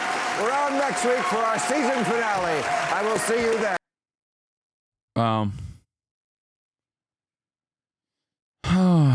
Yeah, no, that's why Kamala Harris lost.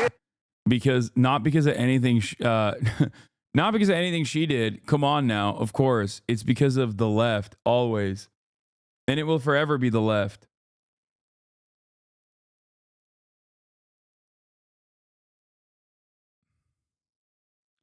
He's the co-founder of Levels and co-author of the New York Times bestseller Good Energy, Dr. Casey Means. She's the Fox News contributor, host of the Getting Hammered podcast, Mary Catherine Ham, and he's the host of... I can't deal with this. It's going to make me die. Okay, so this is AOC explaining the AOC Trump voter in the readout full interview. This was somewhat interesting, and we're going to take a look at it while I go pee real quick, but I'll be back in a Of second. all the confounding results in this past election, perhaps the strangest phenomenon was the surprising number of people who voted for Democrats down ballot and then checked off Donald Trump for president. That was the case in New York's 14th district. A number of voters cast their ballot for both Trump and one of the House's most progressive Democrats, Congresswoman Alexandria Ocasio-Cortez, better known as AOC. And while the Democratic Party is still reeling from the results, Congresswoman Ocasio-Cortez is doing something a lot of the D.C. folks aren't doing, which is talking to social media and actually talking to voters to figure out why this happened. If you voted for Donald Trump and me, or if you voted for Donald Trump and voted Democratic down ballot, I would really love to hear from you. This is not a place of judgment. I'm not gonna like put your stuff on blast or anything like that or dunk on it. That's like genuinely not the intent here. I actually want to learn from you. I want to hear what you were thinking, and I just want to hear from you. Joining me now is the aforementioned Democratic Congresswoman Alexandria Ocasio-Cortez of New York. Okay, AOC, what'd they say? I mean, there's a lot of different things that we saw. I think there's a lot of people. First of all, it's important to note that Democrats, oftentimes when we lose elections, we think that we lost people to Trump. And that is true in circumstances, but they don't look enough at the fact that we also lost people to the couch. Mm-hmm. We have two people that we're running against. So a lot of people say, this is why I voted for you and Trump. And some people say this is why I didn't vote or didn't vote top of the ticket. Right. Skip the top of the ticket, which, by the way, there's been a lot of paranoia about the fact that Democrats were able to win statewide in some places while Kamala Harris lost. And I keep trying to tell people there are voters who go in and either just vote the top, Trump voters who will say, I just want Trump and don't care about Republicans, and the reverse, who say, I'm not voting top of the ticket, but I'll vote everybody else. Right, right. And Oh, did she say that Democrats only care if you vote Republican? That's the HasanAbi method, baby. You already know. You already fucking know, dude. I've said it before, and I'll say it again. If you want the Dems to listen to you, you got to portray yourself as a Republican, like straight up. She said they lost to the couch. Oh, she said the loss of the couch thing. That's another HasanAbi method. But I do genuinely believe the second thing. Okay.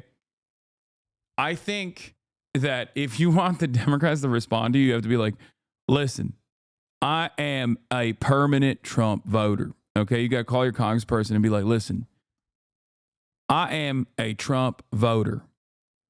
And if you want my vote, I'll tell you right now, brother, you have to advocate for Medicare for all. Okay. As a lifelong Trump Republican who would have voted for Trump over Ronald Reagan, I'm willing to switch my party. That's a Charlemagne line. Hasan stealing credit. Shut the fuck up. No, that is my line. Get the fuck out of here. Okay. The HasanAbi method is when you call up your congresspersons and you tell them you want high-speed rail as a Republican, lifelong Republican, you voted for Ronald Reagan, you love George W. Bush, you love Donald Trump, and you will swap your party affiliation only if the Democrats push for Medicare for all and high-speed rail. That is the only way. That is the only way you can get the Democrats to listen to you. And I think we saw some of that happen as well.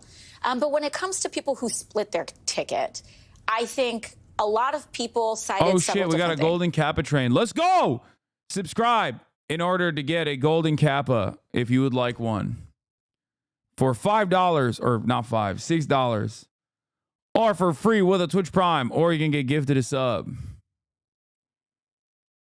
Level 5 golden Kappa train, baby. Lesbian Boulevard, thank you for the 5 gifted subs. This way you also support the show, the stream. And it's ad-free, baby. And you can send me links if you want. That doesn't mean I'm going to click on them, but...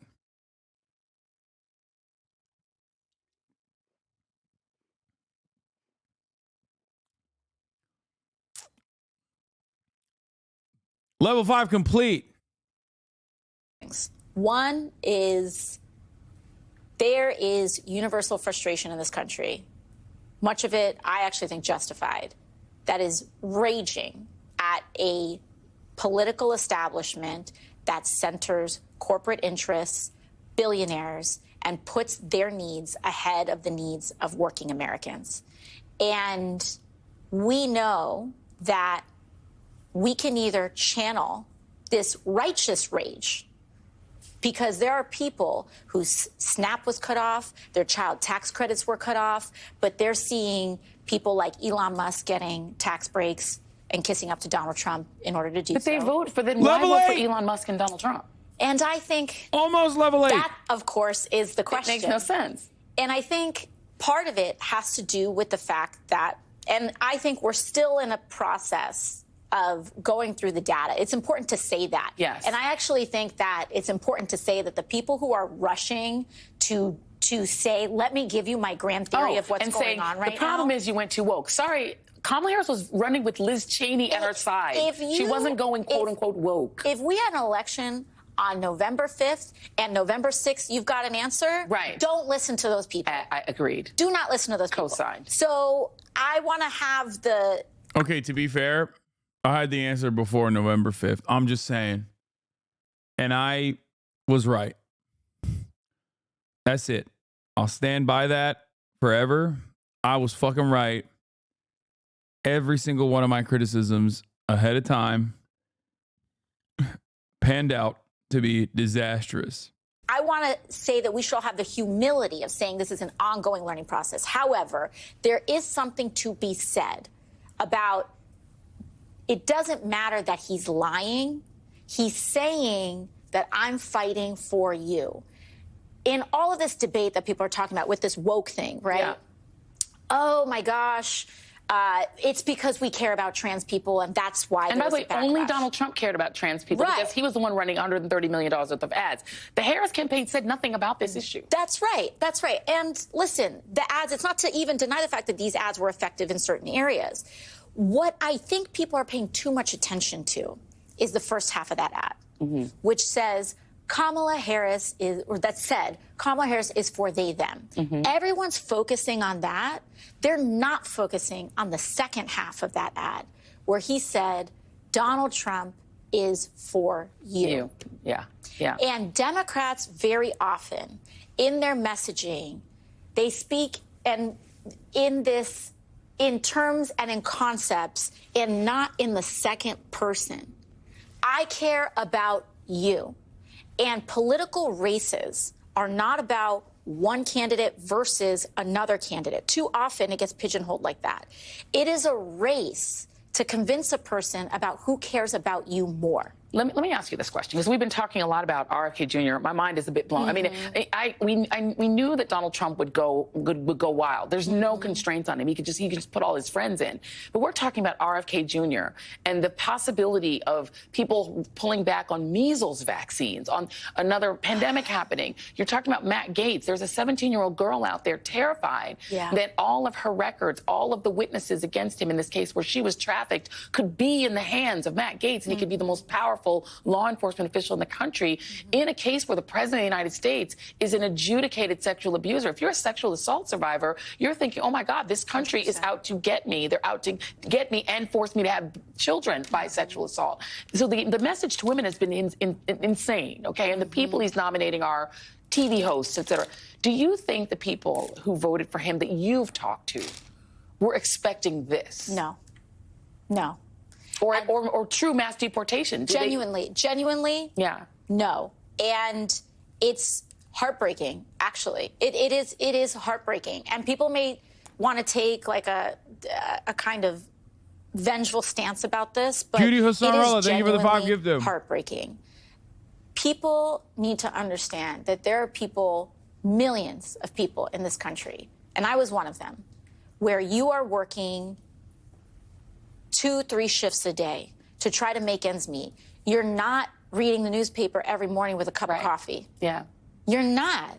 And it's not to say that people are uneducated or uninformed or anything like that. But like, this is real life. Yeah. This is real life. You got a baby on your hip and you've got 2-3 shifts to work in that day and you're just trying to make things work and you have such an overwhelm of information. And I actually think something that is different about this moment than Kristen, I saw 138, thank you whether for it was the 10 gift 2020 or subs. after 2016. Matt NLT, thank you for the 5 gift subs. Irish Reese, thank you for the 5 gift subs. Stop giving a shite, thank you for the 10 gift subs. Is that almost like right the day after, people immediately said, were coming to me and saying, he's not actually going to do that, right? And it's important to say, people may often say, he said he was going to do this. It was right here on the campaign trail. If you actually listen to him, if you listen to Donald Trump's acceptance speech, when he talked about immigration, he talked about legal pathways first. Yeah.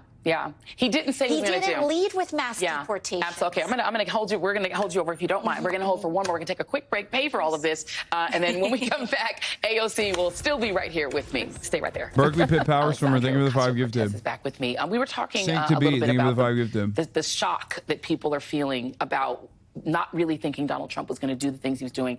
Let's talk about mass deportation. Do you think the 55% of Latino men, the 40-some-odd percent of Latinas, thought he was really going to do it?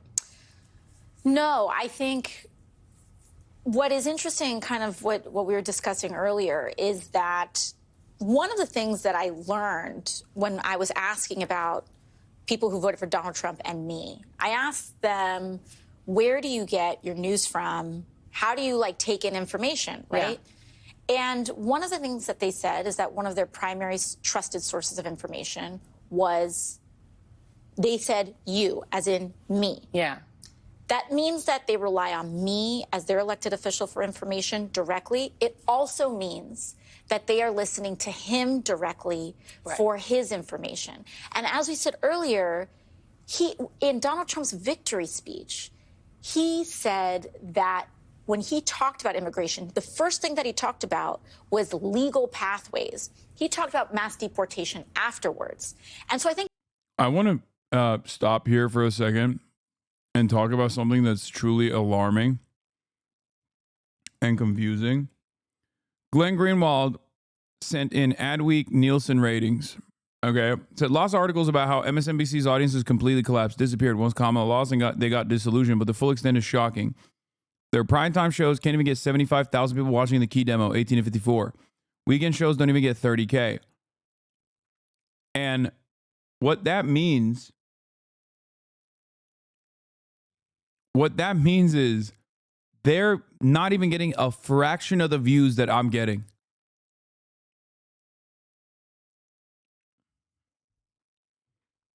No, 30K concurrent viewers, when translated to fucking Nielsen metrics, would be 300,000 almost. It's 5 to 10x.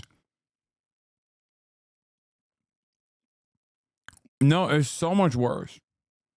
When they say 23,000 viewers, that means the concurrent, like in real time, live viewership was around 2 to 3,000.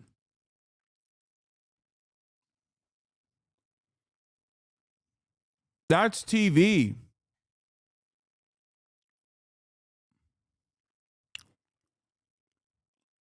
Because of the way that television ratings are calculated, what they're logging is, I mean, the way that they extrapolate this data is also kind of weird because there's like Nielsen households, and it's guesswork. But when they say like, oh, 23,000 people tuned into the show, what they mean is 23,000 unique viewers tuned into the show over the course of an hour. It doesn't mean 23,000 live concurrent viewers were watching the show. My VOD, like my actual election night coverage stream, got 7.5 million unique viewers. Okay? I had 300,000 concurrent. You're just self-glazing? No, I'm not self-glazing.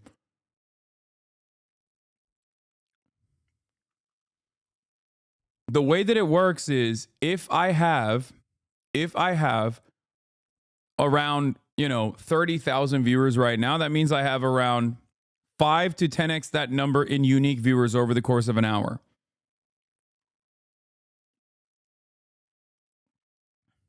Okay? There's no perfect methodology to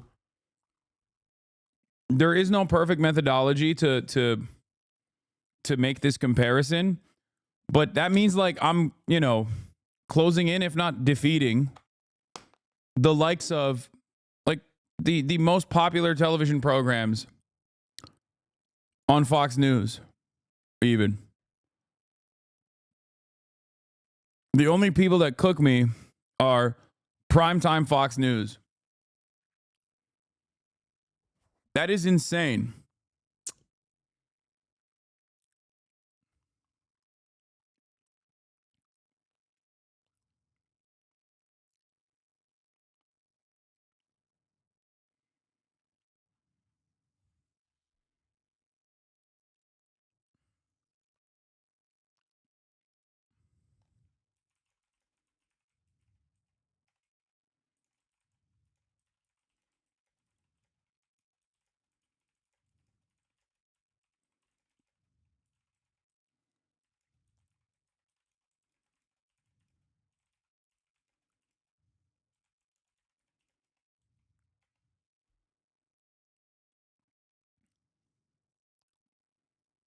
This is absolutely insane because it means I almost have the same number of unique viewers in the same time slot as Fox News.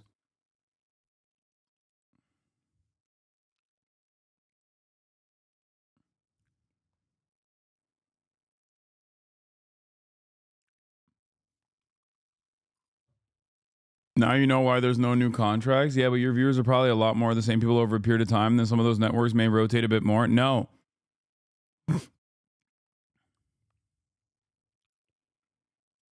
I don't necessarily know if this is a good thing, chat.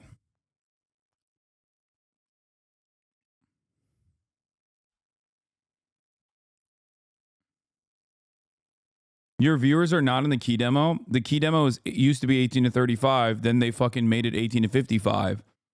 My viewers are in the real key demo. 18 to 35 is the real key demo for advertisers. And that is my audience. My audience is literally 18 to 35. I don't think it is. You are straight up talking to someone who did advertising. Like that was my profession. That was my career before I started doing online commentary.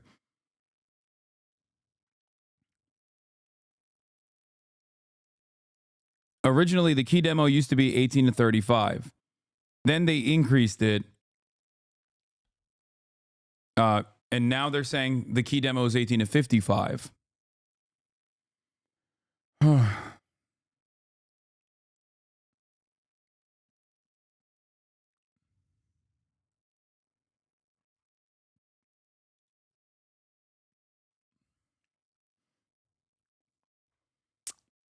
I don't think this is a good thing.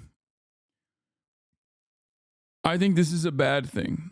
And it's especially a bad thing because that means like Jesse Waters is basically fucking destroying CNN and MSNBC combined times like not 10, but you know, times fucking 2, 3.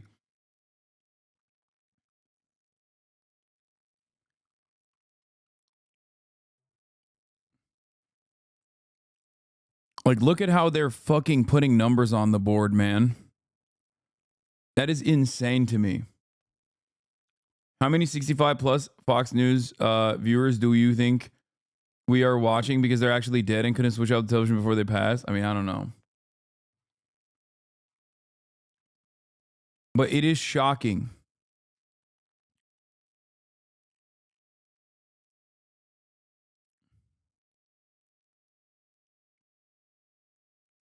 Here's the article numbers with a few more days. Overnight cable news ratings for now. For November 8th to 11th, CNN, MSNBC experienced post-election ratings blues. Yeah. So it's 1,000. So it's like Chris Hayes gets 77,000 unique viewers over the hour. Which means he's getting around like, you know, 7, 8, maybe 10K live concurrent viewers in any given moment.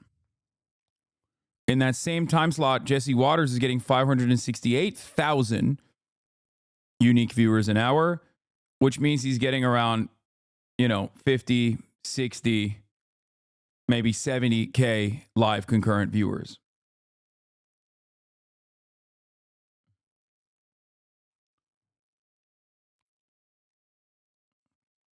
Now, on total viewers, prime time, this was, I guess, which day this was this?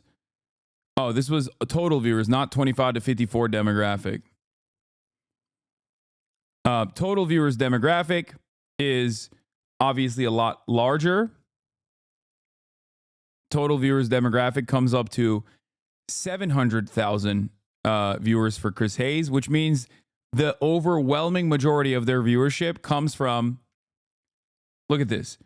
Look at these numbers.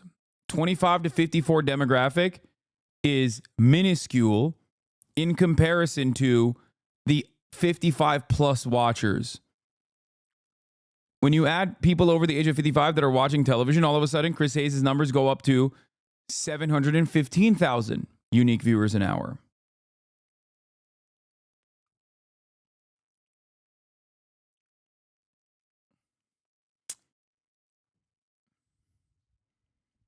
Sean Hannity sits there with 3 million, 3.4 million, 3.5 million unique viewers an hour.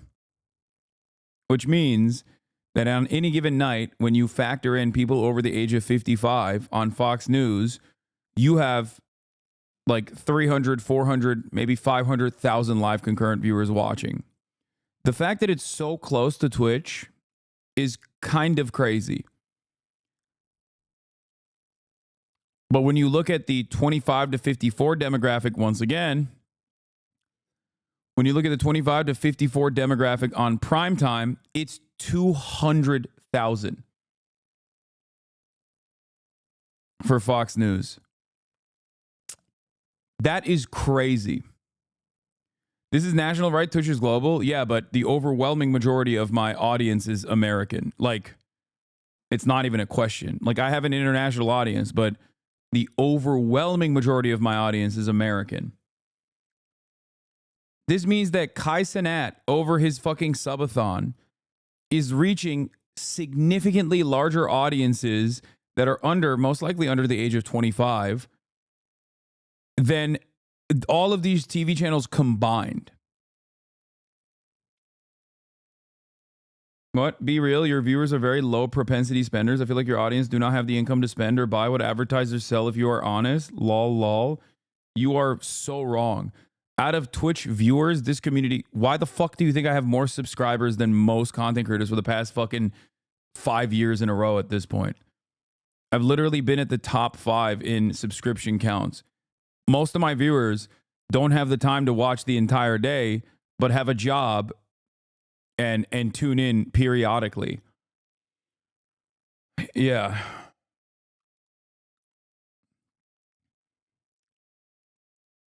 %30 of the audience has no salary or they're unemployed, which means that they're either in school or unemployed. Okay. Moon Sanum, thank you for the 50 get the subs. But the second largest chunk is 50K to 100K. Third largest chunk is 20 to 50K.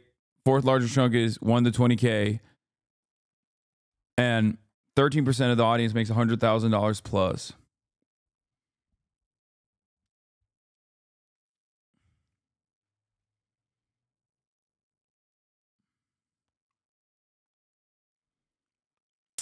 There's a reason whenever we there is a reason why whenever we do fundraisers, we raise like hundreds of thousands of dollars in a matter of hours. It's like shocking for a lot of people how fast we're able to do that.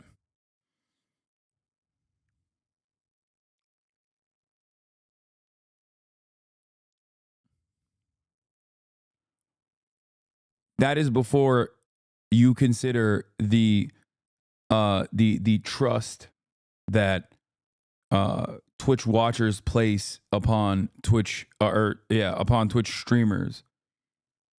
Like direct response campaigns on this platform are infinitely more successful than any other platform. Podcasts and Twitch streamers in general are at the top of that leaderboard in terms of like how successful a marketing campaign works in communities like this one. Because the level of like a personal relationship that a watcher has, like a content consumer has on this platform, is significantly higher than you know, watching an ad on MSNBC or CNN or Fox News. Mickey Macker, type on 2. Thank you for the 50 get the subs.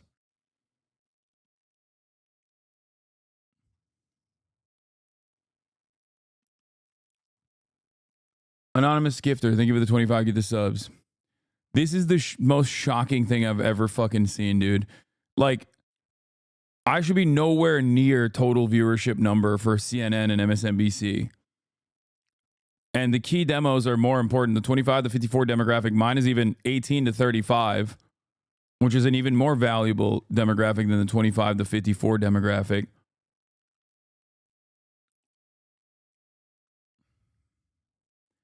Best way to break it down is what I'm saying is your audience as an advertiser wouldn't make back its money per viewer. Same with CNN and others, but with Fox, you would make back an awesome return on investment.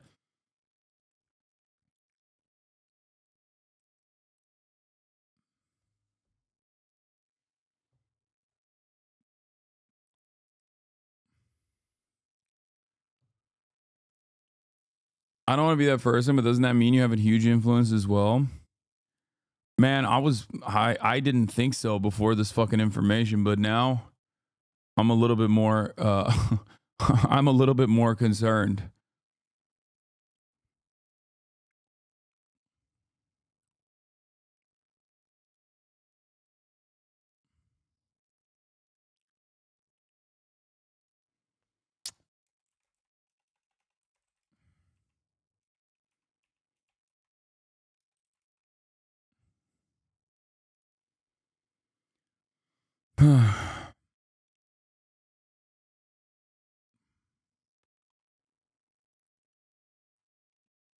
You lost the Democrats' election incoming?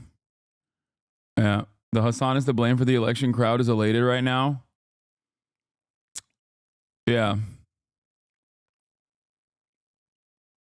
Yeah, that's what happened.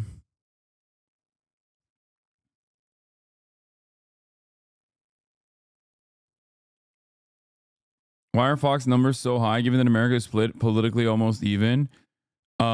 Liberals watch Fox News as well in their media diet, whereas conservatives only watch Fox News. And also, Fox News is more entertaining. They're insane editorial. It's the same principle why the YouTube algorithm also favors right-wing content in general. It's more captivating. It's more interesting. It's more insane. You draw even hate watchers as well. Whereas, like, people don't really watch a lot of liberal content in the same vein.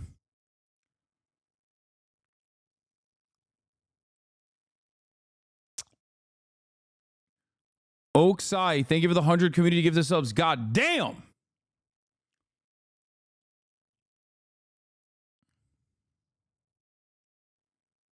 I think people who believe what he says, when he says we're only going after criminals, they think that he's going after somebody else.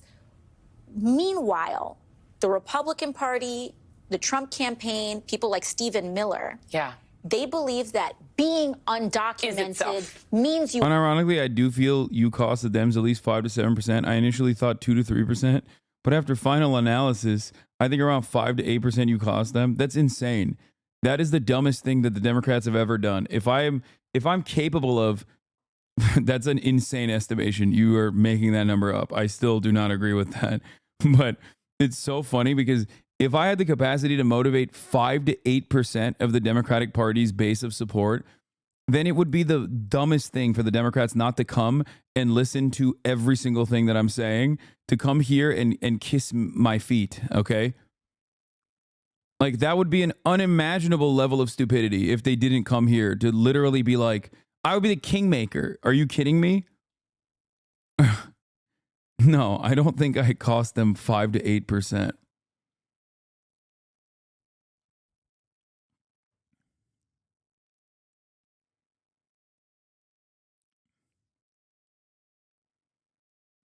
You are a criminal. Right. And they don't understand that. I want to talk about a couple of the picks that, as you said, people. Bro, no shade, but you don't even have 0.5 to 0.8%. I agree. I don't think so either.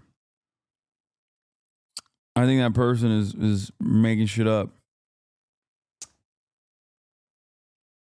Anonymous Gifter, thank you for the 50 gifted subs. People may not have saw coming. Matt Gaetz, you've had to deal with him as a member of Congress. How concerned are you about him being Attorney General? I think right now the mood on the Hill, there's a lot of Republican uproar about it. I find it interesting, too. It's important to note that Matt Gaetz won general election to the 119th Congress. So he resigned his seat. That he just won. To finish this term. Yeah. The seat that he just won starts in January. Right. So he may just be away from Congress for 2 months. Yeah. Potentially just to expunge this ethics report. Do you think it'll come out, the ethics report?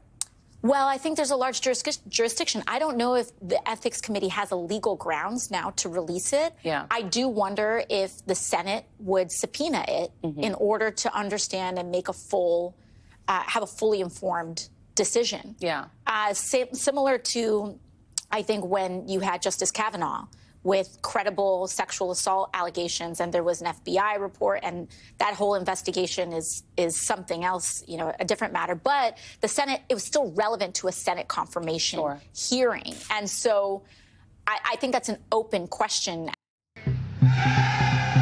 Baron Trump and the bro vote helped sway the election. What happens next? In a big week for the manosphere. Figures from this proudly anti-feminist section of the internet, made up of influencers. My analysis is peer-reviewed and tracked. Next election, if you want Dems to win, I think you need to do your support for Republicans so it drops them around 2.5 to 4% so the Dems can retake power. I think it's important to reconsider. Yeah, I'm going to support the Republicans next election so I cost them the elections. You're right. The irony is, if I were to support the Republicans, I would get so much more prominence. My life would be infinitely easier if I supported the Republican Party. Do you understand? Like, think about all of the shit that I have to deal with on a daily fucking basis from all these psychopaths out there because my politics are not even aligned with like the Democratic Party to a T. I'd be in this video right now on Vice News being like, this man is the man single-handedly responsible for giving Donald Trump the bro vote. Working out every day on his Instagram stories and explaining to people why you must vote for Donald Trump to save America. And that's right. Here you can see him doing the Trump dance, singing along with Yo voy a votar por Donald Trump. True, guys. Trump's in the White House. Pundits, comedians, streamers, and podcasters are still reveling in Donald Trump's triumph. Trump! And claiming they played a big part in helping him win what is being called the gender war election. I need an abortion. Get fucked. Many of them have spent the days since Trump's victory mocking female voters. Guess what? Guys win again. It's you. Like, this guy does not represent the bro vote, by the way. Like, this is an entirely separate thing. Like, I think the Nelk boys do represent the bro vote to a certain degree. Joe Rogan, certainly. Andrew Tate, even, I would say that. But, like, this dude is just a fucking gross incel neo-Nazi, right? He's not, like... I don't think he has motion like that. I don't. These guys literally, like, he is LARPing as, like, a Korean misogynist. Okay, in the United States of America. Like, the level of hatred and vitriol that this fucking dweeb has. Who's that? Oh, it's Destiny's former friend, American Nazi, Nicholas Fuentes. Don't ask Destiny if he thinks he's a Nazi, though. He'll ban you. Maybe he might have changed his opinion on that, actually. But back in the day when they used to do collaborations, he would routinely defend that he was not considered a Nazi.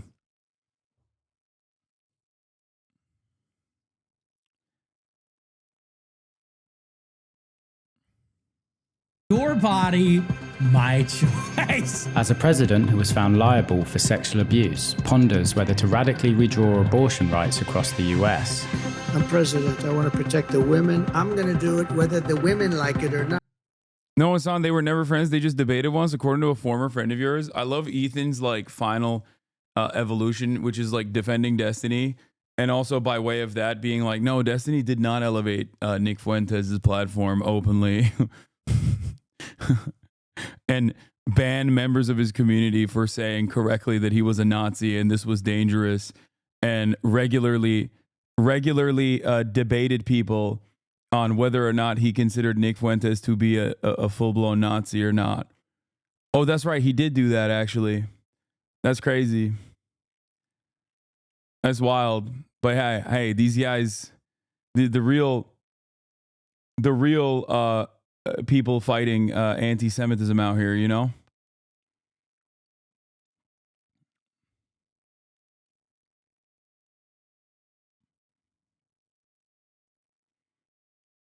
Wait, let me see if I can find it. Hold on, one second. And when we talked a few times after that, he was saying, oh, I think you've changed. I think that you're like a Christian nationalist. I still think he has changed. That's why we had the whole argument over whether I call him a Nazi. I don't think they're as far right as they used to be. I've already said that. That doesn't mean that I don't think he has the same fucking, you guys, you realize that you are just as fucking retarded as Nick is, right? You guys are the same. Nick hears me push back against his shit, and Nick is like, oh, you think I'm just as right as I was? No, I don't think that. You guys don't think I push back enough, and then you guys are like, oh, you think he's not as far right as you guys. How does everybody? I don't know if I have to communicate better or if there's just more layers of emotional bullshit that I have to fucking chew through with you fucking morons to try to make you understand what the fuck I think. Clearly speaking, plain English is not enough. Clearly speaking, complicated English is not enough. I don't know what it is to punch through, you fucking morons. I don't know how to get it across people's skulls. I don't think they're as far right as they used to be. Oh, so you think he's a suck-dem now? You think that he's a good person? No, I didn't fucking say any of that shit, you fucking morons. You guys are just as stupid as they are. I hope you realize that. I'm talking to all of you in my audience. You guys are just as fucking dumb as these people are. Holy shit. This is because his community was like, hey man, that's a neo-Nazi. Like, that's a Nazi that you're prominently defending and propping up. It's unreal the amount of fucking babysitting I have to do for your minds to make you understand simple fucking English. Like, look, his own community.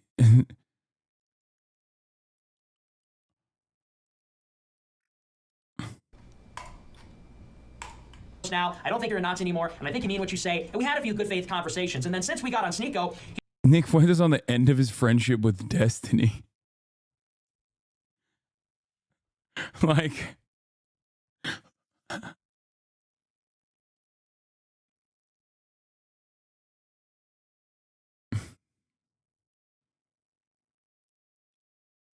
yeah, this is the anti-Semitism destroyer. If you search his Reddit about it, you'll find multiple threads, all posters banned for saying Nick is a Nazi, Lamau.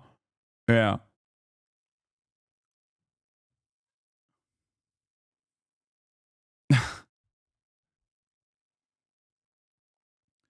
How much do you agree with enemy of my enemy is my friend? Fuck no. If it's a Nazi, absolutely fucking not.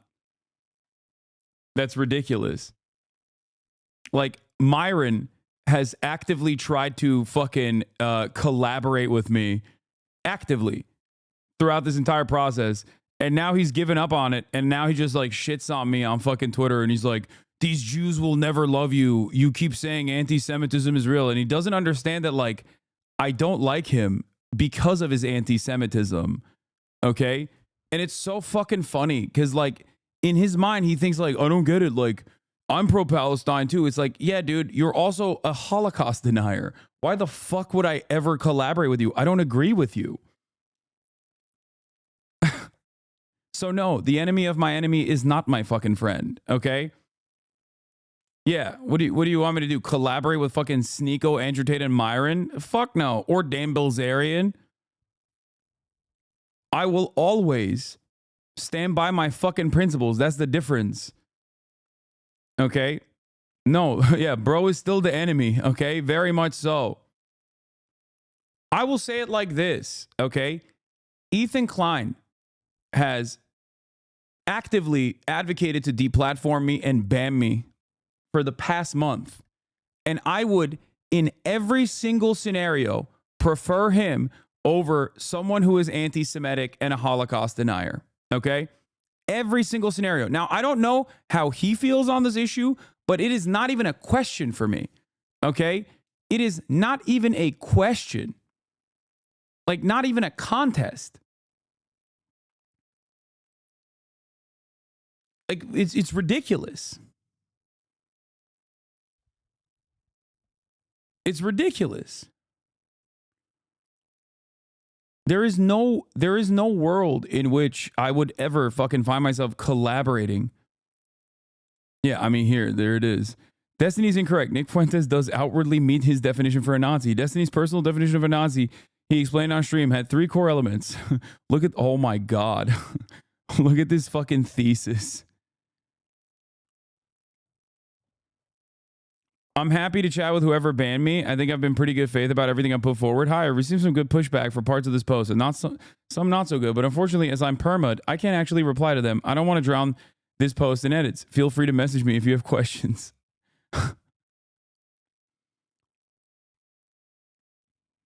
Now, Destiny will always, or his community will always fucking point to, so a genocide denier is better than a Holocaust denier? Abso-fucking-lutely not. Okay? Absolutely not.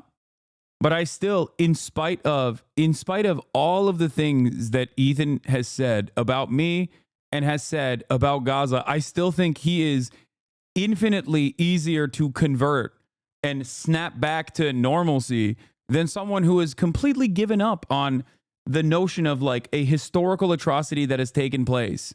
Okay?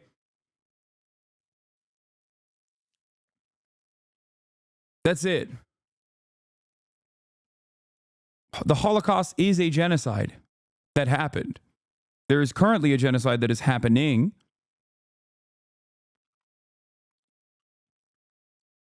He's defending D and Nick. I don't know. I mean, it's ridiculous. Maybe he's like super fucking far gone off the deep end, but it is shocking. You have to let him go. I already have. I'm not saying that. I'm simply presenting this as a, just so you guys understand. The enemy of my enemy is not my fucking friend. Okay.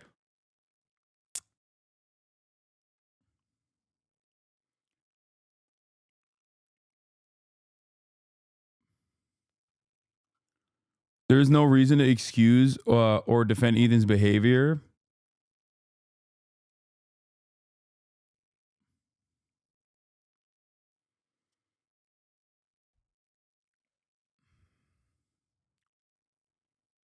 I think he has, I don't know. I think he's lost in the sauce. I just found out today that most of the Circle's people's content is parasocial farming, their own interpersonal relationship with their chest to watch like a reality show for the most asocial freaks online. I know. He took on this hall monitor role where he's like, on his stream? Yeah, I'm not defending Ethan, by the way. I'm just saying that, like, I think I would have a much easier time still, albeit it's still impossible, but I think it would be easier to change Ethan's perspective right now than it is to change someone who like actively denies the Holocaust.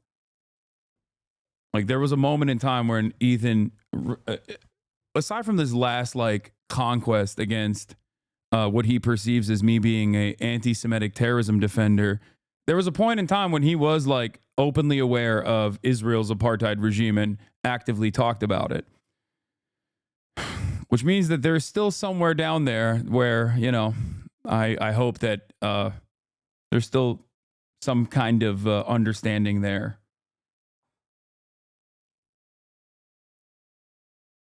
Do I think E is genuinely Islamophobic? I think a lot of people are Islamophobic, and Ethan, I do think, has a healthy dose of Islamophobia, yes.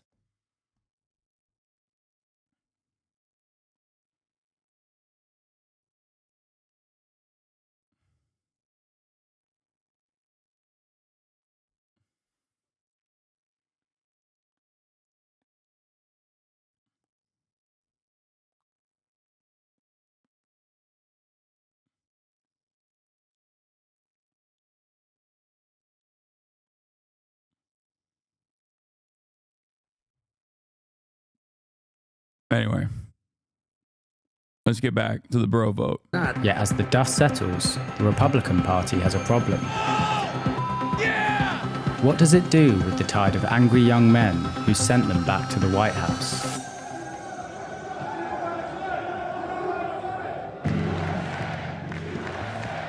Though plenty of women voted Republican, the gender war election framing has been pushed by some of the world's loudest voices. Elon Musk, Trump's biggest supporter in recent months, tweeted, "The cavalry has arrived. Men are voting in record numbers. They now realize everything is at stake." The top reply came from the notorious influencer and accused rapist and human trafficker, Andrew Tate. His summary of the election? It's men versus gays and chicks. We have a new star. A star is born, Elon. Many have criticised the world's richest man for stoking the fires of gender conflict, and some have pointed out that more young women voted Trump than they did in 2020, with support increasing from 33% to 40%.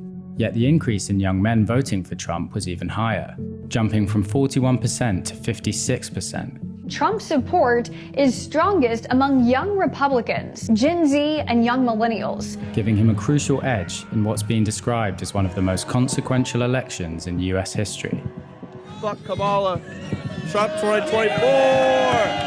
And Trump's secret weapon in securing the so-called bro vote appears to have been his gigantic, chronically online 18-year-old son, Barron. Barron Trump. Hey, you're pretty popular.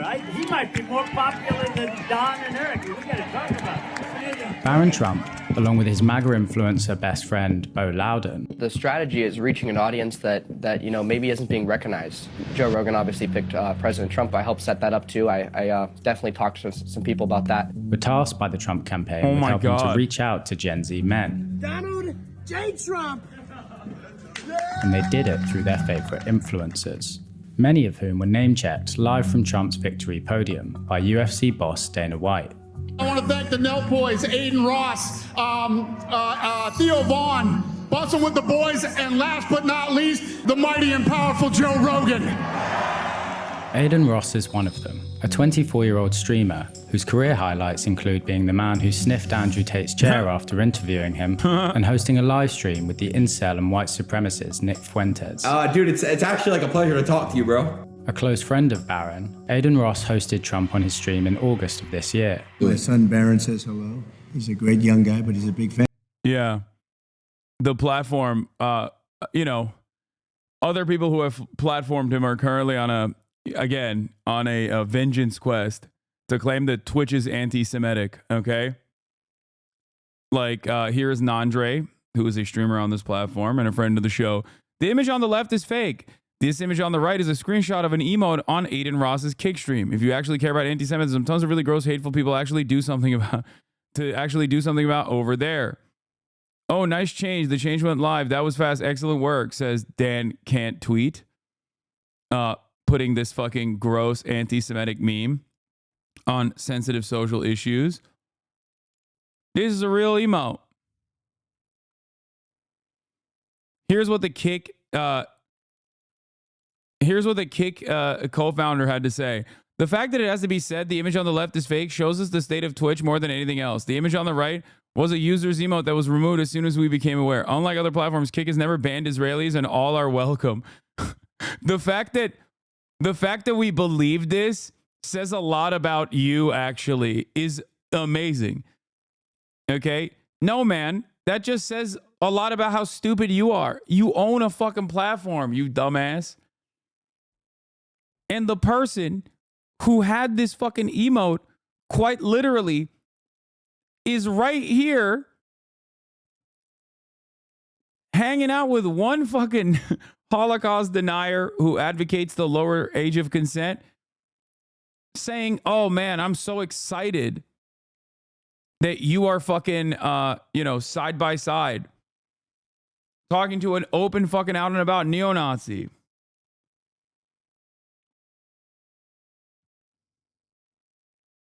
I feel like I'm losing my mind a little bit, you know? What a stupid fucking state of affairs. People are talking about how anti-Semitic Twitch is for mistakenly, in my opinion, like a major fucking issue that I have with it as well. Unbanning Sneeko and Fresh and Fit, only to fucking turn around and make these call out posts from YouTube where those guys still stream.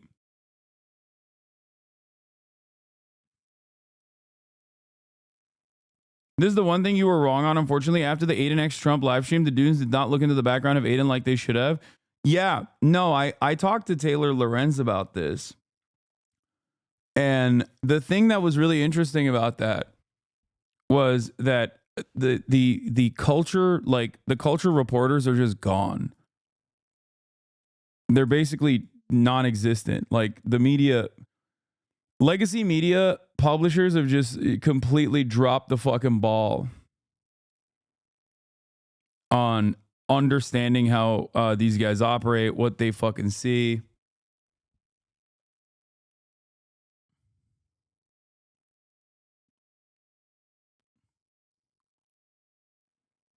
You know? It says a lot about society that I believe this fake image. It's like, no, it just says a lot about you, you fucking idiot. It doesn't say a lot about society at all. It just says a lot about you. It says that you're a dumbass. Here's another version of the events.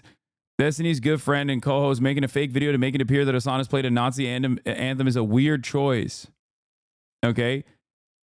Like, Mr. Combating Anti-Semitism is over here fucking fantasizing about me playing a Nazi song when I never would do that.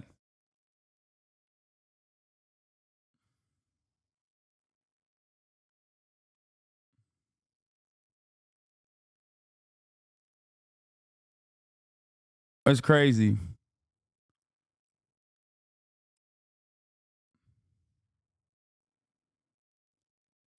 The funny part is that this fake clip arguably breaks less rules than the original. Nazi Germany doesn't exist, so it isn't a propaganda state. This isn't directly produced by the Nazi government. Doesn't call for violence or war, etc. And then he ends up defending in a hypothetical that he created. In a hypothetical scenario that he created, a fake scenario that he created, he then ends up defending me playing the Nazi song, which is insane.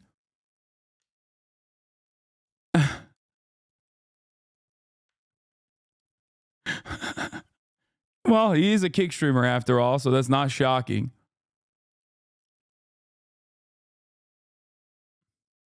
Here's him saying the N-word. Wait. Bro, are we doing the fucking show? Collins? Nigga, please. Whoa. Disco. Jesus Christ. Hutch said that. Sure. Live on YouTube. No, that's you that just said that. A 50-year-old man, by the way. Lee's races kick streamers.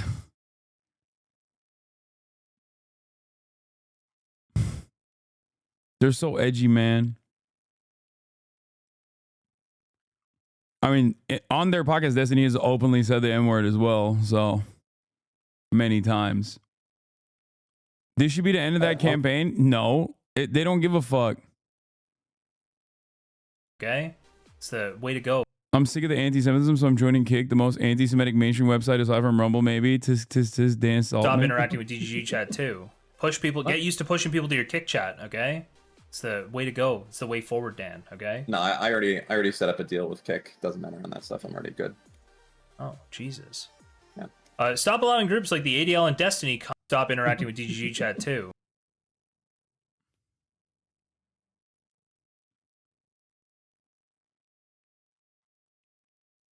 Yeah, these guys definitely really care about anti-Semitism and are not like cynically claiming that I'm anti-Semitic. The picture to the far right was the head mod of LSF. Oh yeah, the head mod of LSF is a massive Destiny orbiter. He used to be a person in this community as well years ago.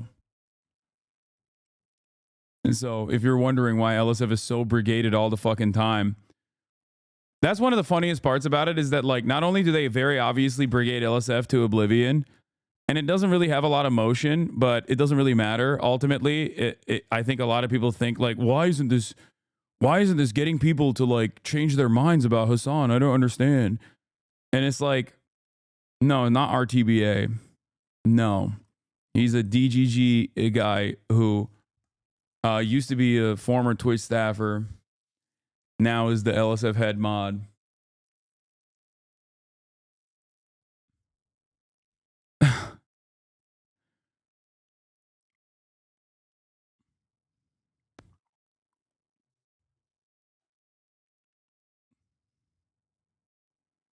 at this shit.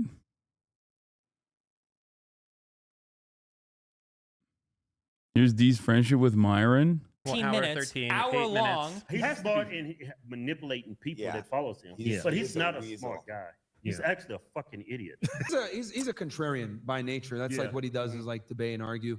I get along with him. We have a respectful relationship. He's in Miami. We have a respectful relationship. We disagree on everything though, but it's crazy. In all my years doing content, I have more respect for him than any other individual. He is the only person that I have seen that will consistently go into areas where there's so much like laughing and jokes and fun times to be had right here if he was shit on me, but he doesn't. He won't do it. He's the only person I think I've known in like my entire professional career who has like a large like independent career that's not like that wouldn't do it. Him calling you contrarian is when he calls me contrarian, he just means I like to argue a lot, which is true I do, but he doesn't mean it in like the super malicious way. But yeah, I give him a huge credit for that. But anyway, okay. What did he lie about?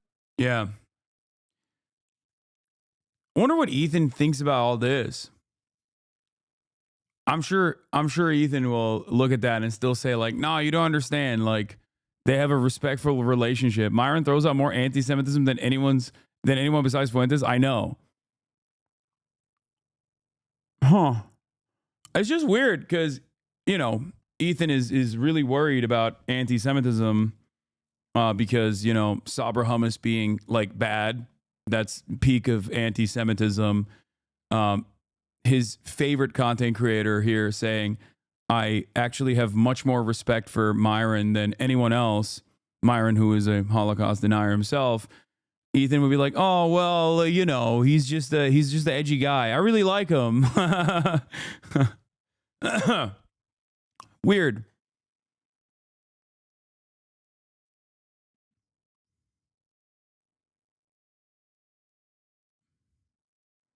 He's defended 2 Nazis so far. Nope, not 2. More than 2.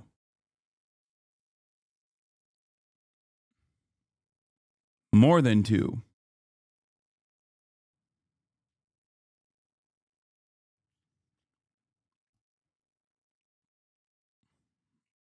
Not 2.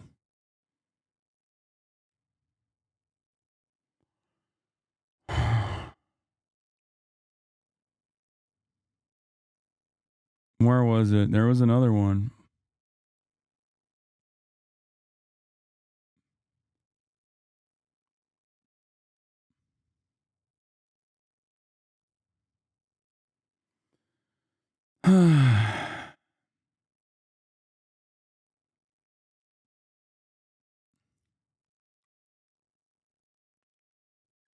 He's defended Lauren Southern. He's defended Sam Hyde. We need a better way to combat all of this. Lauren Southern is better than the online left, according to him. It's on your Reddit. Yeah. What is this? Footage of Destiny going on a racist rant, dropping the hard R as surface? To go and study biology to know that niggers are fucking stupid. I don't need a PhD in criminal background to know that niggers just fucking commit more crime and do more drugs. And I don't need a... This clip is of Destiny. What is cut out of context to make Destiny sound racist? Destiny was responding to a Ben Shapiro conference.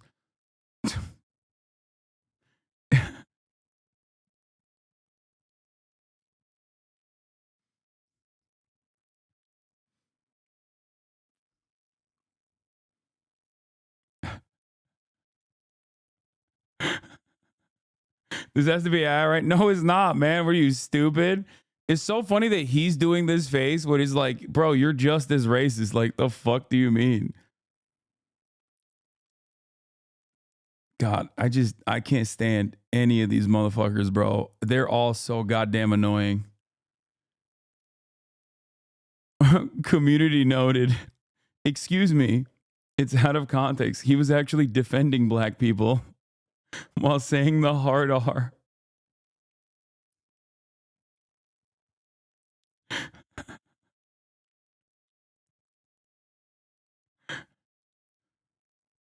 We are so back. What up, nigga?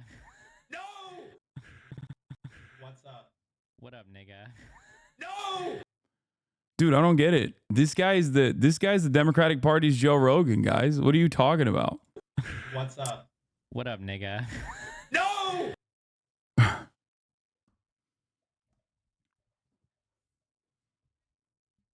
For a minute, I thought this was AI. No, this is like...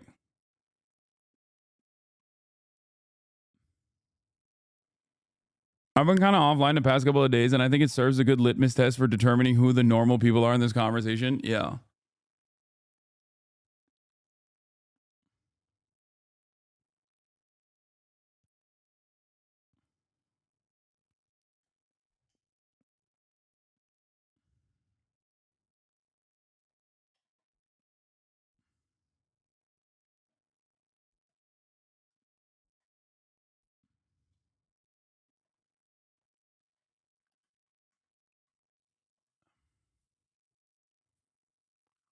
Right next to him, the guy writing about advertisers leaving Twitch, for the record. Yeah. That's the guy talking about how advertisers are fleeing Twitch on his Substack. Right across from him is the guy that's also his second in command on the podcast. They've a real meeting of the minds here. What is the context in the community knows? I need to see it. The context in the community knows is probably the longest video. I want to hear it. This is the same argument given.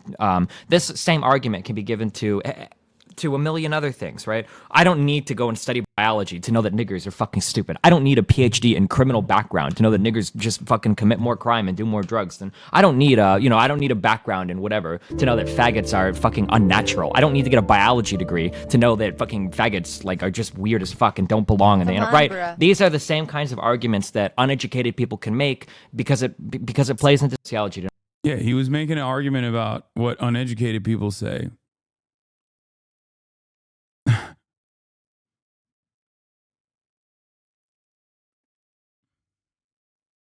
Like he was actually defending black people in the argument when he was saying the N-word with a hard R.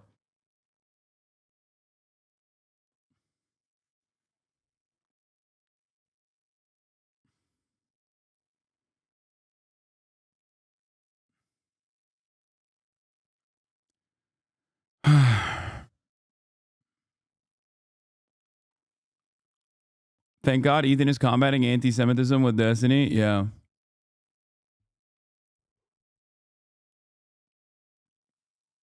Yeah, no, these guys are activists, dude. They're activists. Never mind, you're being sarcastic. No, I'm not. In his mind, he does think he's making a reasonable argument against how racist people think. He's like, oh yeah, this is how racist people think. It's a tactical slur. It's a waste of time talking about him. I mean, is it though? There are thousands of people that see like one fucking Jubilee video on TikTok and think like this guy is a real Democrat warrior, okay? Not realizing that a congressperson is actively supporting this guy and following this guy. A black Democratic congressperson by the name of Richie Torres has worked with him and the other guy.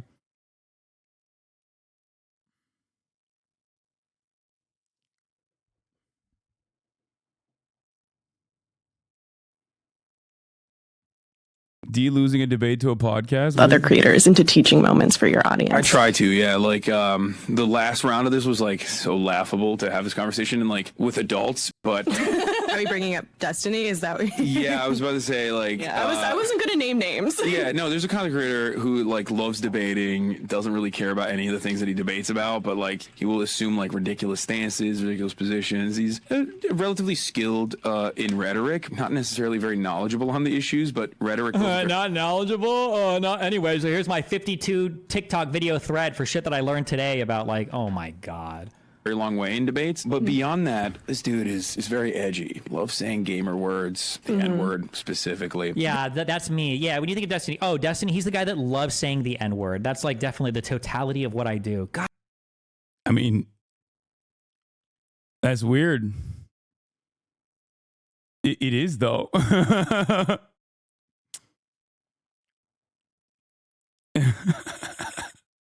Why are you? I don't understand why he's so embarrassed. I mean, he does it, and he has defended it over and over again. God, he's such a disgusting snake worm. Fuck. Recently, I feel like that happened. Yeah, recently. It happened like 2 weeks ago, where he said the N-word on a podcast. 2024. Said the N-word on a like, bro. Oh my! It's like the pearl clutching I would expect from like a 17-year-old. Yeah, I'm the one demonstrating the mentality of a 17-year-old, not the person who is defending saying the N-word on a podcast a week prior to this fucking conversation that I was having and then defending it.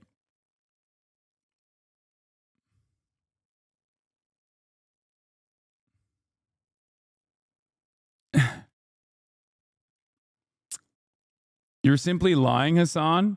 That is simply not true.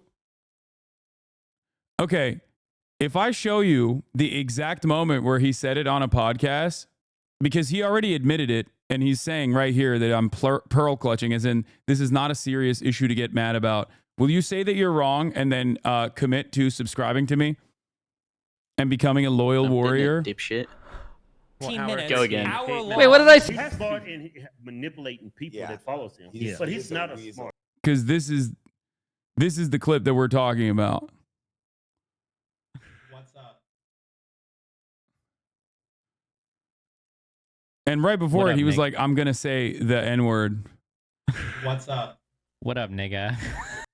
No!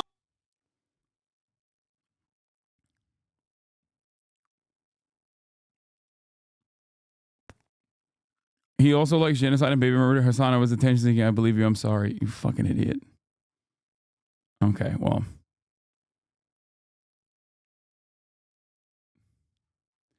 That's not all I do. Yeah, that is a funny argument to be like, listen, yes, I do defend white people's right to say the N-word, but that's not all I do. There's a whole bunch of other slurs I say as well.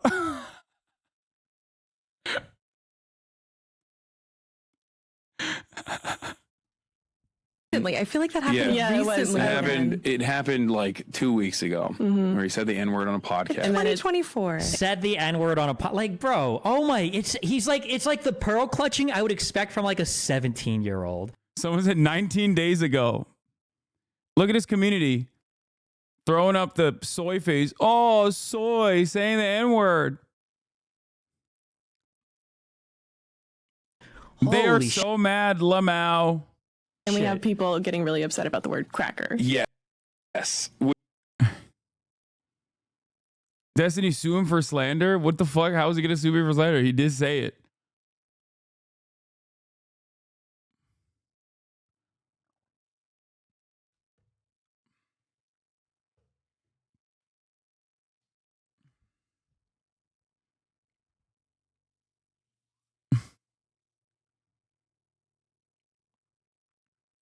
Like the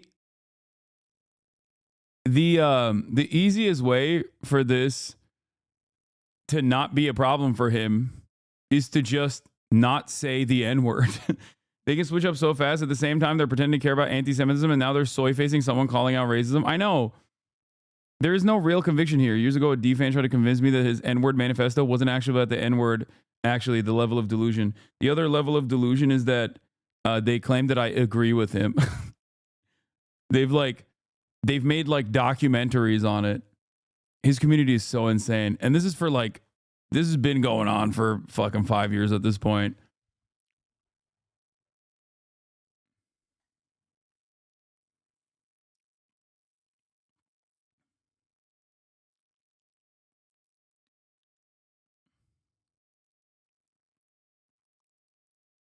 Yeah. Which What is this? To be fair, that is what you're recognizable for outside of this community.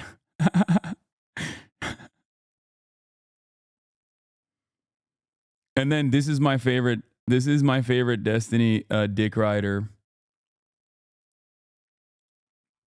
commentary. Hasan, you're literally obsessed with Destiny, Lamau. He's made like a post about him daily. 50% of his streams are about him. Even talked about him on this podcast, lol. First of all, they brought him up. Secondly, not only is that fucking insane, it's additionally insane for someone in the Destiny community to claim this.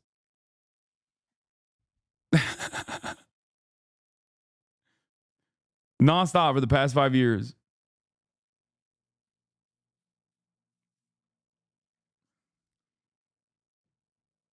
He has nonstop talked about me for the past 5 years.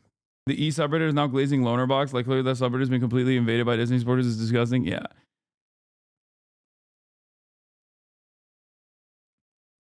Now they want you to not talk about him. Yeah. Fucking 5 years of endless harassment, clips out of context, openly trying to get me banned, sometimes successfully getting me banned, like the cracker brigade that happened.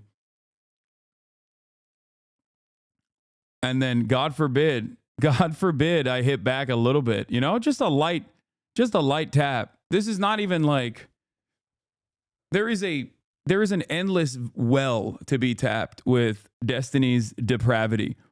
He gets in his own way. I would love to never talk about him for the rest of my fucking life. Ever.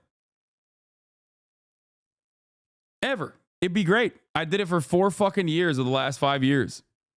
The Israel stuff was like the last straw for me. Stop the cap.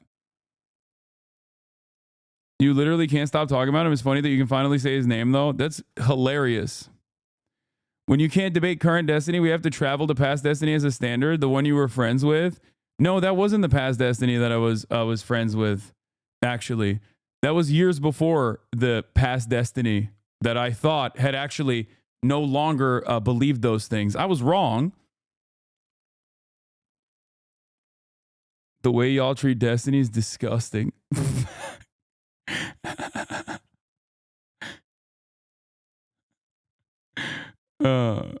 I've been here for nearly 5 years. I didn't know shit about Dia until 2023. I know.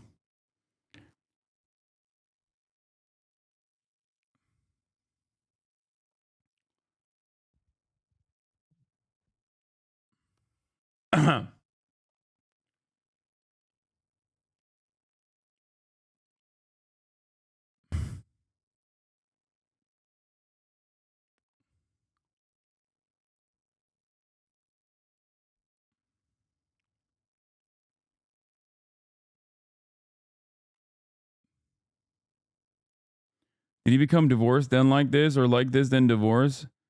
Oh, well, he got divorced twice, so I don't know. Yeah, listen, I don't think people understand. I watched Hasan for years. Yeah. It's just weird. It's just weird because, like I said, if you key search Hasan on Destiny's YouTube channel and then do the same on mine, you will find like 4 videos total, and 4 videos total from this past year, I would say. Whereas he has like probably 200, 300. If you key search Destiny on my Discord, there's like 4,000 mentions. If you key search Hasan on his Discord, as people have done, I think it was like, what, 90,000 or some shit?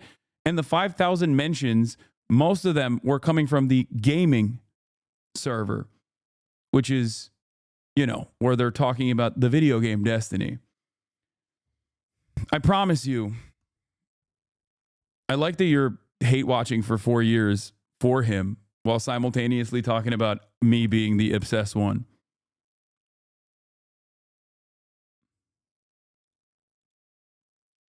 I'm paying his rent, his child support, everything for years and years. You should be thanking me.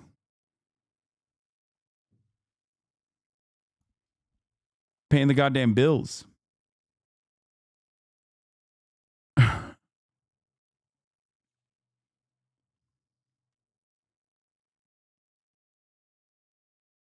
Did he really get cucked by an Arab guy and become super anti-Arab after that? No, he was always Islamophobic. He's an edgy atheist.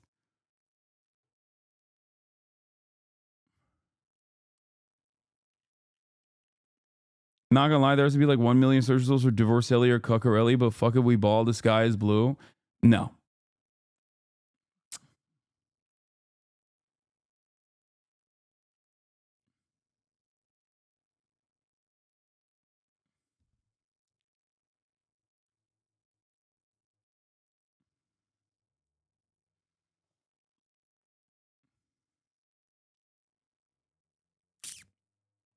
Let's get back to the bro podcast vote. My son Baron says hello. He's a great young guy, but he's a big fan of yours. What's up, Baron? Yeah, Baron's awesome. Barron also appears to have close links with the notorious influencer Andrew Tate, after the two were linked to a failed meme coin cryptocurrency. I'm gonna text Baron.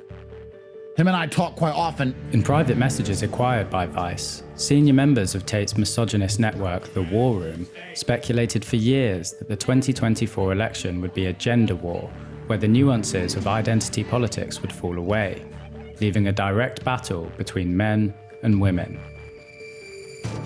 To ensure the result they wanted, Tate, Ross, the Nelk Boys, and a whole host of alpha male influencers spent election day telling their followers to go out and vote for Trump. If Kamala's in charge, we're one period away from global destruction. We need a man in power. We need a man in charge. When Donald Trump was announced as the next president, those same online figures were quick to gobble up the credit for galvanizing the so-called bro vote.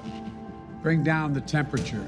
Despite outgoing President Joe Biden asking Americans to unite and set aside their differences, Trump's victory looks likely to kickstart another 4 years of division and rancor. It was always bigger than Trump. If you take... Isn't it weird how we've never heard Barron talk? It'd be really funny if he had like a really funny voice, kind of like Jared Kushner. Him out now, it won't even matter. 7 people will replace him, bro. Women across the US are vowing to stop dating, marrying, having sex, or having children with men, inspired by the 4B movement in South Korea. We are just really sick of men's shit. This is the consequence of toxic masculinity. An offshoot of Me Too, formed after the murder of a Seoul woman in 2016, is grown in response to concerns including revenge porn and digital sex crimes. Yeah, dude. I mean, South Korea is the method of like, South Korea is the example of like what happens when society, when the gender wars reach its fucking peak and it just like completely collapses.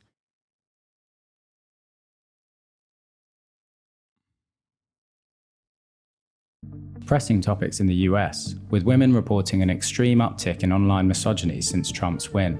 And it's like, you're a fucking retard. In response, Nick Fuentes, popularizer of the inflammatory slogan "Your Body, My Choice," has been doxxed, with social media users posting his home address. He's already run into trouble with the law after macing a 57-year-old. This shit was crazy. Jesus Christ. Old feminist on his doorstep. Hi. Oh my God, what are you doing? No comment. Get the fuck out of here. Even within the MAGA camp, the celebratory tone adopted by people like Fuentes and Tate is causing division. Hillary Crowder, a trad-right political commentator, has encouraged the Republicans to disavow the red pill manosphere nonsense. The question of whether they will or not looks set to define the next chapter in US politics.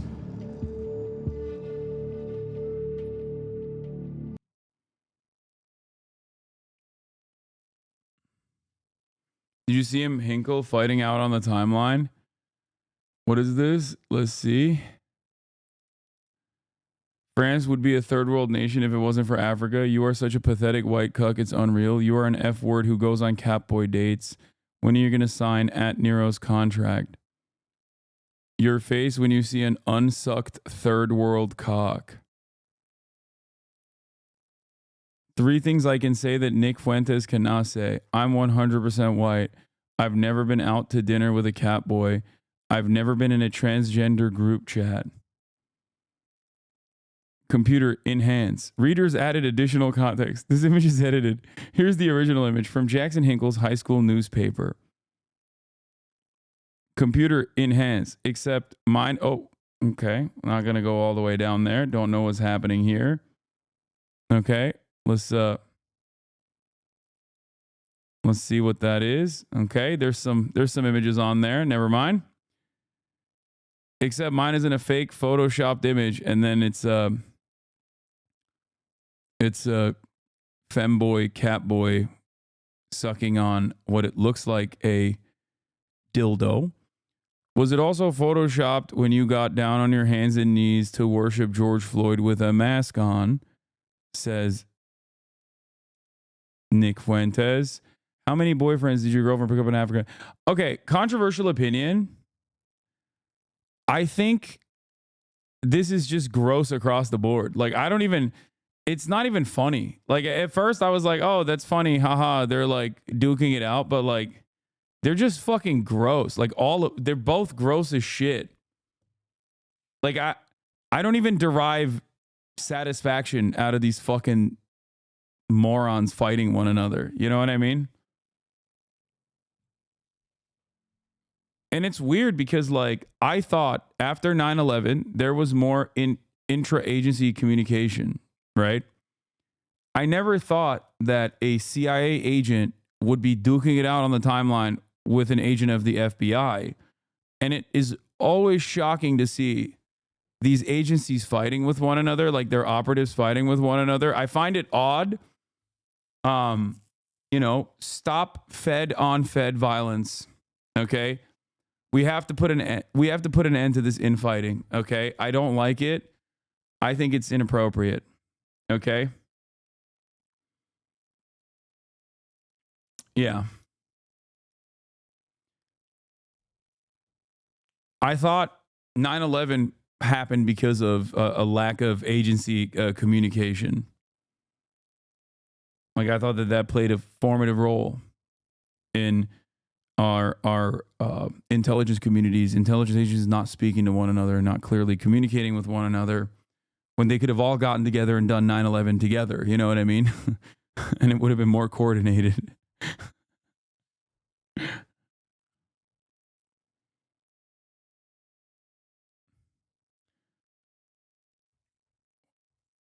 What the fuck? Huh. Feds are fighting.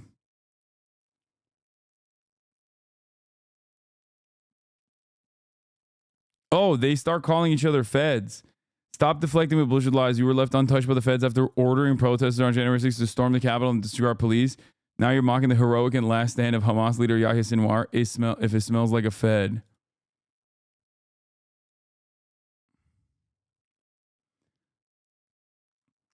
You were left untouched by your fiance after kneeling for her boyfriend, George Floyd, and chanting Black Lives Matter. Then you mocked the heroic last stand of Adolf Hitler. If it smells like poop, Jackson will be sucking its cock for foreign money. Here you have Jackson Hinkle. Here you have Nicholas Fuentes saying that Adolf Hitler had a heroic last stand with what? The barrel of a gun that he sucked on in his final moments? Like, what do you mean, heroic last stand? Okay. Also, Jackson Hinkle saying the Nazis were trans, Hitler was gay, and lost the war and killed himself.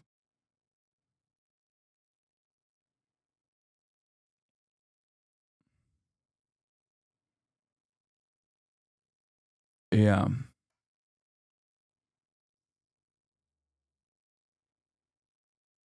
Bro, your haters are everywhere. I was watching a Mexican streamer playing Valorant, and his name was HasanAbi and something, and it was a massive Trumpy trying to make it seem like Trump was the better shit ever. If you were to pick one of them to be a Fed, who would it be? That's difficult, but I think Jackson Hinkle is more likely. He goes in and out of spaces that I think the average American, like, you know, an American neo-Nazi there's a lot of them out there. You know what I mean? Whereas having a guy like Jackson Hinkle be able to like fly to Russia and then come back with very little scrutiny is so wild, because I know there's Russian motherfuckers in this community who can't even go and see their family members. You know what I mean? Like he is gone to Russia. He's gone to Venezuela. Like it is definitely very sus, because the American government does not fuck around with. The American government does not fuck around with like foreign policy shit. Yeah, he went to Russian occupied Ukraine. Like,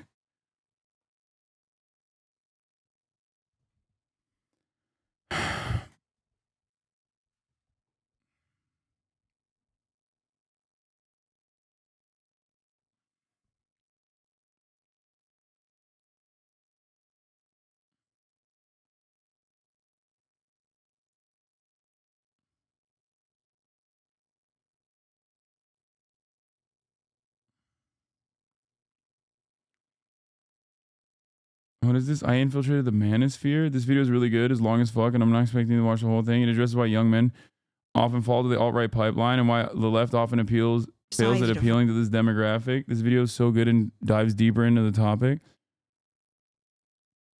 I infiltrated the manosphere by Shanspeare 2 months ago, 800,000 views. In July, I created an alias account on YouTube so I could purposely fall prey to the manosphere. I watched endless podcast videos and fan uploads of controversial stars. I allowed YouTube to mold my new account based on these habits and watched as it ushered me further down the rabbit hole. With this study, I came to the following conclusions. There's a lot we know about the manosphere, a lot we get wrong, and a lot we can do to rescue those within it.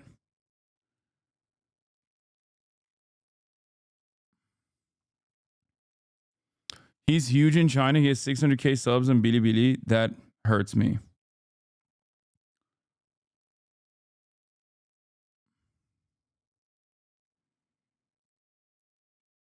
I'm jealous.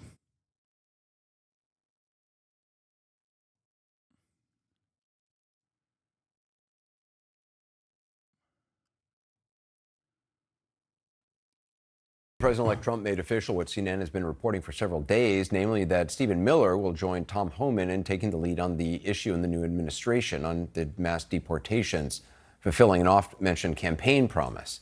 Rosa Flores has more now on what this could mean for Hispanic families facing deportation, even those who supported the president-elect. How many of you are U.S. citizens? How many of you support Donald Trump? You're undocumented and you support Donald Trump. I support Donald Trump for the economy. Two Hispanic families with mixed legal status in Houston with two different takes on President-elect Donald Trump's return to the White House. This is the Espinosa's first gathering since Trump's win. How many of you fear that deportation could impact your family? Cesar Espinosa, a husband and father, was a DACA recipient until this summer when he got a green card. His sister and brother-in-law are DACA recipients. His sister-in-law is a green card holder, and the rest of his family here are U.S. citizens. Some who are not present are undocumented. You're a green card holder. Your wife is a U.S. citizen. Why are you afraid of deportation? I just became a green card holder after 33 years of being in this country. I don't think people understand the fear. It's a constant shadow hanging over our heads. What was your reaction to Donald Trump winning? I cried a lot. It was emotional.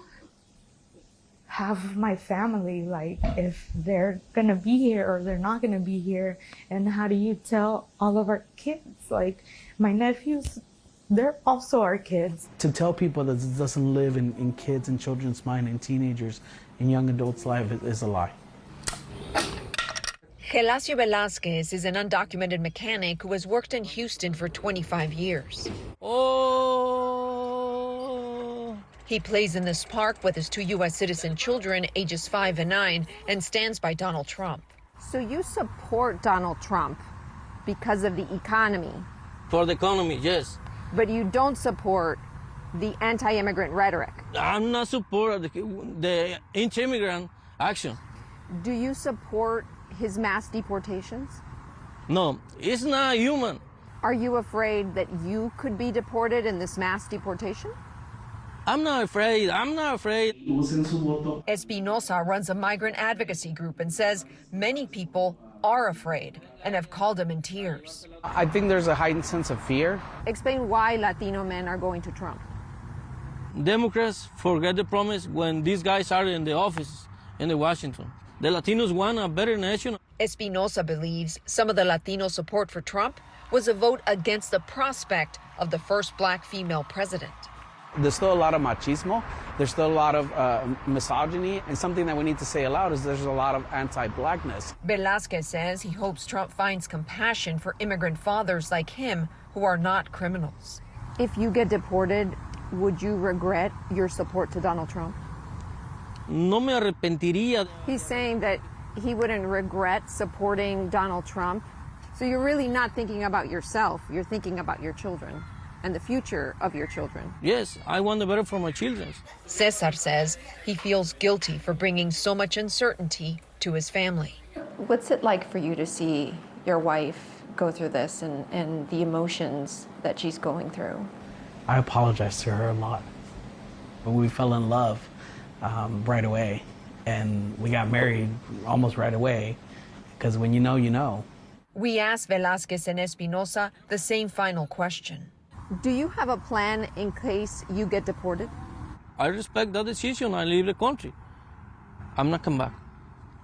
There is a plan. We've talked about it openly with our family. Turns out these two Hispanic families with two different takes on Trump's win have the same plan if they get deported. They would go to Mexico as a family. As for how organizations across this country are preparing for possible deportations, first of all, nationally, the ACLU and LULAC, they're preparing for the legal fight to challenge some of these policies in court. And then there's organizations, for example, in California, who are calling for immigration reform. And in New York, organizations who are switching their mission a little to focus on the possibility of mass deportation. And Anderson, I talked to some organizations here in Texas on the border who say that if the federal government is actually going to deport a lot of migrants in this massive way, that they should do so with dignity. Anderson. Rosa Flores, I appreciate it. Donald Trump heading back to the White House. This will usher in an unprecedented era in American history. Can you talk about the proposed denaturalization?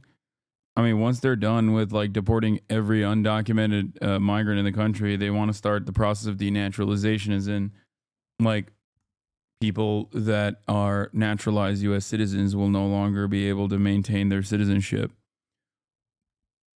All of which is, of course, deeply unconstitutional. But then again, what is the fucking Constitution?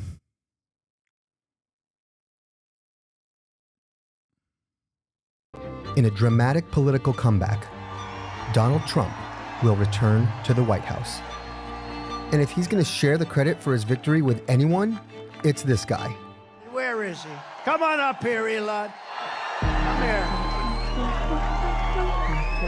Elon Musk, known for selling cars, making rockets, became one of the biggest political donors in American history.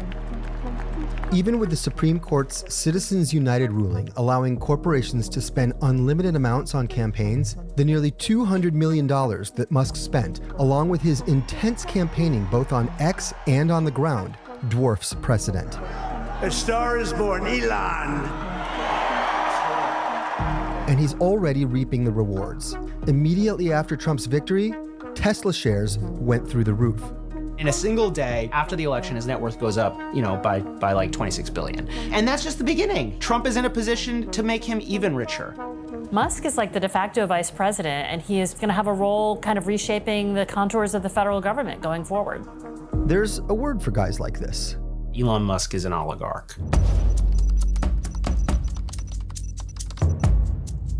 And by that, I mean in the sense that he is a very wealthy business person. It's crazy to see Bloomberg talk about how a rich billionaire is an oligarch.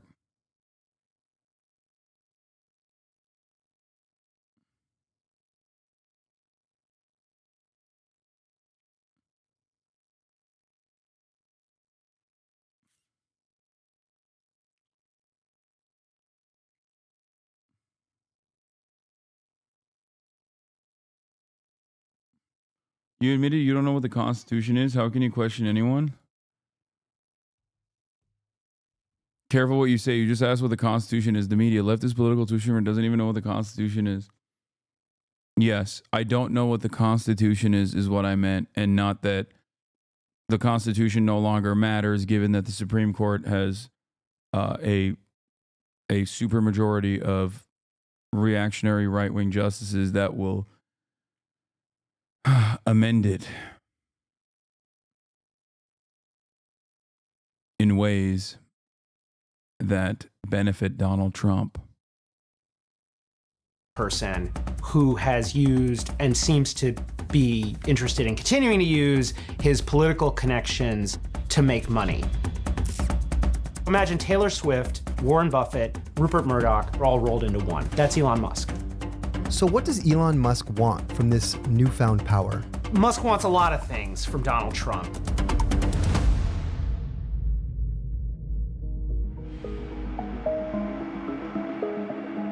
Elon Musk's journey to kingmaker began, intentionally or not, with his acquisition of Twitter in 2022.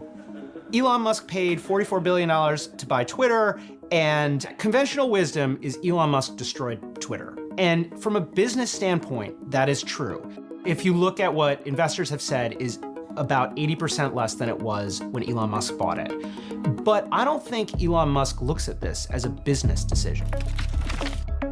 He looks at it as a cultural and a political play, as influence, as a way to change the culture from what he sees as, too left-wing, too woke, however you want to put it. It is now basically the center from which a lot of right-wing culture and political advocacy is originating. One of Musk's very first actions at Twitter, before even rebranding it as X, was to reinstate Donald Trump's account, which had been suspended in 2021 following the January 6th insurrection. His return to Twitter was marked by this notorious post. He saved free speech. Even though Trump's own platform, Truth Social, is in competition with Twitter, Musk's reach exposed Trump to a whole new audience.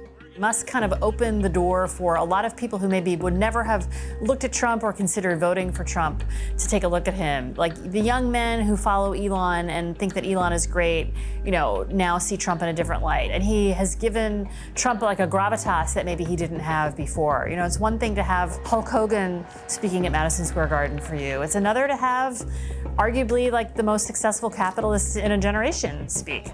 The future is gonna be amazing. Bloomberg, I can't even talk. Bloomberg guy making Elon's purchase of Twitter seemed like it was calculated and intentional. Elon originally tried to get out of the deal, then was forced by the course to do it. Yeah. I mean, he is a billionaire after all, so they are gonna fucking do a healthy dose of pro-billionaire propaganda. It is Bloomberg. Come on.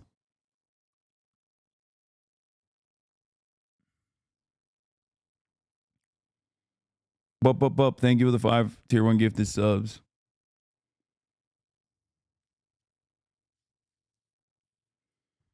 Legit hate Elon more than Trump, and Trump is definitely on my shit list. I hate Elon more than Donald Trump as well, I think. And only because, like, he has the one-to-one exact same worldview as Donald Trump.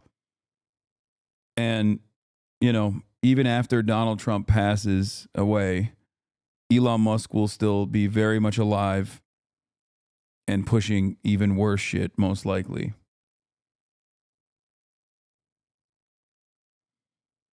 And also on top of that, Elon has no fucking riz. He has no riz whatsoever. Like, at least Donald Trump is telegenic. Well, we don't know who dies first. Come on, brother.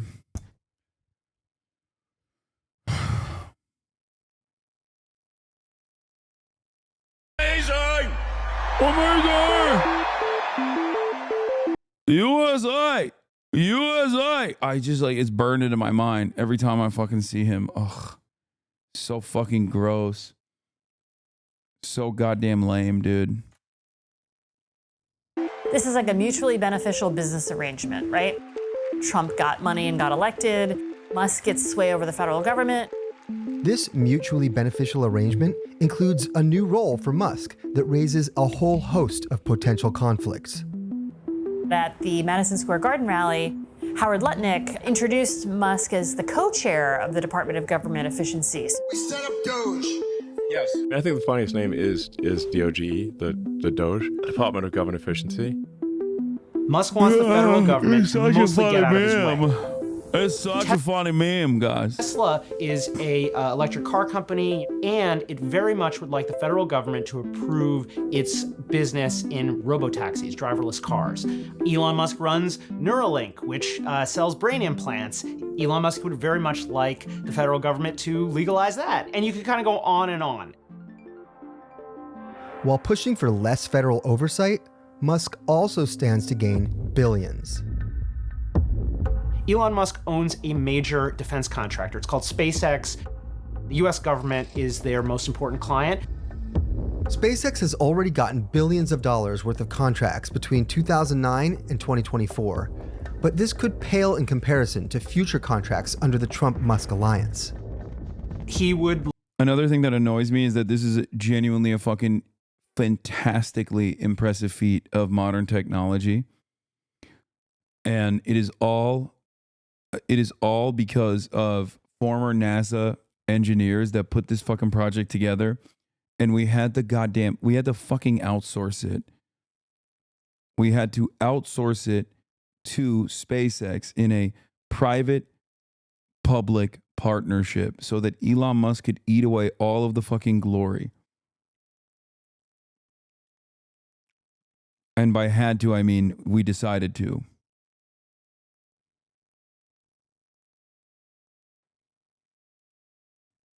But I do think that inevitably he will get canned. Elon Musk is pissing off everyone on Trump's team. He wants to be seen as having a say in everything, even if he doesn't, one person in Trump's orbit said. Yeah.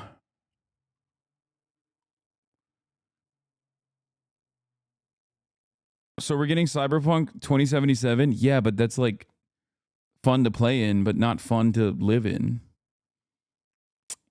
It is an anarcho-capitalist dystopia where corporations run the entire world.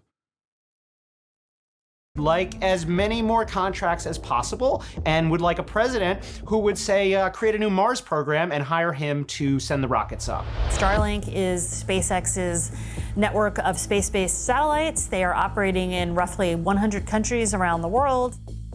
They have applied for, FCC licenses to kind of expand to rural areas. So that satellite business would very much like some of its own defense contracts, as well as subsidies for. That's the other thing I fucking hate about this, is that Starlink is also objectively a cool piece of technology. Ugh. That is, however, the beauty of billionaire CEOs. The companies work without them.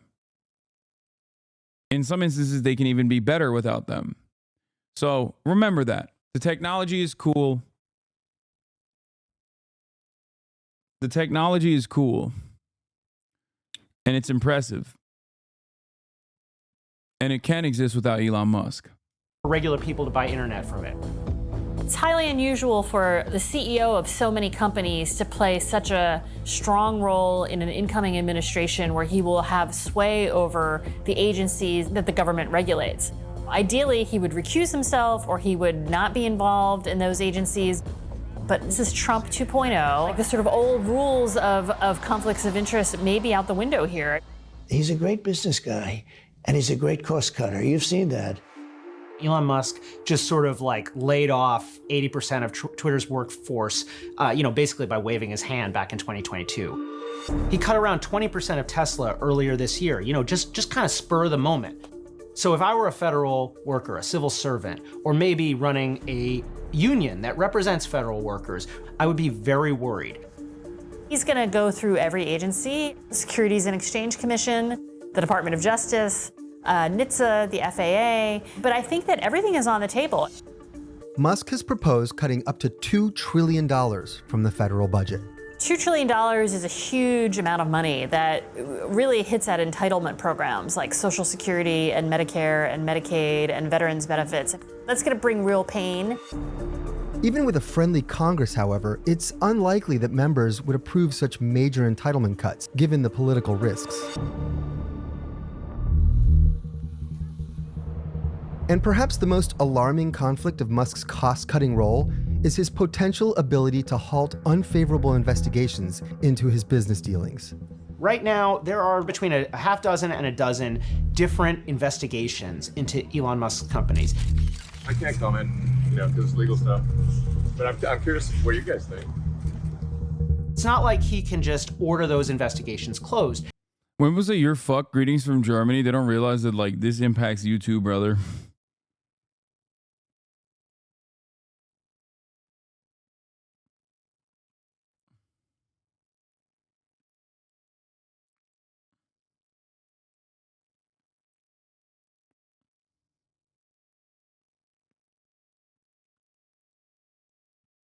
You're cooked too. Also, you got the AFD to worry about too.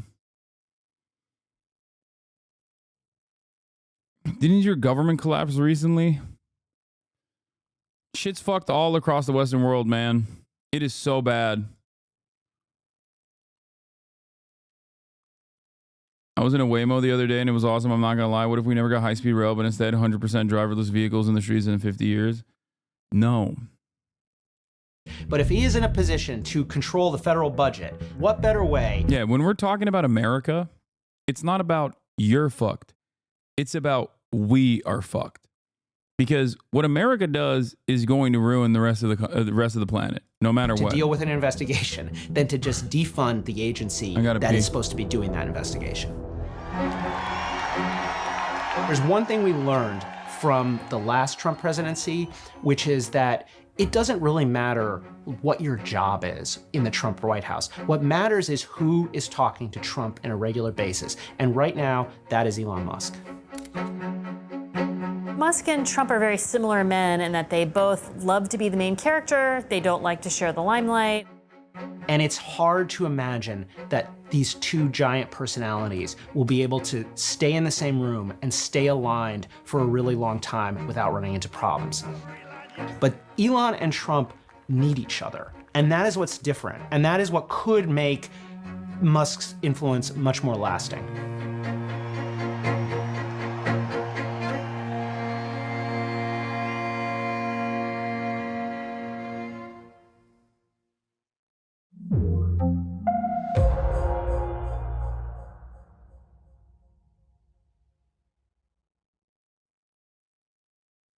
The whole thing. I only watched I think I watched bits and pieces of it, like specifically the Democrats, right? Maybe.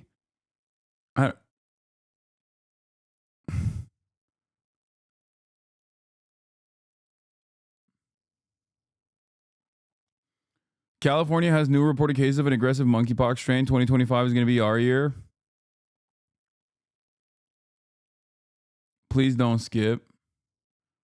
I've had this genuine thought. I mean, before the Trump election, before the Trump victory, this year is the first year where I've legitimately seeing what the Democratic Party was doing against, the dramatic wave of fascism coming from the Republicans. This was the first time where I was like, damn, dude,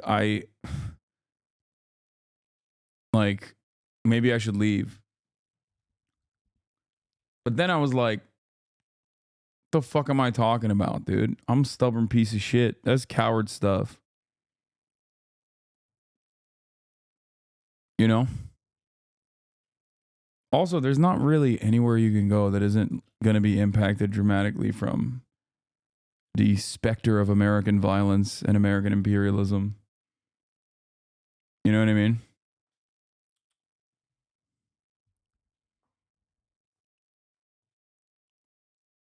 Do it, leave. Move to Ireland.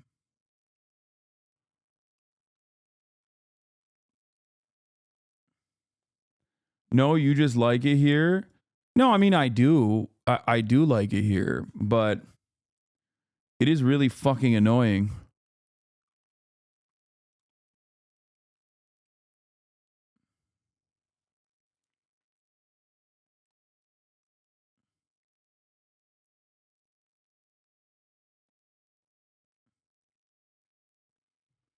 Just as a hypothetical, if there was another country to go to, which one would be? Japan?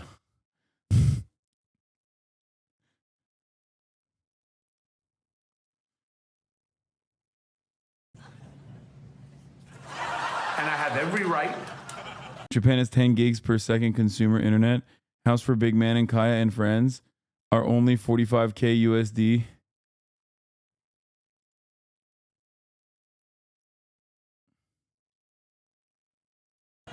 Every single right within which to turn around when we stop so we can.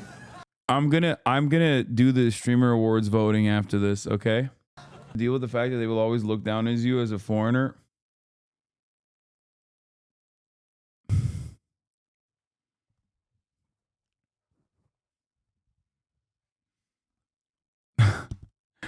Boy, do I got something to tell you, okay?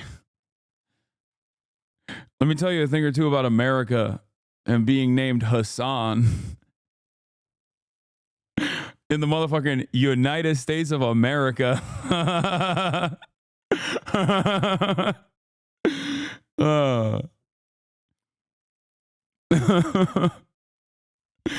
Damn, dude, right? Really?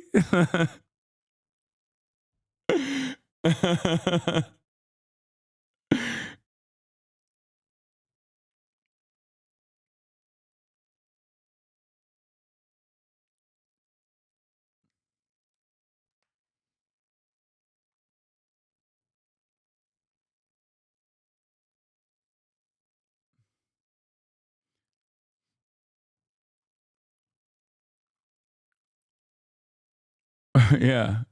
My former podcast co-host is out there fucking comparing me to Osama bin Laden, brother. What are we talking about right now? Like, these are people that I know personally. No, before people go, actually, it's not Islamophobic. It's because you're literally a terrorist. You're just proving my point further. Okay?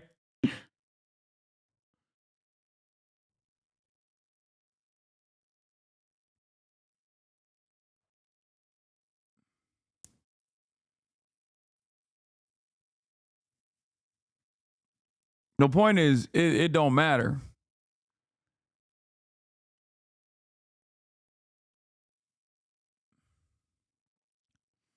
Also, shit like this. Breaking, the nonprofit killer bill is back on track. H.R. 9495 has been set for a hearing on Monday before the House Rules Committee, which could tee it up to a floor vote next week. The bill was largely designed to target pro-Palestine groups.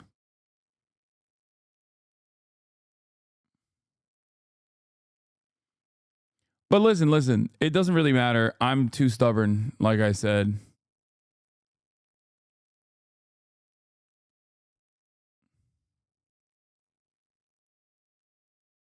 So,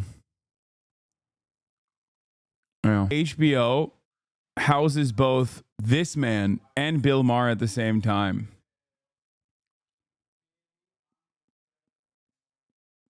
Genuinely shocking how both of these things can simultaneously happen. Fairness doctrine by wokeism is dead. No more virtue signaling and pronouns, etc. Please just be kind to people.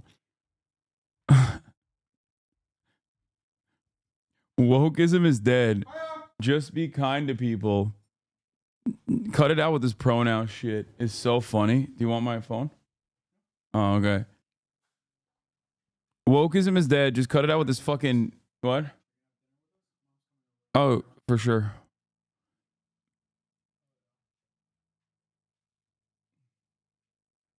Dude, how good are those? And they're only 100 calories. Oh no, don't eat 2 though. Just eat 1. Yeah, they're sick. Okay. The range for a song, Kate. AOC removed her pronouns from her Twitter. Oh no, dude.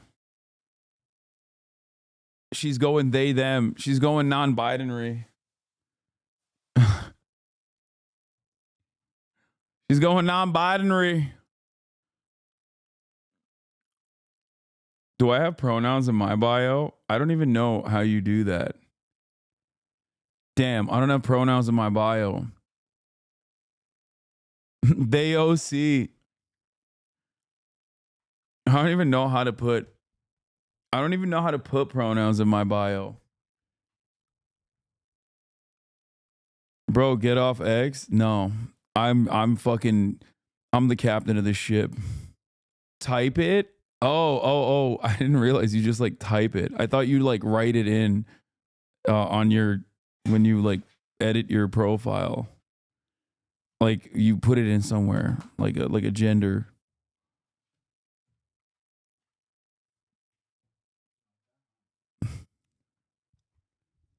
Can you put pronouns in your bio, please? I'm gonna put Latinx in my bio. I'm going full tilt on the wokeism train. I'm investing big time on the wokeism train.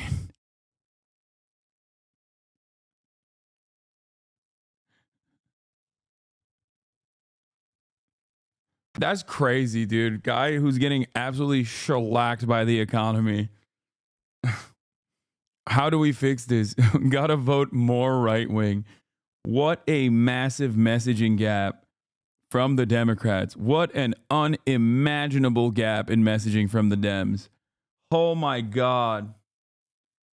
Democrats actively pushing their base of support into the hands of those who will eat them alive. Is that Felix in your house? No, it's my brother.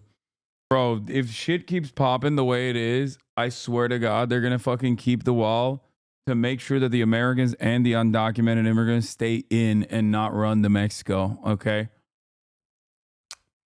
They're going to be using the wall in the opposite direction. Do you understand? Trump did not talk about the wall, no, not really. It was Kamala that was doing it for him. Every day she was like, I love the wall. I wanted to build it. And Trump doesn't want to build the wall. Okay, guys, stop talking about deporting Americans from Mexico. I'm looking at living in Mexico as an alternative. Okay? Everybody calm down. You understand me? I guess Turkey, like my Turkish passport might come in handy in that situation, but like fucking chill, okay? Chill with this, like, let's deport Americans out of Mexico narratives, okay? I'm just saying.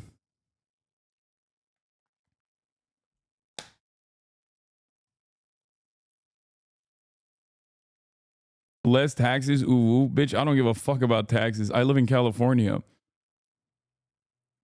What are you talking about? You think that plays a role in my decision making? I pay the most taxes.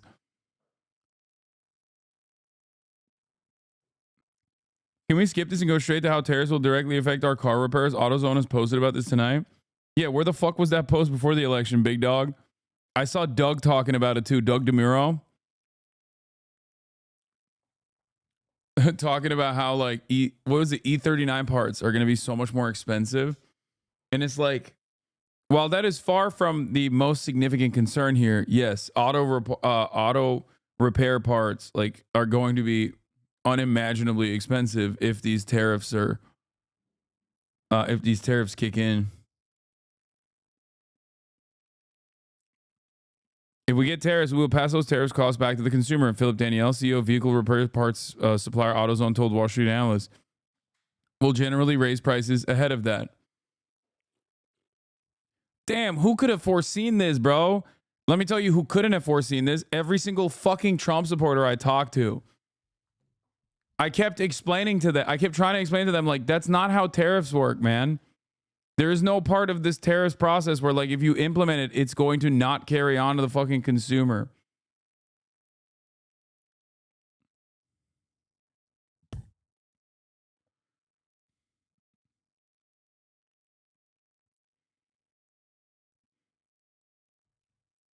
It's so stupid.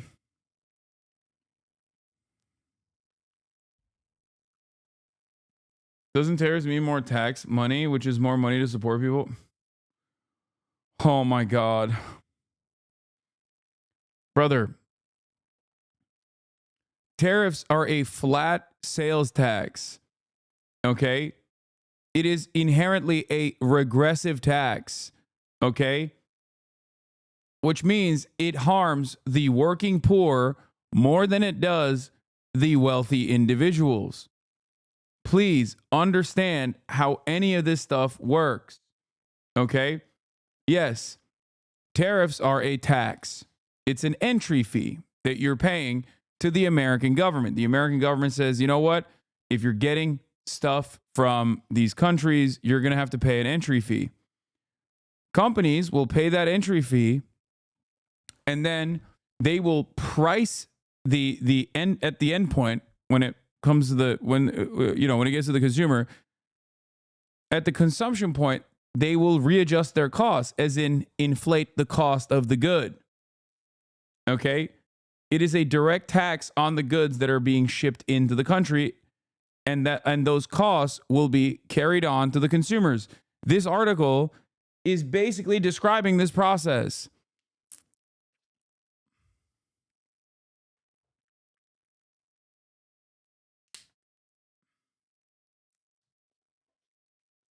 Tariffs will be used by Trump to bring companies to heel is so stupid. Oh my God.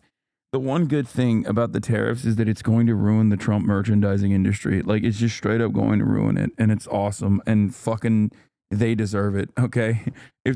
I have smoke for no one in this country except for all the dumbass Trump merchandise stores that pop up in every fucking rural town. Okay. Just them. Only them. That's the rare silver lining, is that it fucking destroys drop shippers, which I also hate, and the Trump merchandise dumbasses, the Trump merch store owners. Oh my God, I can't wait. I can't wait when Trump supporters are like, what the hell? What the hell's going on? Last week, my Trump underwear was $35. Now this week is $65. What the hell's going on? I thought this wasn't branded in America. The Trump store-based economy, you knock it, but it's so real.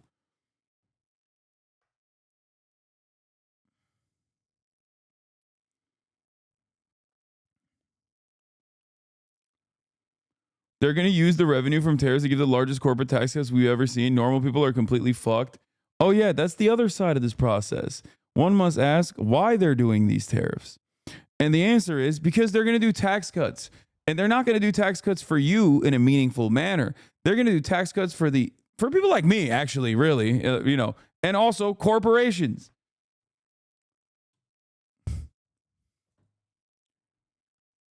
good luck.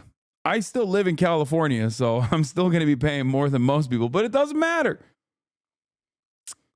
Oh. Will that make your labor union merch cheaper than cheap imports? No, because now there's more competition for the union made, well, not union made, but at least like American made domestic manufacturing. They're not going to be able to ramp up domestic manufacturing to keep up with the additional demand. So no, those companies are also profit seeking. So they will most likely, they are also going to have their own fucking litany of complications, because domestic manufacturing also still, in our current state of affairs, relies on sourcing materials from other parts of the world. So the raw materials that are outsourced from China is going to increase the price point regardless. And on top of that, domestic manufacturers are still not going to be able to make up for the additional demand and will most likely raise their prices. So it's just, you know, all the way down, it's going to be inflation.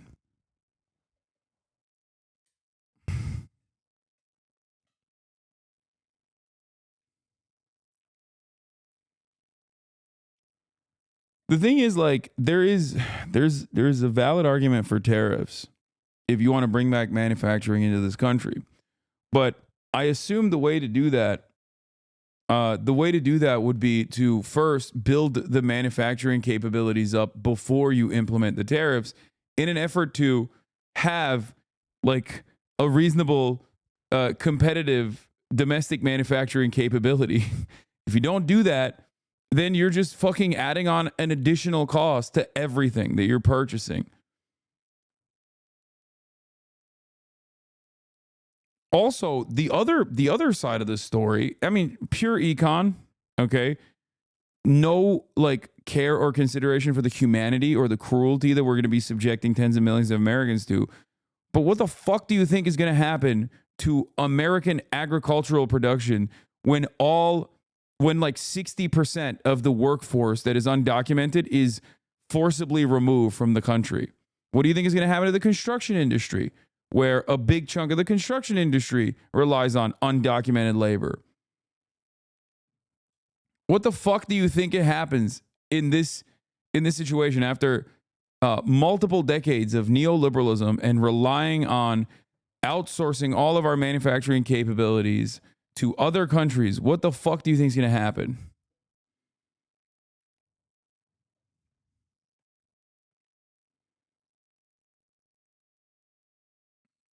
I think that it is the greatest accelerant for American fascism, really, because I don't believe that there is I don't see it, you know, destroying the American economy in its entirety and then magically people develop class consciousness. But what do I know?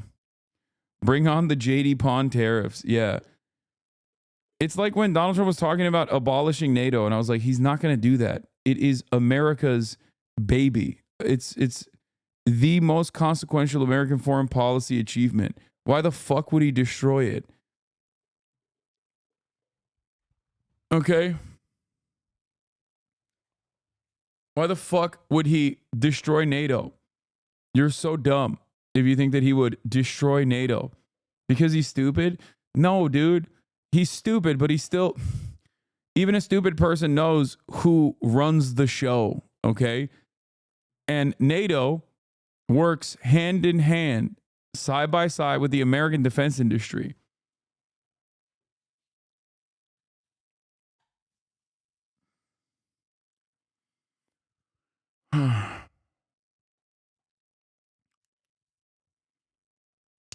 Like, it does not make sense. It would never make sense. It would not make financial sense to destroy NATO.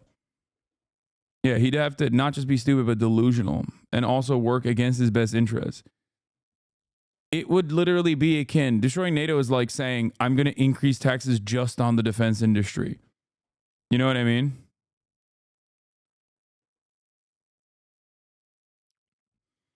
Hasan, are you insane? He works for Putin. Trump will trash NATO and has also outright said he doesn't like NATO.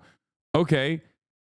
So what? Donald Trump says a million different things, sometimes directly at odds with one another. Just look to what he has done when he was president. Did he destroy NATO when he was president? Another question is, did he stop weapon shipments to Ukraine when he was president? No. He actually literally, the only time where he threatened to stop weapon shipments to Ukraine was when he had that perfect phone call with Ukrainian leadership where he was like, give me some fucking dirt on Biden. Give me some dirt on Biden. Or if you want your weapons, you need to give me some fucking dirt on Biden.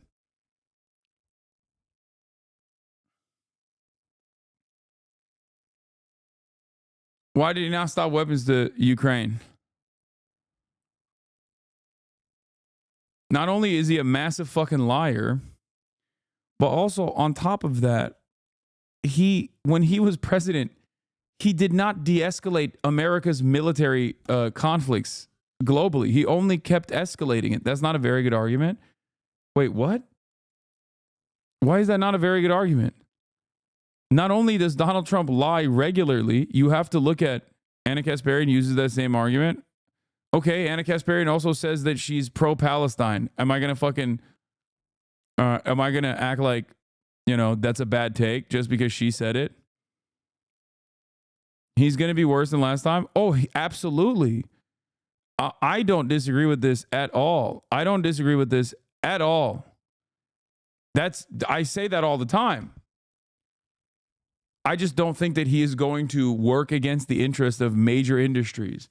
I think there's a reason for why he's doing the tariffs. And I think the reason for why he's doing the tariffs is to cut corporate tax rates even further and maybe even cut tax for the wealthy even further. And that is, I voted for Trump. I'm glad he won. Okay.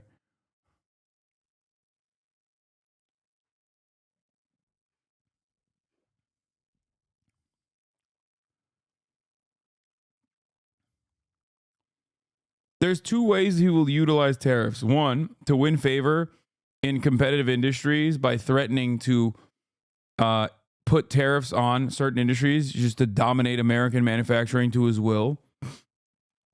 Okay, that's number one. And number two, I think he's going to institute tariffs as a mass sales tax, basically, and then use that as a justification for why he's going to cut tax for corporations and the wealthy. Do you think people will have buyer's remorse for their casted vote? Yes, absolutely.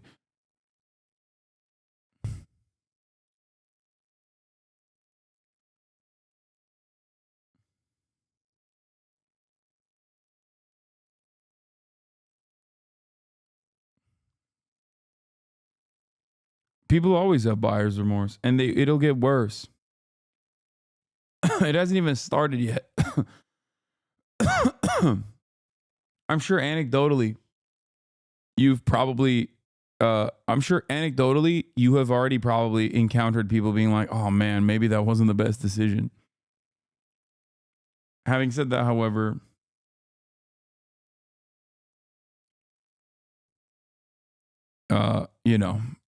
it will get far worse. All right, let's do the Streamer Awards nomination. Okay, I'm currently logged in as HasanAbi. Your submission will contribute towards deciding the final award winners. You can skip categories that you do not want to vote for. You can also come back later and update your submission. If you're a nominee, you can request a change to your picture and clip here. All right, up first, we have the best strategy game streamer that creates the best content while playing strategy games like Teamfight Tactics, StarCraft, chess, Hearthstone, Balatro, daily games, and the like. Obviously, this is not even a fucking question for me. I mean, we can watch the clips if you would like. So, what is Anna going to do? The most logical is to go e5. You grab the center, and this is what Anna is doing now. She's playing e5. Here we have the move here. She is playing e5, and here we have it. He go knight d2. He is playing against Anna. He is playing Anna's open, and she is smiling here. We can see how Anna is smiling. I think this is absolutely the first time Anna play against her cow opening in a classical game, in a over-the-board tournament. I think so. Let's see what Anna will say. Okay. Chatters, I mean, it's not even a question. I have no idea where we are. Chad. Oh, I can't ask Chad. That's cheating. It's a good idea, though. It's kind of overpowered. Oh. She's not wrong, though. No, she's not wrong. I mean, it's not a question. I already voted for Northern Lion. We can watch everyone else, though. A new baby, a new human. Make sure that they pick orc, okay? Greetings, Night elf. friend. Okay. Okay! We did it! It was enough in a single game. First time in my life, rank 1 VNet. Let's go. The All Grubster? right. Cool. All right, we're done. A new baby, a new human. Not grubby. He eats the entire strawberries with the stem. I mean, guys, I already made my choice. I love you all, Okay, and Box is dope too. But you know, that's my bald. All right, not bad. Second place from that spot. I am down. What's the RA thing? Whenever I know I'm going to die in second place, I sell my whole board for an RE1 and then put tank items on her. That way, when people look up RE's best items, they'll see that RE1 with 3 tank items has an average place in a 2. And together we can make a difference and fool some new players into thinking that tank RE is good. Cutie Chat made her really sad complaining about the awards just now, and she ended her stream abruptly. Oh my god, every fucking year, dude. It's so goddamn annoying. Don't speak hair. Yeah, that's what I'm saying. Like, none of the other candidates here are bald, and you know I'm a fucking bald fetishist. Best creative art streamer. Let's take a look. Oh wait, okay. I forgot one. I hate the way that fucking people treat Cutie over this shit. It's like, it's so ridiculous because this is, in every sense of the word, like a thankless job. Straight up. She puts this shit together. She oftentimes loses money in the process. She's like paying out of pocket for a lot of this shit. Okay. And it's fantastic for the community. It's the best fucking award show. And I despise motherfuckers who chirp and complain and cry all the goddamn time. It's just, it's so frustrating. It's so fucking frustrating. People need to shut the fuck up. It's, the reality is,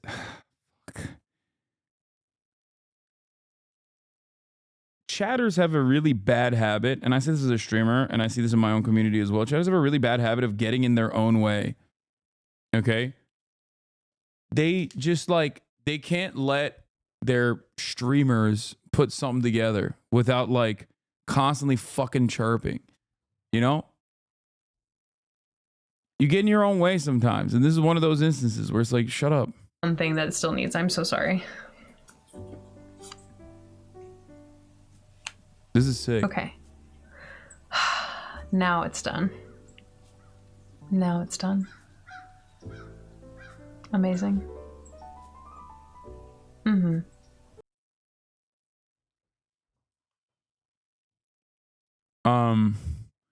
The other part about this awards show that's like really sick is that I get to meet like all these cool ass fucking streamers that I normally never encounter because of my insulated place in this space in general. So like, I love the award show. Enough, you can stretch it and then shake it and bang it on the cutting board until it gets longer and longer. And that's why it's called biang biang mian, because it's the sound of it like slapping on the cutting board.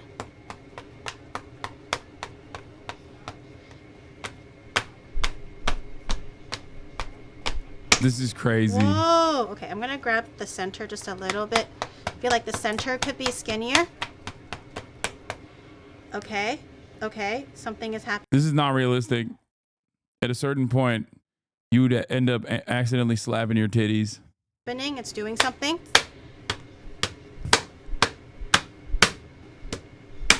Whoa, okay, and then if I did it correctly, I should be able to break it where I scored the thing and just... Whoa, do you see this? And then you smack yourself. Rest long. Good Lord. How big do they get? Oh my God. Best creative art streamer. Max is on here? That is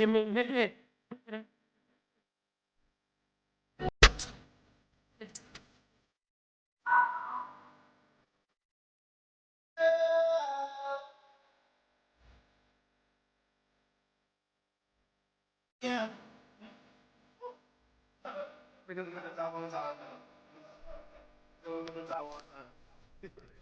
hard. Facts. For the top. So don't say that. I don't see how men find that attractive like real boobs. It's because men are stupid.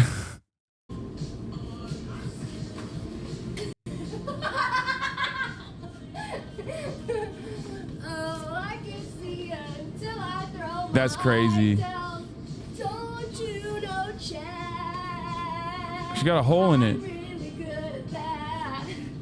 This is a holy dough.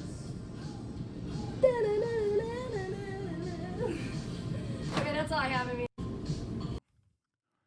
As much as I want to vote for Italian representation here, Pizza Princess, I gotta go with my boy Black Boy Max here. Okay, best MOBA streamer, the best streamer for the for MOBA game content like League of Legends. I'm gonna skip this one. No, I'm kidding. Cadrell, Sing Sing, Arteezy, and Lol Tyler won. Get the ult off the W as well. King's gonna go down.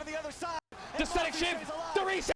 Yeah, I want to skip it out of principle because MOBAs are ungodly. Oh shit! Whip on Sterex. Where the fuck did Paige just go? He went to the stratosphere. What the fuck? That's an astronaut. No, that's real. He flipped him back to Korea. We're gonna win this one, boys. We're gonna win this one. That's a Baron. Cadrell had a crazy year. I'm the worst person to judge for this. I'm the worst person to judge for this because like I don't watch a lot of streamers in general, and I also. You have no idea how hyped that moment was? Yeah, I don't really understand anything. All four died from bombs. Holy shit. What the fuck? Excuse me? Arteezy. I think we split for another 5 minutes, guys.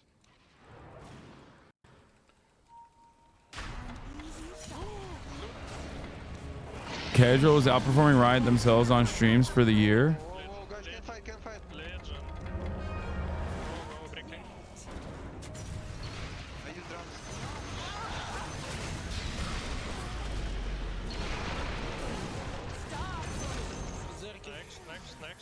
Push. I'm under attack.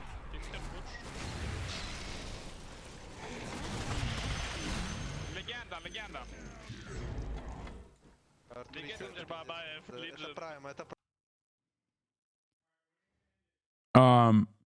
And then Lol Tyler won. Bro, your Lowry's looking solid, but fuck that After I'm Heimer. done with this. He's about as useful as a rubber dildo and a nuttery. Focus on What? smacking Darius around. You got this. Wait, what? He's about as useful as a rubber dildo in a nunnery. Wait, what the fuck? Whoa, wait a minute. What is that line?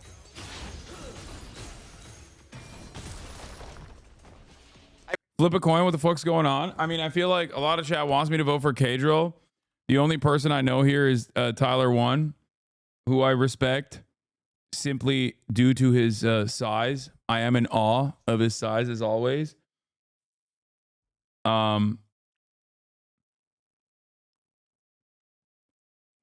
don't know if I should go with. I feel like I'm gonna vote for the short king. Well, he's not short. He's 6'5", but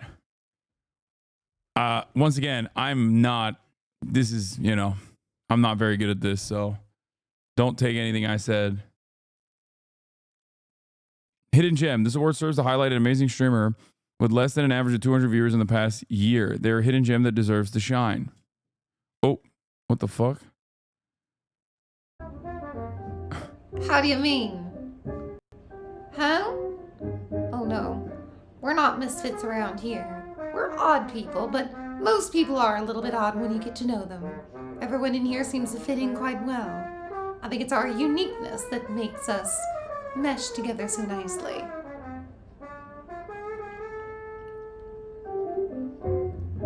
You have coffee with a shot of whiskey for St. Patrick's Day?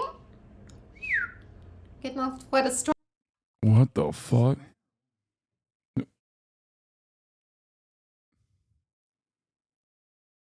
This is interesting. Luckily, they couldn't hear what you said, Marat. Not the best clip. But I fucked up everything that I've done. I don't know. One's in the chat if you feel like this in your life.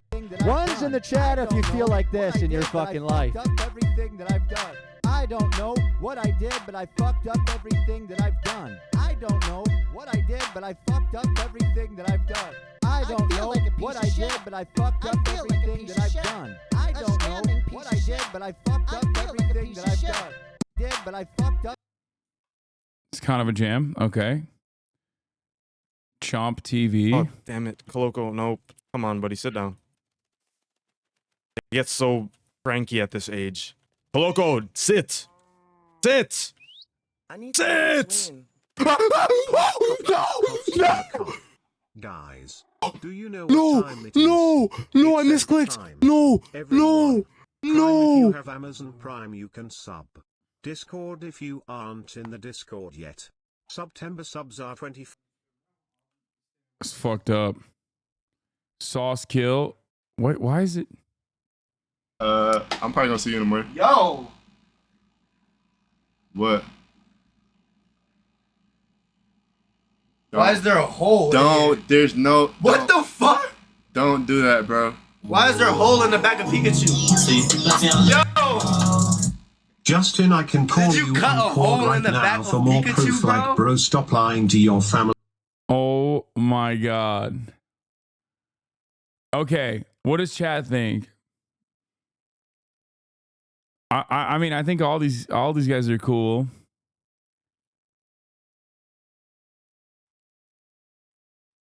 I think the most interesting one is Nicole.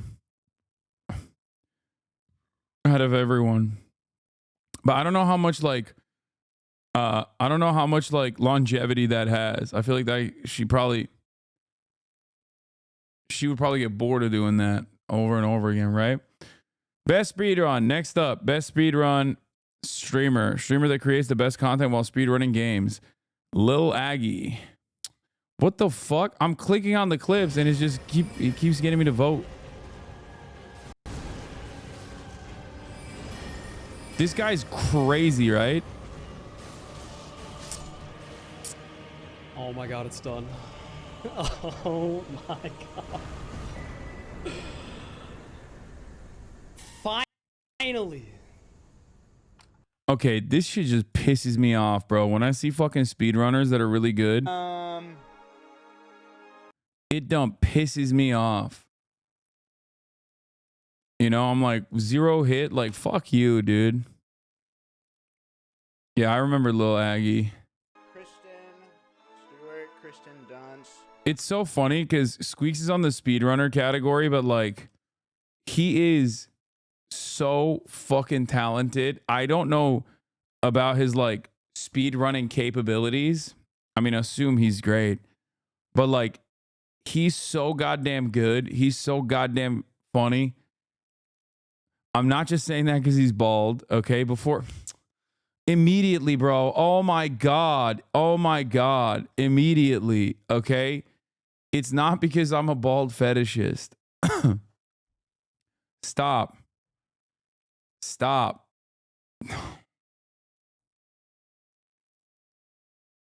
Bald equals glaze. I am not a bald chaser, okay? I'm not a fucking bald chaser, bro. Stop.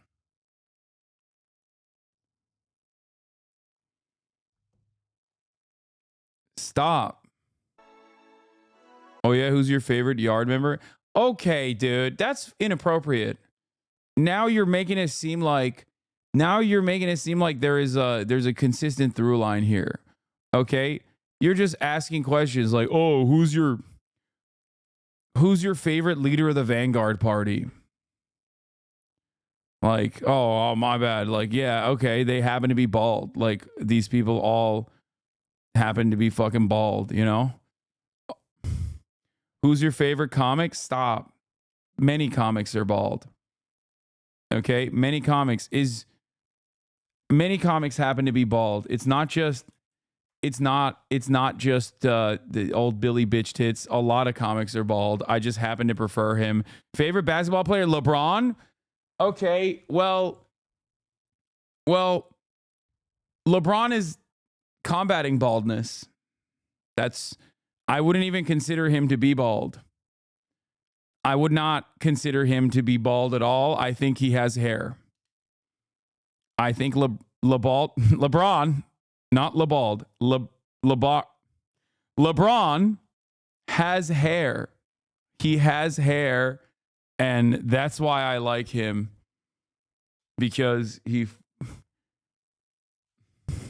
fuck.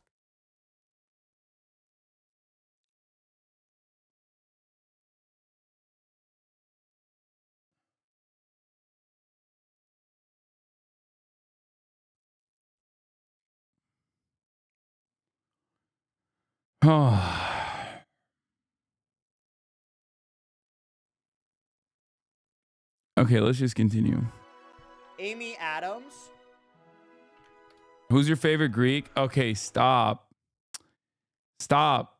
Stavros is not bald. He's not even bald. He has hair. He has a full, luscious head of hair. Shut up. Shut up. Shut up. Shut up. Kajol. I'm going Bollywood. Priyanka Chopra. I can't help it. I'm going Bollywood. Kajol, Priyanka Chopra, Preeti Zinta.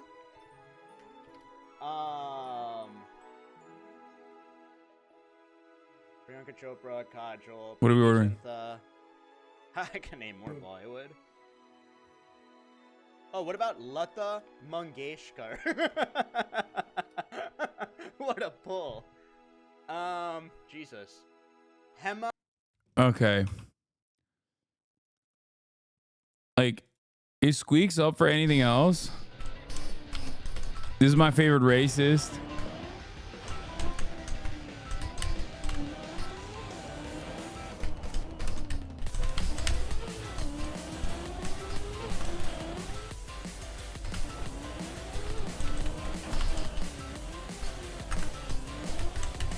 Let's get this, guys. Let's get this. Come on. Come on.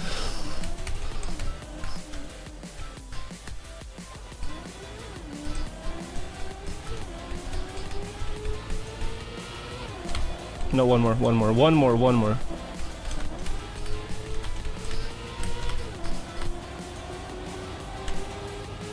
Yes, deep dip world record, and it's insane.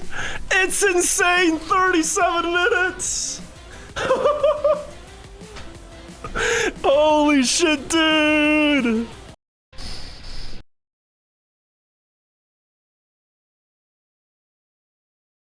See.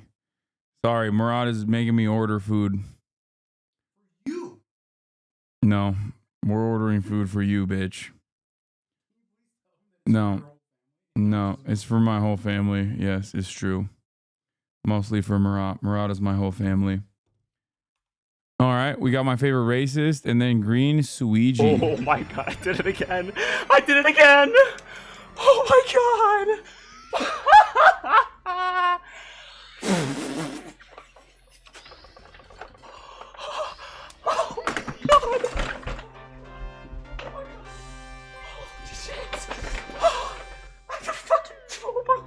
Green Suiji got 5th of 5 world records. Completely unheard of in the biggest speedrun games. Oh my god, I did it again.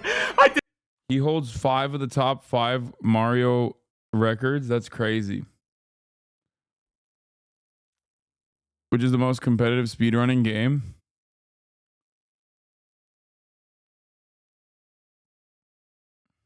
He's a god at speedrunning. Please vote Suiji. Squeaks wants Green Suiji to win. He said it on stream. Okay. Sure.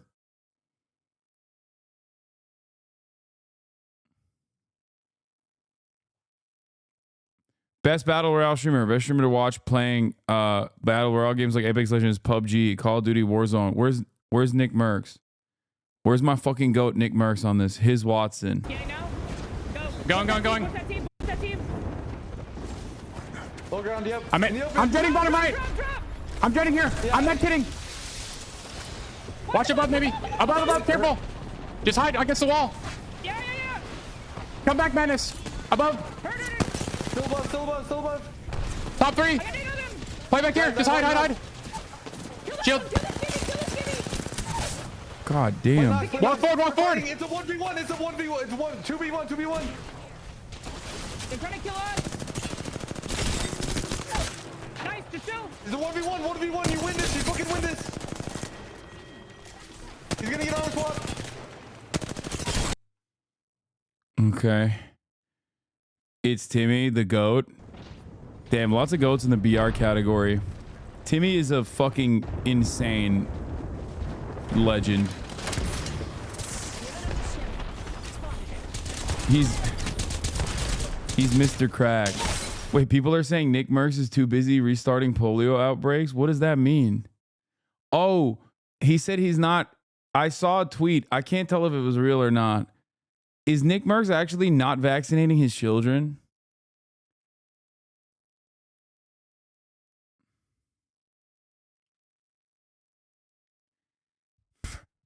Come on. My son has 0 vaccinations. We trust the advice of our doctors and his pediatrician.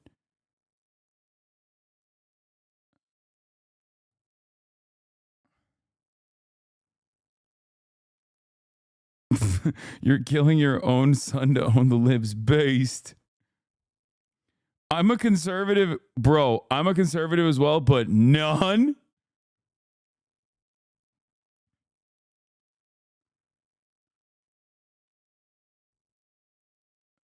Bro, there is no fucking shot. There is no shot. Oh my God.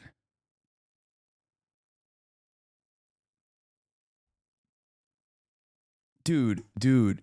Oh my God. You guys understand that, like, if there are more people who think like Nick Merckx, people are just going to die, right? Like, right now, the only thing saving his child's life is the fact that other parents, including conservatives, are at least, like, getting their children vaccinated. Like, not even child paralysis? Oh my God, dude. Taking a shot in the dark, that's crazy. Bringing a whole ass life into this world and just being like, I'm gonna let God sort it out is some fucking straight medieval shit. Okay? That is nutty. Like that is crazy.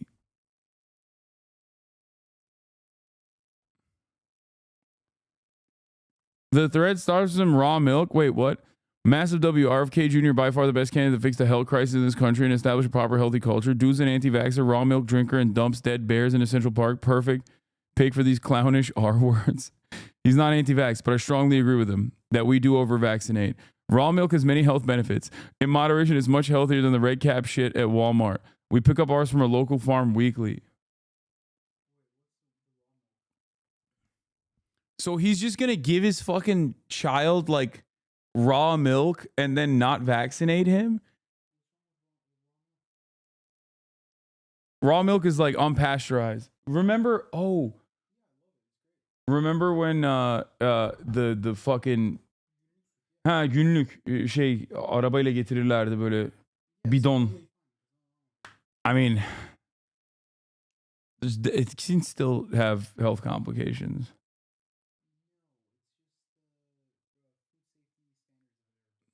Murad is a raw milk advocate. He's saying it right now, literally. He's like, what's wrong with it? It's dope. You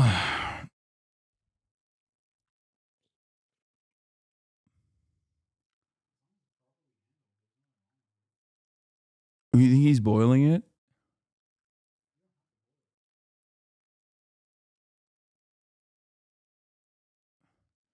I bet he's pasteurizing it though. A lot of raw milk drinkers don't realize that boiling the milk is pasteurization.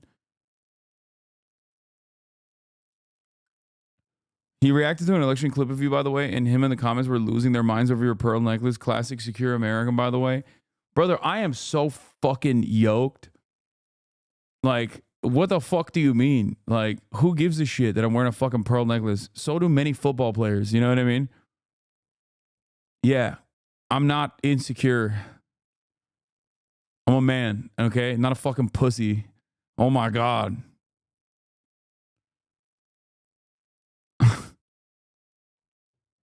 The fuck? Football's gay now? Yeah.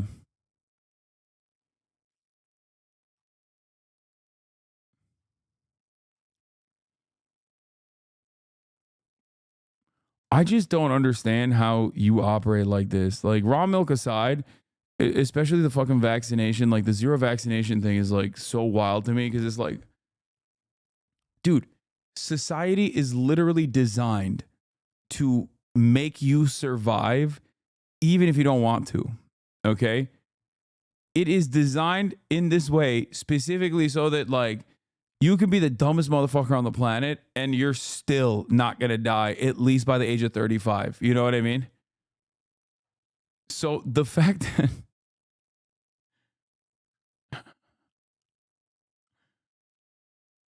that I don't know. I mean, hey, good luck. Even fucking Matt Walsh disagrees with raw milk. Raw milk is disgusting. We live in a first world civilized society and people are actively choosing to consume milk riddled with E. coli and listeria. Pasteurization is not some evil sorcery. It just kills the dangerous bacteria, you morons. Raw milk consumption is linked to a number of foodborne illnesses that can result in serious complications and death. Drinking or eating products made from raw milk can expose people to germs such as Campylobacter, Cryptosporidium, E. coli, Listeria, Brucella, and Salmonella. No, he's just saying this is, you know, the number one transphobe. Even he's like saying it's kind of dumb to not consume fucking unpasteurized milk.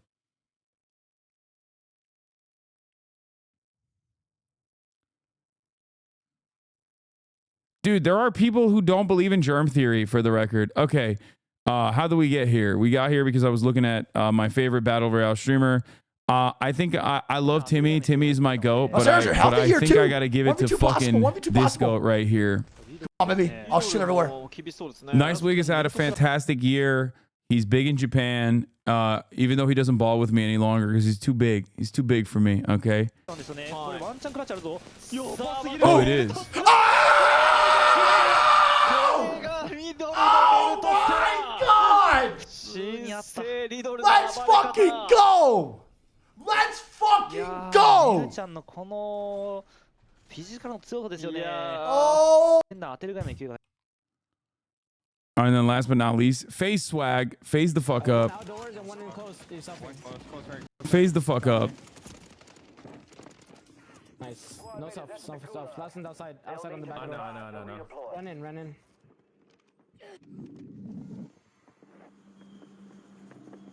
Take your time.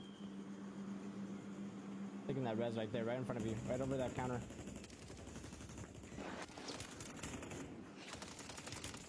Take a shot. Oh my God, just fucking 1v3'd him. Oh my fucking God, bro. One out. He didn't watch Saints for years. Look at that Fox and Fans clip. I know. All right. I'm going to go with Nice Wig because he's had a big year and I love him. And I voted for Timmy every year. And, you know, Amos's Merchant. That's funny. Best fighting game streamer. Streamers who create the best fighting games content playing games like Street Fighter 6, Super Smash Bros, Ultimate and Melee, and Mortal Kombat Tekken. Étoile. This is my French go. Le nid de fou, frère. Ok. Étoile. Ah, Rayou, non. Il est le pop-off, Rayou. Ah, c'est un jour de plus au travail. Tu es le coach. I'm voting for Etoile, but we'll look at the rest of the players as well. I got level 3. Punk the God. Did I hit it? Yep. It like turns into a weird popularity contest in this situation, or at least in my case, it's like who I know. So you guys make up your own minds, obviously, off of like who you like, who you think deserves it the most. But I like Etoile. You can't do that. You can't do that. You can't do that. This guy's like the LeBron of Street Fighter. No. I thought the LeBron of Street Fighter was oh no, that's Tekken. I was gonna say he's a Pakistani guy, but that's Tekken. Tekken is big in Pakistan. You can't do that. Nah, you can't do that. I told you. Nope. Nope. Let's go. We staying into top 8. It's okay though. I got level 3. Sajam.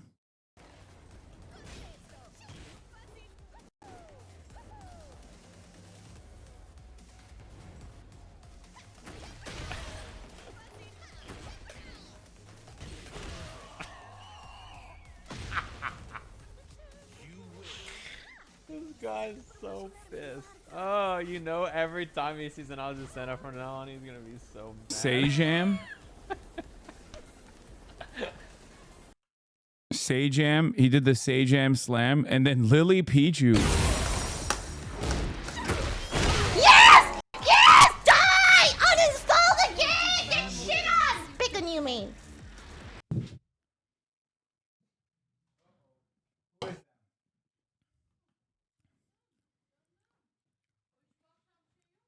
Nay.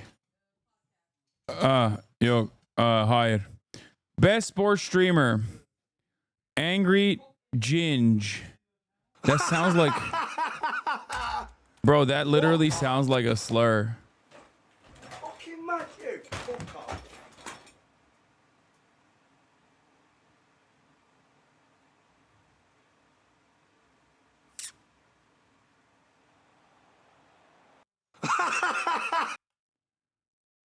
Fucking hell, lads. S-Fan TV. Okay, just rub some damn dirt on it. Here comes the option. Frick! Oh, there's a loose football on the bad pitch. Picks up the ball and tries to make something. Oh my gosh, oh my gosh, oh my gosh, oh my gosh. Bug! Bug! Go! Go, Bug! Holy shit! No way! Oh no, the controller! Oh my gosh! Oh. Okay, just rub some damn dirt on it. Joe Rogan. Flight. Oh my God, Flight made it. I got mascot. Yep. Nice. Shit, boy. Fucking defense. Where you at, Flight? Down the court. One Let's more. go. Good Yes, pass. sir. That's Good green. ball. That's Don't worry green. about it. No! You got it back. Good rebounds. Come on, Good Flight. pass. Green. That's all. Oh, I'm in a white. Irish green, but not really. Irish white. Let's go. I made a white. Okay, 2K. Yeah. I got mascot. Yep. I can't believe Flight made it on here. And then the sketch reel. Yeah, right. What would you have done? Damn, Knocked this is down? a stacked. I would have picked it. No, I would have took it for 6. This right here is stacked. Yeah, I do it all the time. You should watch the show. Oh, buddy. When are we gonna spar? Anytime, anywhere. No gloves, no headgear. Thanks, bro. Thanks, bro. Where's your king now? Where's your king now? Ball was out of bounds. Yeah, right. What would you? This is a fucking stacked ass. I'll go with sketch, but this is pretty fucking stacked. Actually, nah, I gotta give it to S-Fan. I gotta give it to S-Fan. Also because Sketch stole Cutie from me for the election coverage. S-Fan does a lot of sports content. Best Fortnite streamer presented by Fortnite. One of the consistent biggest games globally. Fortnite. Okay, Glaze. Okay, sponsored by Fortnite. Obviously, duh. S-Fan's on there later. You can do it for RP. Okay. Sure. Best Fortnite streamer. Happy Gal, Clicks, Mr. Savage, and Peter Bot. On roof.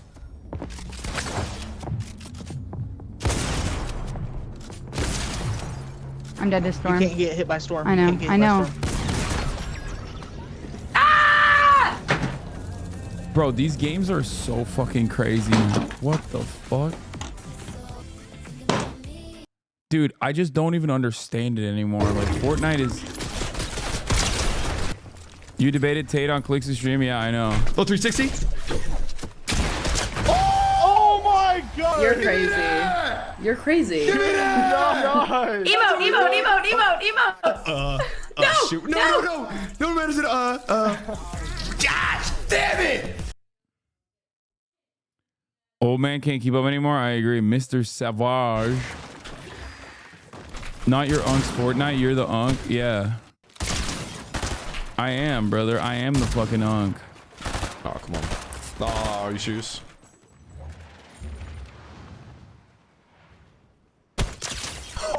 That's crazy. That's what you get for stealing my fucking kill, bro. What a sexy snipe. Holy shit. Oh.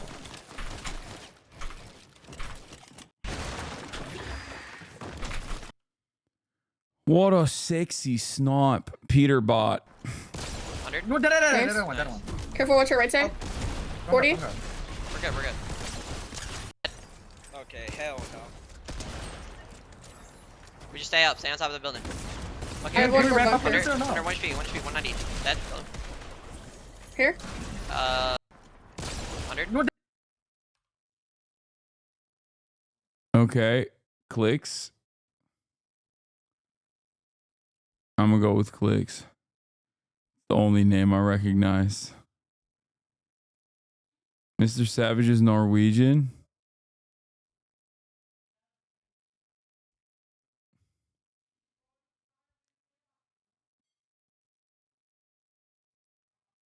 Best roleplay streamer. SFan TV. Streamers are the best roleplay content in games like GTRP, Rust, VR Chat, Ark, and Dungeons and Dragons. Sponsored by Kingdom Come Deliverance. SFan TV at the top slot. Yes. Oh, your turn. I'm sorry. Put your arms behind your back. Interlock your fingers. Do it now. Don't cough. Simulating coughing. Hit me, Corwood. All right. Did everybody tase everybody? Did y'all go at least once? Don't hit me in the dick, okay? Okay. I remember those days. All right, EMS, can you... Robbed Goon Goon. Phantom Tax. Good, I'm good, y'all. I'm good.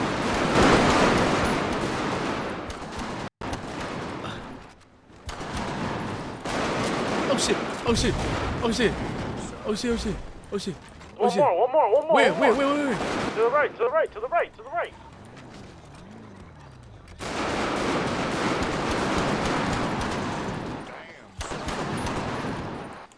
Damn, they're just straight murking cops. One more.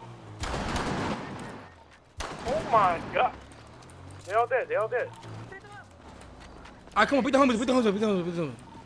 I'm on the side of bike. Beat the homies up. I'm pulling up.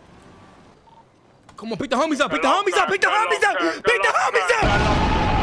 boy. Leave me, wow. Fuck, nigga. That's John, nigga. Where you at? Come on, nigga.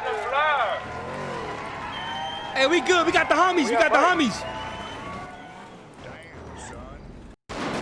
This is kind of fun, like, as opposed to the type of RP I... Prefiero morir a simplemente darme la idea de que tú... What the fuck? This is crazy. Sin mí no eres nada, Tino. Nada. Valentín, no. Te hubieran cancelado a la primera sopla pollez. Llevo toda la vida arreglando tus cagadas. Tú sin mí no eres nada. Yo soy Marbella Media. Descubre que tampoco soy. Acaba conmigo.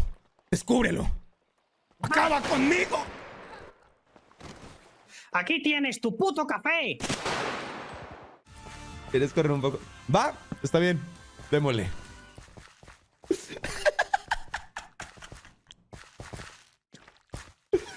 Cuidado con la oveja fea. ¡Corre, Bubu! ¡Corre! ¡Más rápido, Bubu! ¡Más rápido! ¡Rápido, rápido, rápido, rápido, rápido, rápido! ¡De regreso! ¡Never surrender, Bubu! ¡Vamos, vamos, vamos! ¡Corre, corre, corre, corre, corre! ¡Eso, eso, eso! Muy bien, Bubu. Puedes descansar, amigo.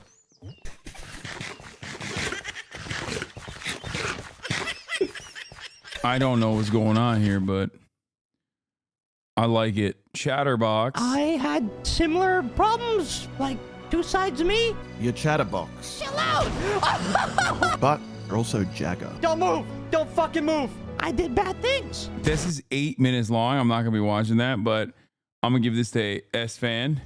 Okay, you know, because I feel like he's done a lot of work. Stax Wopo snubbed. I don't think you can unveil Stax Wopo on a broader audience like this. Okay, that's crazy. I shouldn't even know what that is. Okay, the fact that I know what that is a little sus to begin with. If I showed one Stax clip in this community, oh my God.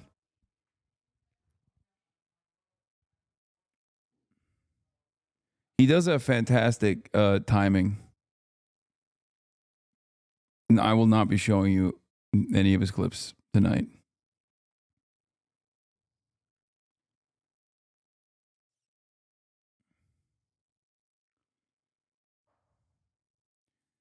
He just does a very convincing racist white man voice among many of his characters. Okay. Gatekeeping Kino. How do you know Stags? I just know.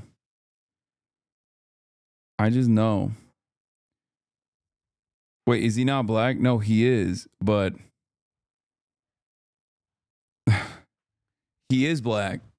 But he also he is black. He, however, when he's doing RP, bro thought jokes would fly. Exactly. Jokes do not fly. I think if I showed one clip, I feel like if I showed one clip of his in this community, half of the chat's brain would melt. The only black man that loses N-word pass. Anyway, best FPS streamer, most enjoyable streamer to watch playing first-person shooters.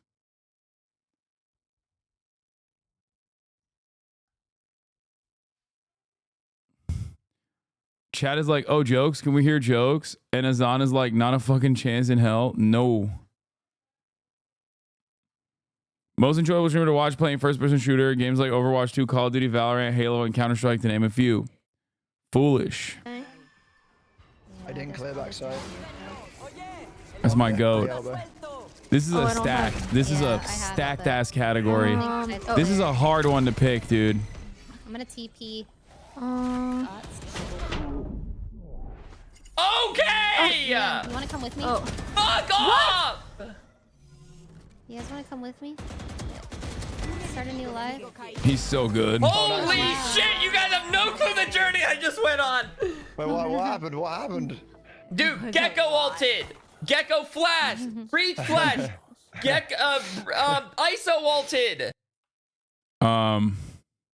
Jinxie. Okay, that's good. You're in the floor. I'm not even... Queso, you're in the floor. It's glitch. You fell through the map. What is going? Queso, you fell through the map. Oh my god, you're back. Nice, you got it working. Okay, nice. There's no way it won't support me. Okay, we're good. No, you're good, you're good. Okay, that's good. You're in the floor. I'm not even... Queso, you're in the floor. It's glitch. You fell through the map. What is going? Queso, you fell through the map. Oh my god, you're back. Nice, you got it working. Okay, nice. There's no way it won't support me. Okay, we're good. No, you're good, you're good. That's crazy. Shroud, the GOAT, the legend, the man, the myth. Oh no. Dude, everyone on this category is so fucking stacked. This is the most stacked category we've encountered thus far. It's kind of crazy. All right, I got my clip. I could leave now. I'm good.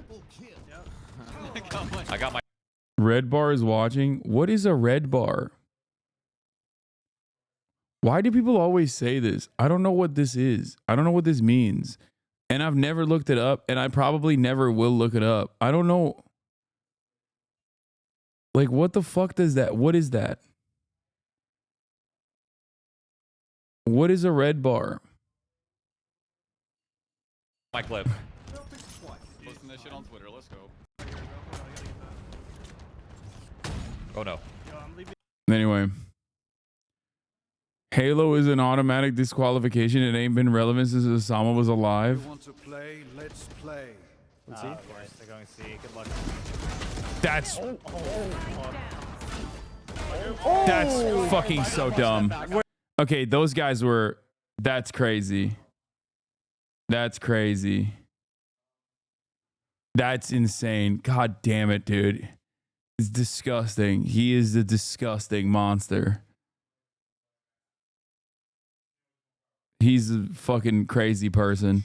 Look, I'm gonna go with foolish because you know, I like to root for the underdog. But this entire thing is just like, he retired a week after that clip, by the way. That could have been you if you never stopped the grind set. Rising Star Award. Oh shit. This is also kind of stacked. We got Mr. Arthur. Arthur. What? Oh my god, I do. Oh my god, bro, I was zoned out. Did he moan? It's not here yet. I was zoned out thinking about something that was not related.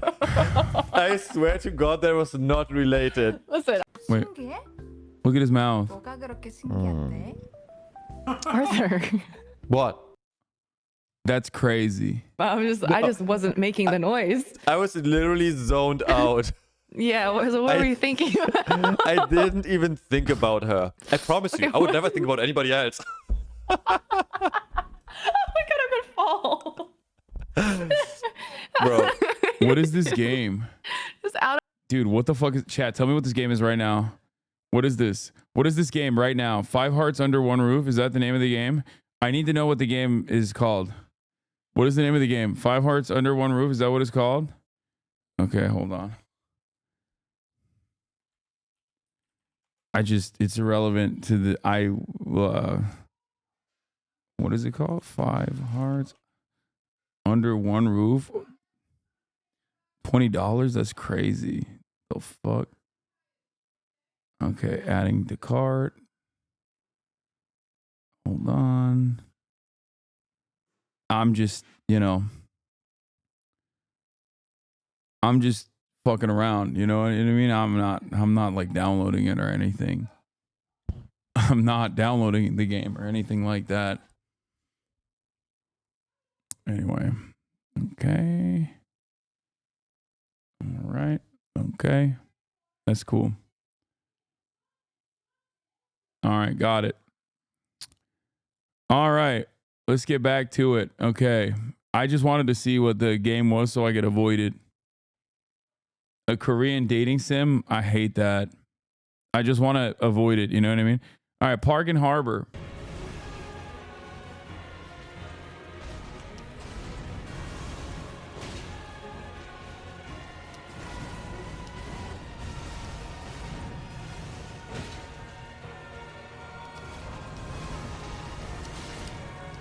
It's Steam Deck compatible? Oh, hell no.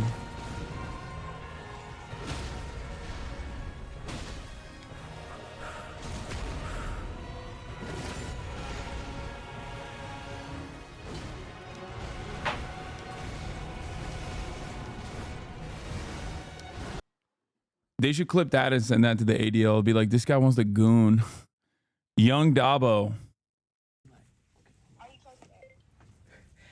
Like, so when you did that with your nails, when you get my name, Okay. wait, so when you get your nails on my name, I mean my name on your, I mean my initials on your.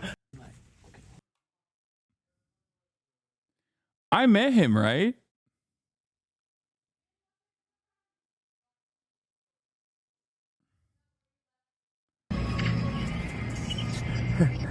Getting a phone call. Arky. This is where you turn in. Oh my! This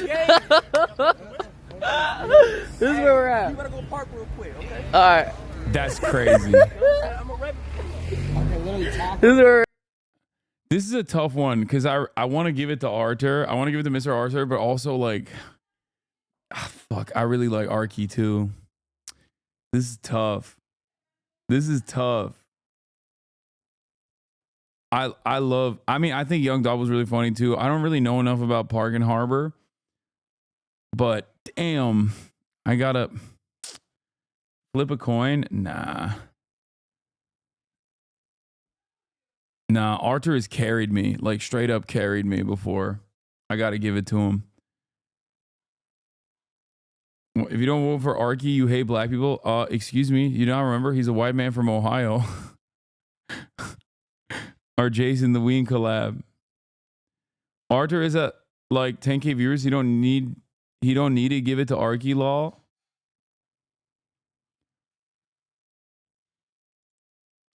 Stream game of the year. Best game to watch on stream during the past year because it was very entertaining, novel, fun to watch, interesting, etc. I mean, dude, that's a tough one, dude, because I fucking Elden Ring is goated, but Black Myth Wukong. I think Black Myth Wukong was more fun to watch than even Elden Ring, but I don't know. What did you guys think? I gotta give it to China, dude. I gotta give it to China. Wukong was amazing. I loved it. Best content organization: V Shoujo, FaZe Clan, OTK, AMP. Hey, what is that? What is that? What is that? That's right. Big year. Big fucking year for FaZe Clan this year. Big year for FaZe Clan. AMP had a great year as well. AMP has a great year every year. I'm fucking phased up. I'm always phased the fuck up. China sympathizer Hasan at it again, it seems. League of their own. The streamer's a pioneer that creates one-of-a-kind content. They fill a niche or a category that is otherwise not represented because they are simply in a league of their own. This award goes to a creator who has become known for something that no one else has. Daytune. Hey, yo. What the fuck is this? Yup. Yup. Alan, Yup. Alan, keep that to yourself, man. She knows. Okay.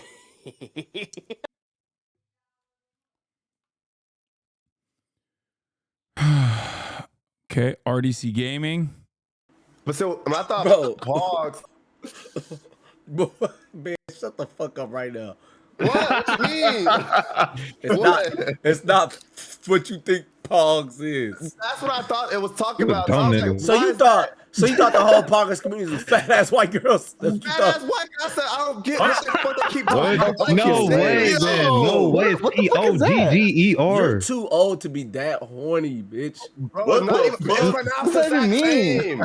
Hey, bro. It's the exact same. I didn't Hey, know. nigga, I'm about to to Somebody move said, around, bro. Ben, you freaked the fuck out. No.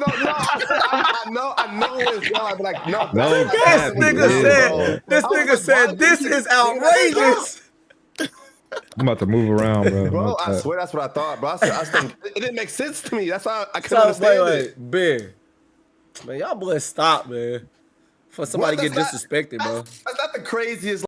But so I thought.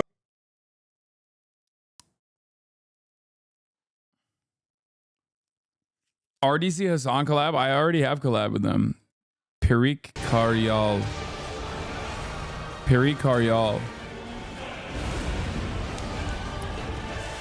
Mind control.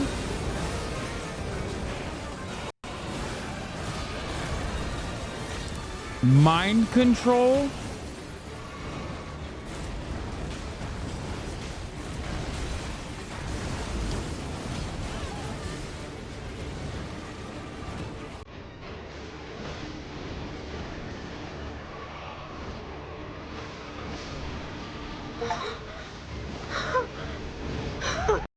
That's weird. Why did that pop up?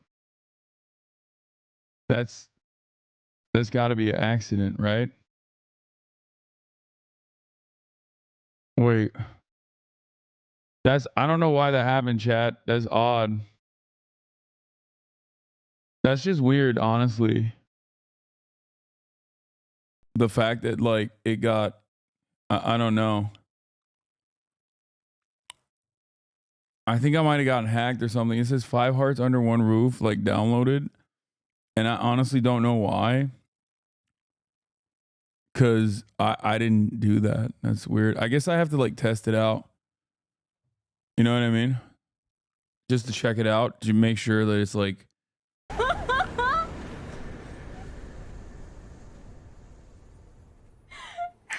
it's a known bug on Steam. Sometimes you block it. Yo, what is this? Is this like Neuralink? What the fuck? This girl's crazy. Pyrus Software. Game development. It's not an easy thing, but you have to be up to the challenge and try things, and you will be. Don't worry about how. Bro, this is also kind of stacked too. God damn, these categories are crazy. How difficult it is. Worry about how to solve it. Worrying about how difficult it is just you trying to put a barricade in your own way to stop you from trying. Don't. Game development. Damn. I don't know. I feel like I got to give it to her. That's crazy, dude. I got to go with the underdog. The mind control shit is insane. Sorry, but have you seen E's latest thumbnail? No, I haven't, because I don't care. Please stop showing me Ethan crash outs. Best IRL, get off your ass award. Best IRL streamer presented by Mountain Dew. Thanks to Mountain Dew this year, best IRL streamer award will be called Get Off Your Ass Award. This award celebrates streamers that create the best IRL content by getting off their ass and getting outside. Streams away from the desktop, traveling, exploring, experiencing life off their ass. Extra Emily. On your left. Hello. Bing bong on your left. Thank you. Oh, are you okay? Oh my God. Sorry. She hit a Are cop you okay? car? Is this okay? Oh God, I'm so sorry, sir. Is it okay? Dude, yeah, I'm okay, but do you need my insurance or? That's incredible. I didn't even know she did that. Do it before an I love Extra Emily. She's fucking funny as hell, dude.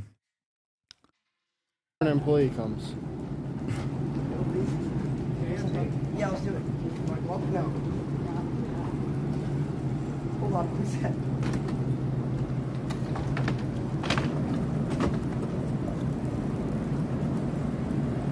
Wait, who's gonna get her at the top?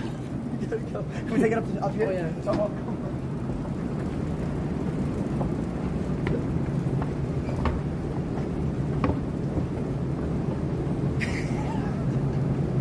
Hang in there. You're almost at the top. Anxiety.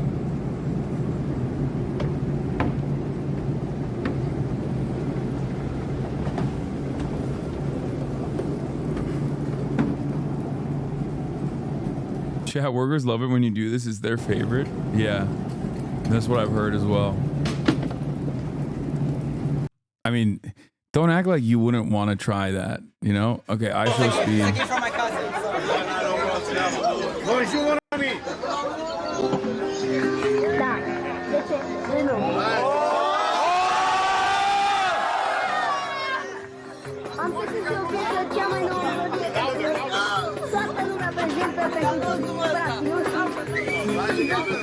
Bro, I'm not gonna lie. Like, I think I Show Speed is not just one of the best IRL streamers, if not the best IRL streamer, but also the best streamer. I think I'm probably gonna pick him as my top streamer this year. So for that reason, for the IRL, I'm probably gonna go give it to Extra Emily. What a fucking year this has been. My name's Ron. Just real quick. My name Dude, bro. Nice to meet you, bro. Jason. Dude.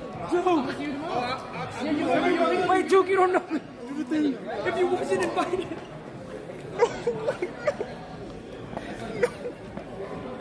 I mean, these guys are all fantastic. Like, Lacey's hilarious. Ronaldo's hilarious. I Show Speed is incredible. I got to give it to Extra Emily because I think she has so much variety in her IRL. They're all great, though. Best stream collab. When streamers collaborate, communities grow. When they bring in creators from outside the space, the streaming space itself grows. This award goes to the most exciting collaboration in live streaming during 2024. Now, this is tough because I am a shipper.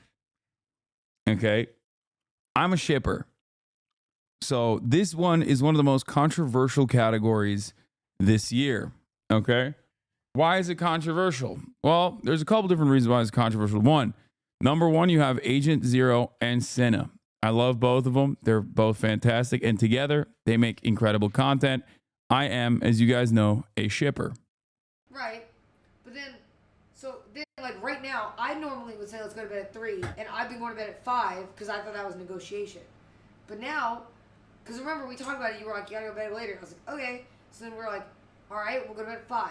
But now, then we set 5 as a negotiation, but you want me to negotiate again to 7, which I said is fine if we can go and wake up at On God, I lost interest. Bro, yo, as she was talking, like, I could see me not give a fuck. And then I zoned out, no cap chat. I started thinking of Krispy Kreme donuts. Right. But then I also ship Aiden Ross and Donald Trump. Ew, kick clip? No, thank you. Not touching that. Okay. Then you also have Kai Cenat, Kevin Hart, and Drewski, which was like probably the biggest collaboration of the year. It literally had like 7 quintillion fucking views. It was insane. Game changer. Kai Cenat is a game changer. But there's one other person on this list that I have not mentioned yet, and that is, of course, Connor Eats Pants. Connor Eats Pants, collaboration with George Santos, I think, did a lot for this space. A lot of people don't understand that Fortnite Friday, not Fridays, but Fortnite Friday, in and of itself, is a door that opens to a world that you have never actually peeked into. Okay?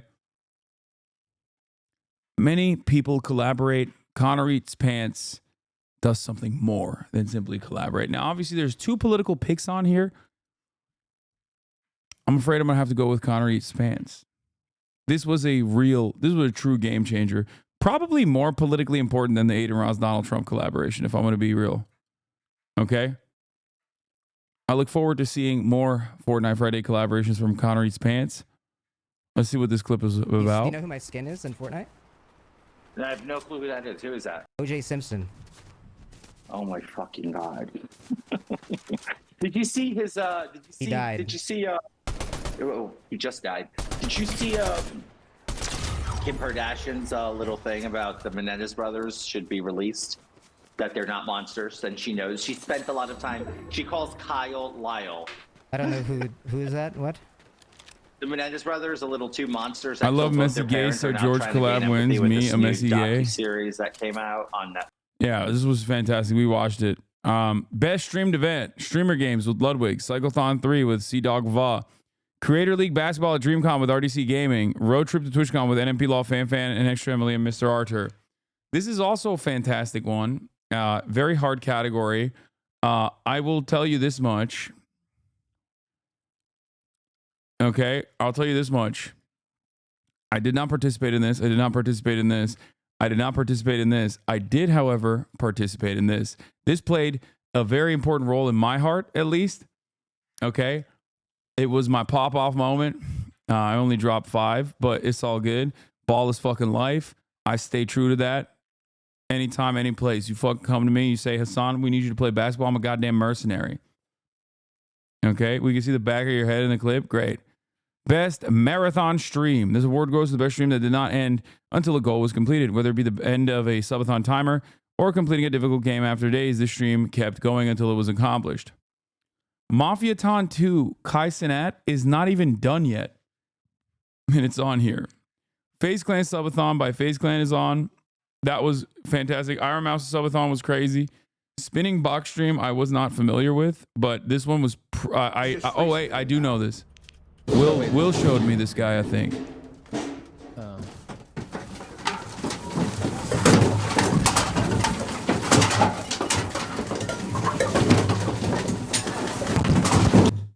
I mean, it's crazy.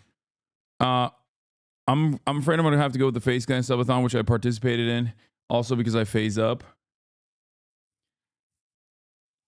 I mean, like, just because I'm not voting for Kai doesn't mean that other people. Kai's gonna win every award. Let's be real, okay? He's gonna win every. He's gonna win every single one. Best VTuber. Not even okay. That was one frame. One frame. One frame. Not. That's. Come on. Best international streamer. The top streamer excelling in content creation for a global audience. That's so funny. I Show Speed. International streamer. I Show Speed. Isn't he from fucking Ohio? What the fuck do you mean? He is our global ambassador, bro. FPS Shaka, Ibai, Papa Plate, Amine Matue, and I Show Speed. Yeah. I'm gonna put I Show Speed on this. I don't know. Ibai probably the top streamer excelling in content creation for a global audience, specifically catering to the international or non-North American English speaking audience. I mean, Ibai is like, I mean, that is he has done the thing. He's done so many insane things, especially this year. Best breakout streamer. Ooh, tough. This award goes to a streamer who's unprecedented growth and rose to streamer fame over the last year and has established themselves among the top streamers. You may not have heard of them before, but after this past year, everyone knows their name. I mean, come on. That's Nephew. I love Jake. Jake Weber is the GOAT. Sketch is incredible. Love Cinna. Ray is awesome too, but for me, that's Nephew, you know? That's W Nephew right there. Best variety streamer. Dude, where the frick is the food, by the way? This is crazy. Best variety streamer. Best streamer who delivers entertaining variety of gaming content, seamlessly switching between genres while keeping their audience engaged. Elijah's, RDC Gaming, Agent, Joe Bartolozzi, and Keizo. For me, this is between Agent and Keizo, but I think I'm gonna lean on Keizo on this. But Agent, fuck, this is tough. The reason why it's tough is because Agent is, I think, not even sneakily, like, because this is not like disrespectful at all, but Agent has some of the most creative concepts.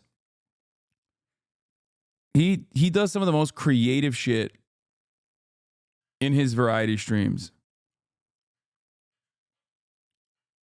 He actually does.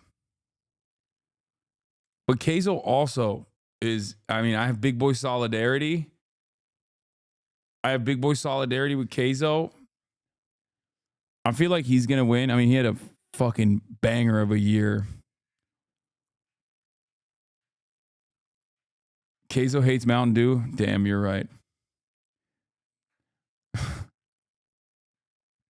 Agent is also a big boy. What am I talking about? Best just chatting streamer. I'm going up against a lot of people in this category. A lot of people that I like. Okay? A lot of people that I like. I'm voting for myself, obviously. Get the fuck out of here. Best streamer that regularly does just chatting content, such as conversing with chat, video commentary, reacting to the news, sharing engaging stories, entertaining group activities, and the like. Let's take a look. Not only am I voting... We're back. I mean, I'm not even doing an intro, you know? I just wanted to have you experience the joy of the late, the 2020 Kamala Harris by Satch K-Hive song.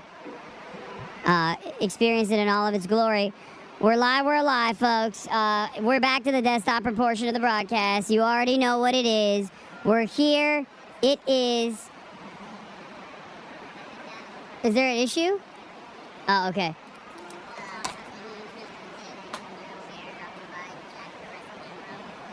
What?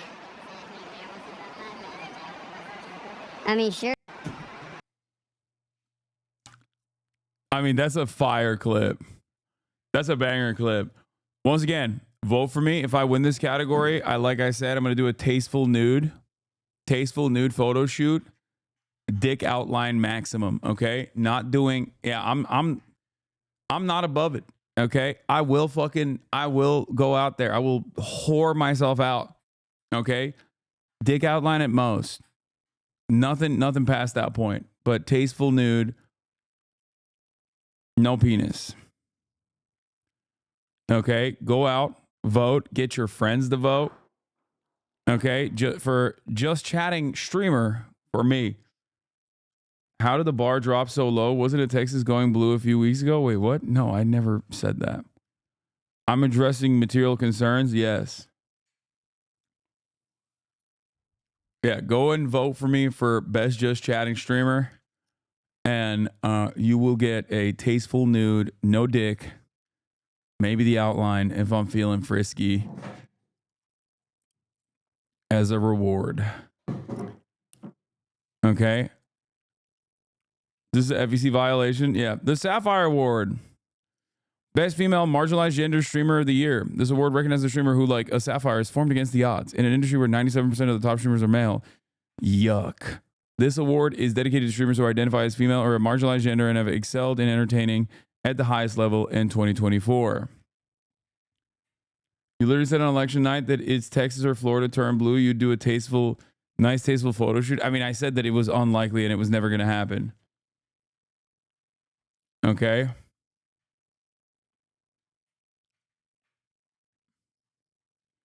Watch the Ray clip. Our minds have swapped. What do you do first? Oh, yeah, nah. If I swapped bodies with a dude, the first thing I'm doing is masturbating. And I'm also going to stick my dick in various substances just to know what it's like. Can you get that away from her, please? If I got one day to do it, I gotta figure it out. I need to know. Nah, don't act like your answer is any different, you liars. Actual liars. We all know the answer to this. Is this Helicopter, really? yep. I'd have sex with myself. But we'd have sex.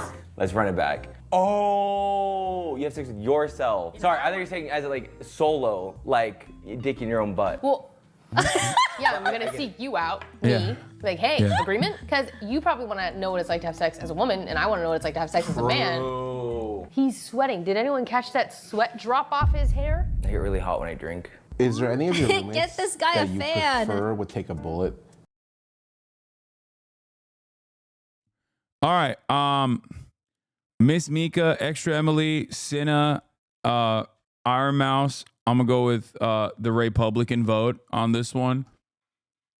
She's started her own animation studio, production house, and a new podcast to boot. Doing the most out here.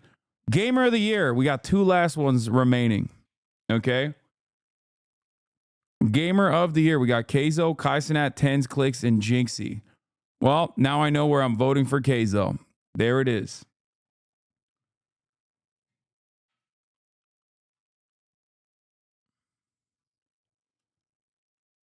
Why are you not nominated on this? I wonder why. My gaming this year has not been, it's been subpar. Okay. I know it was an election year, so shut the fuck up. What I was actually snubbed for was Streamer of the Year. Okay. Now, normally I don't nominate myself for anything, but at least you guys will go and fucking put me up there in these nominations. And I feel like it's, I got enough motion to at the very least get on a couple of these fucking leaderboards. Didn't even get on Streamer of the Year. Got fucking snubbed this year, but it's all good. You didn't even mention it, bro. I know. Well, it did happen. The nominations process for this was happening while the elections were happening. Okay, I ignored my base like Kamala ignored hers. Yeah.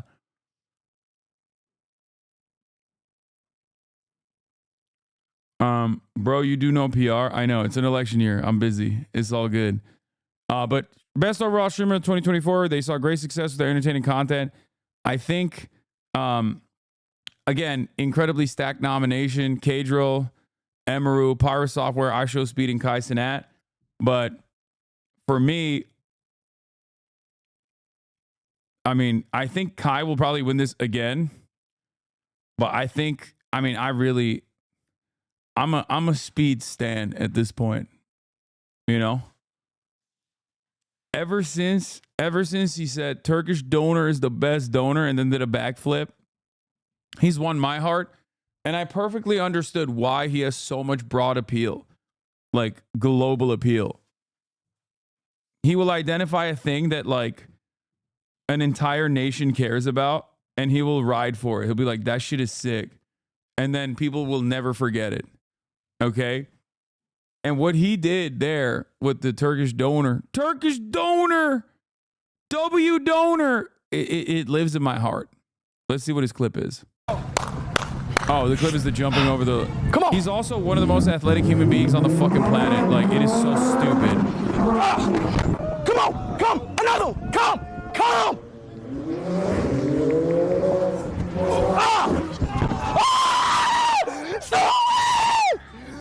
No, he's insane, dude. I mean, he is fucking so crazy. Real life Monkey D. Luffy, yeah, 100%. He raised Noah Lyles and like was suspiciously close, so much so that Noah Lyles didn't want to run with him again. I saw that clip. Not only that, but also recently he was with a Olympic, like he was doing something else with like an Olympic athlete, and the dude was shocked. Noah wasn't trying, stop playing. Okay. All I'm saying is, yeah, Olympic gymnast was shocked at the hops that he had. What is Kai's clip? Let's take a look. 5, 4, countdown. 4, 3, 2,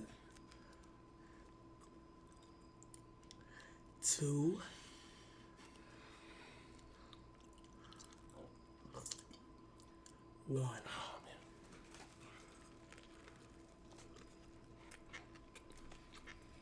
Phantom.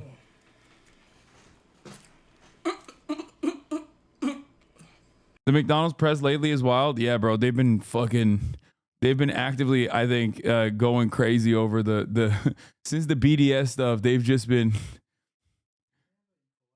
since the Israel Palestine stuff. McDonald's been going extra hard on the fucking advertising. They spend an ads on. Okay, well, regardless, Kai has a lot of fucking banger clips, and Kai is obviously, the best of the best, the cream of the crop. Straight up. I mean, he is a brand that has successfully gone above and beyond. It's not even the BDS shit. They're just price gouging and failing. Yeah. One opened up literally not even 250 feet away from my apartment during last year. Haven't even been there once. Yeah. I got to give it the speed. And then that's it. Submit all, baby. Your votes have been submitted. We did it. Oh, this is the iShow Speed clip. This is the last clip I'm going to show you. And I'm going to go hang out with my family. Yeah, you were confident before. We'll see after this one.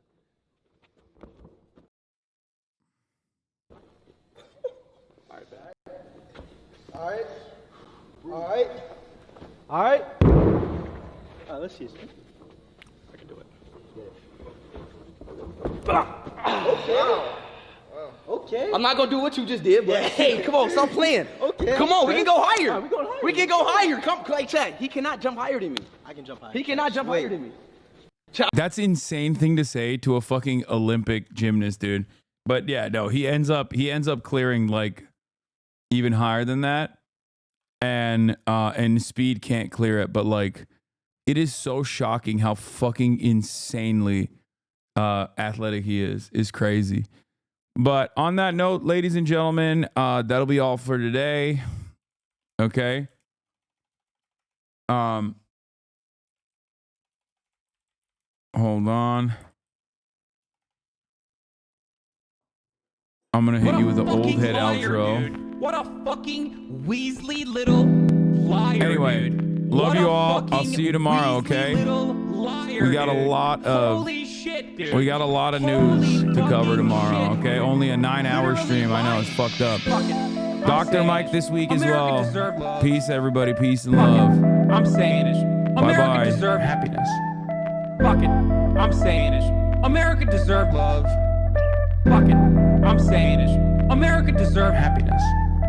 Oh, you're such a big, big man, Hasan. Man, Hasan. This is a deranged pervert. This is a deranged pervert. Oh, you're such a big, big man, Hasan. Man, Hasan. This is a deranged pervert. This is a deranged pervert. I bet he's got some big old, giant bitch tits. I bet he's got some big old, giant bitch tits. I bet he's got some big old, giant bitch tits. I bet he's got some big old, giant bitch tits. HasanPiker. Can't make up that name. That's his name. That's his name. HasanPiker. Can't make up that name. That's his name. That's his name. Fuck it. I'm saying it. America deserve love. Fuck it. I'm saying it. America deserve happiness. Fuck it. I'm saying it. America deserve love. Fuck it. I'm saying it. America deserve happiness. Fucking liar, dude. What a fucking Weasley little liar, dude. What a fucking Weasley little liar, dude. Holy shit, dude. Holy fucking shit, dude. Literally lying. Still lying to his audience.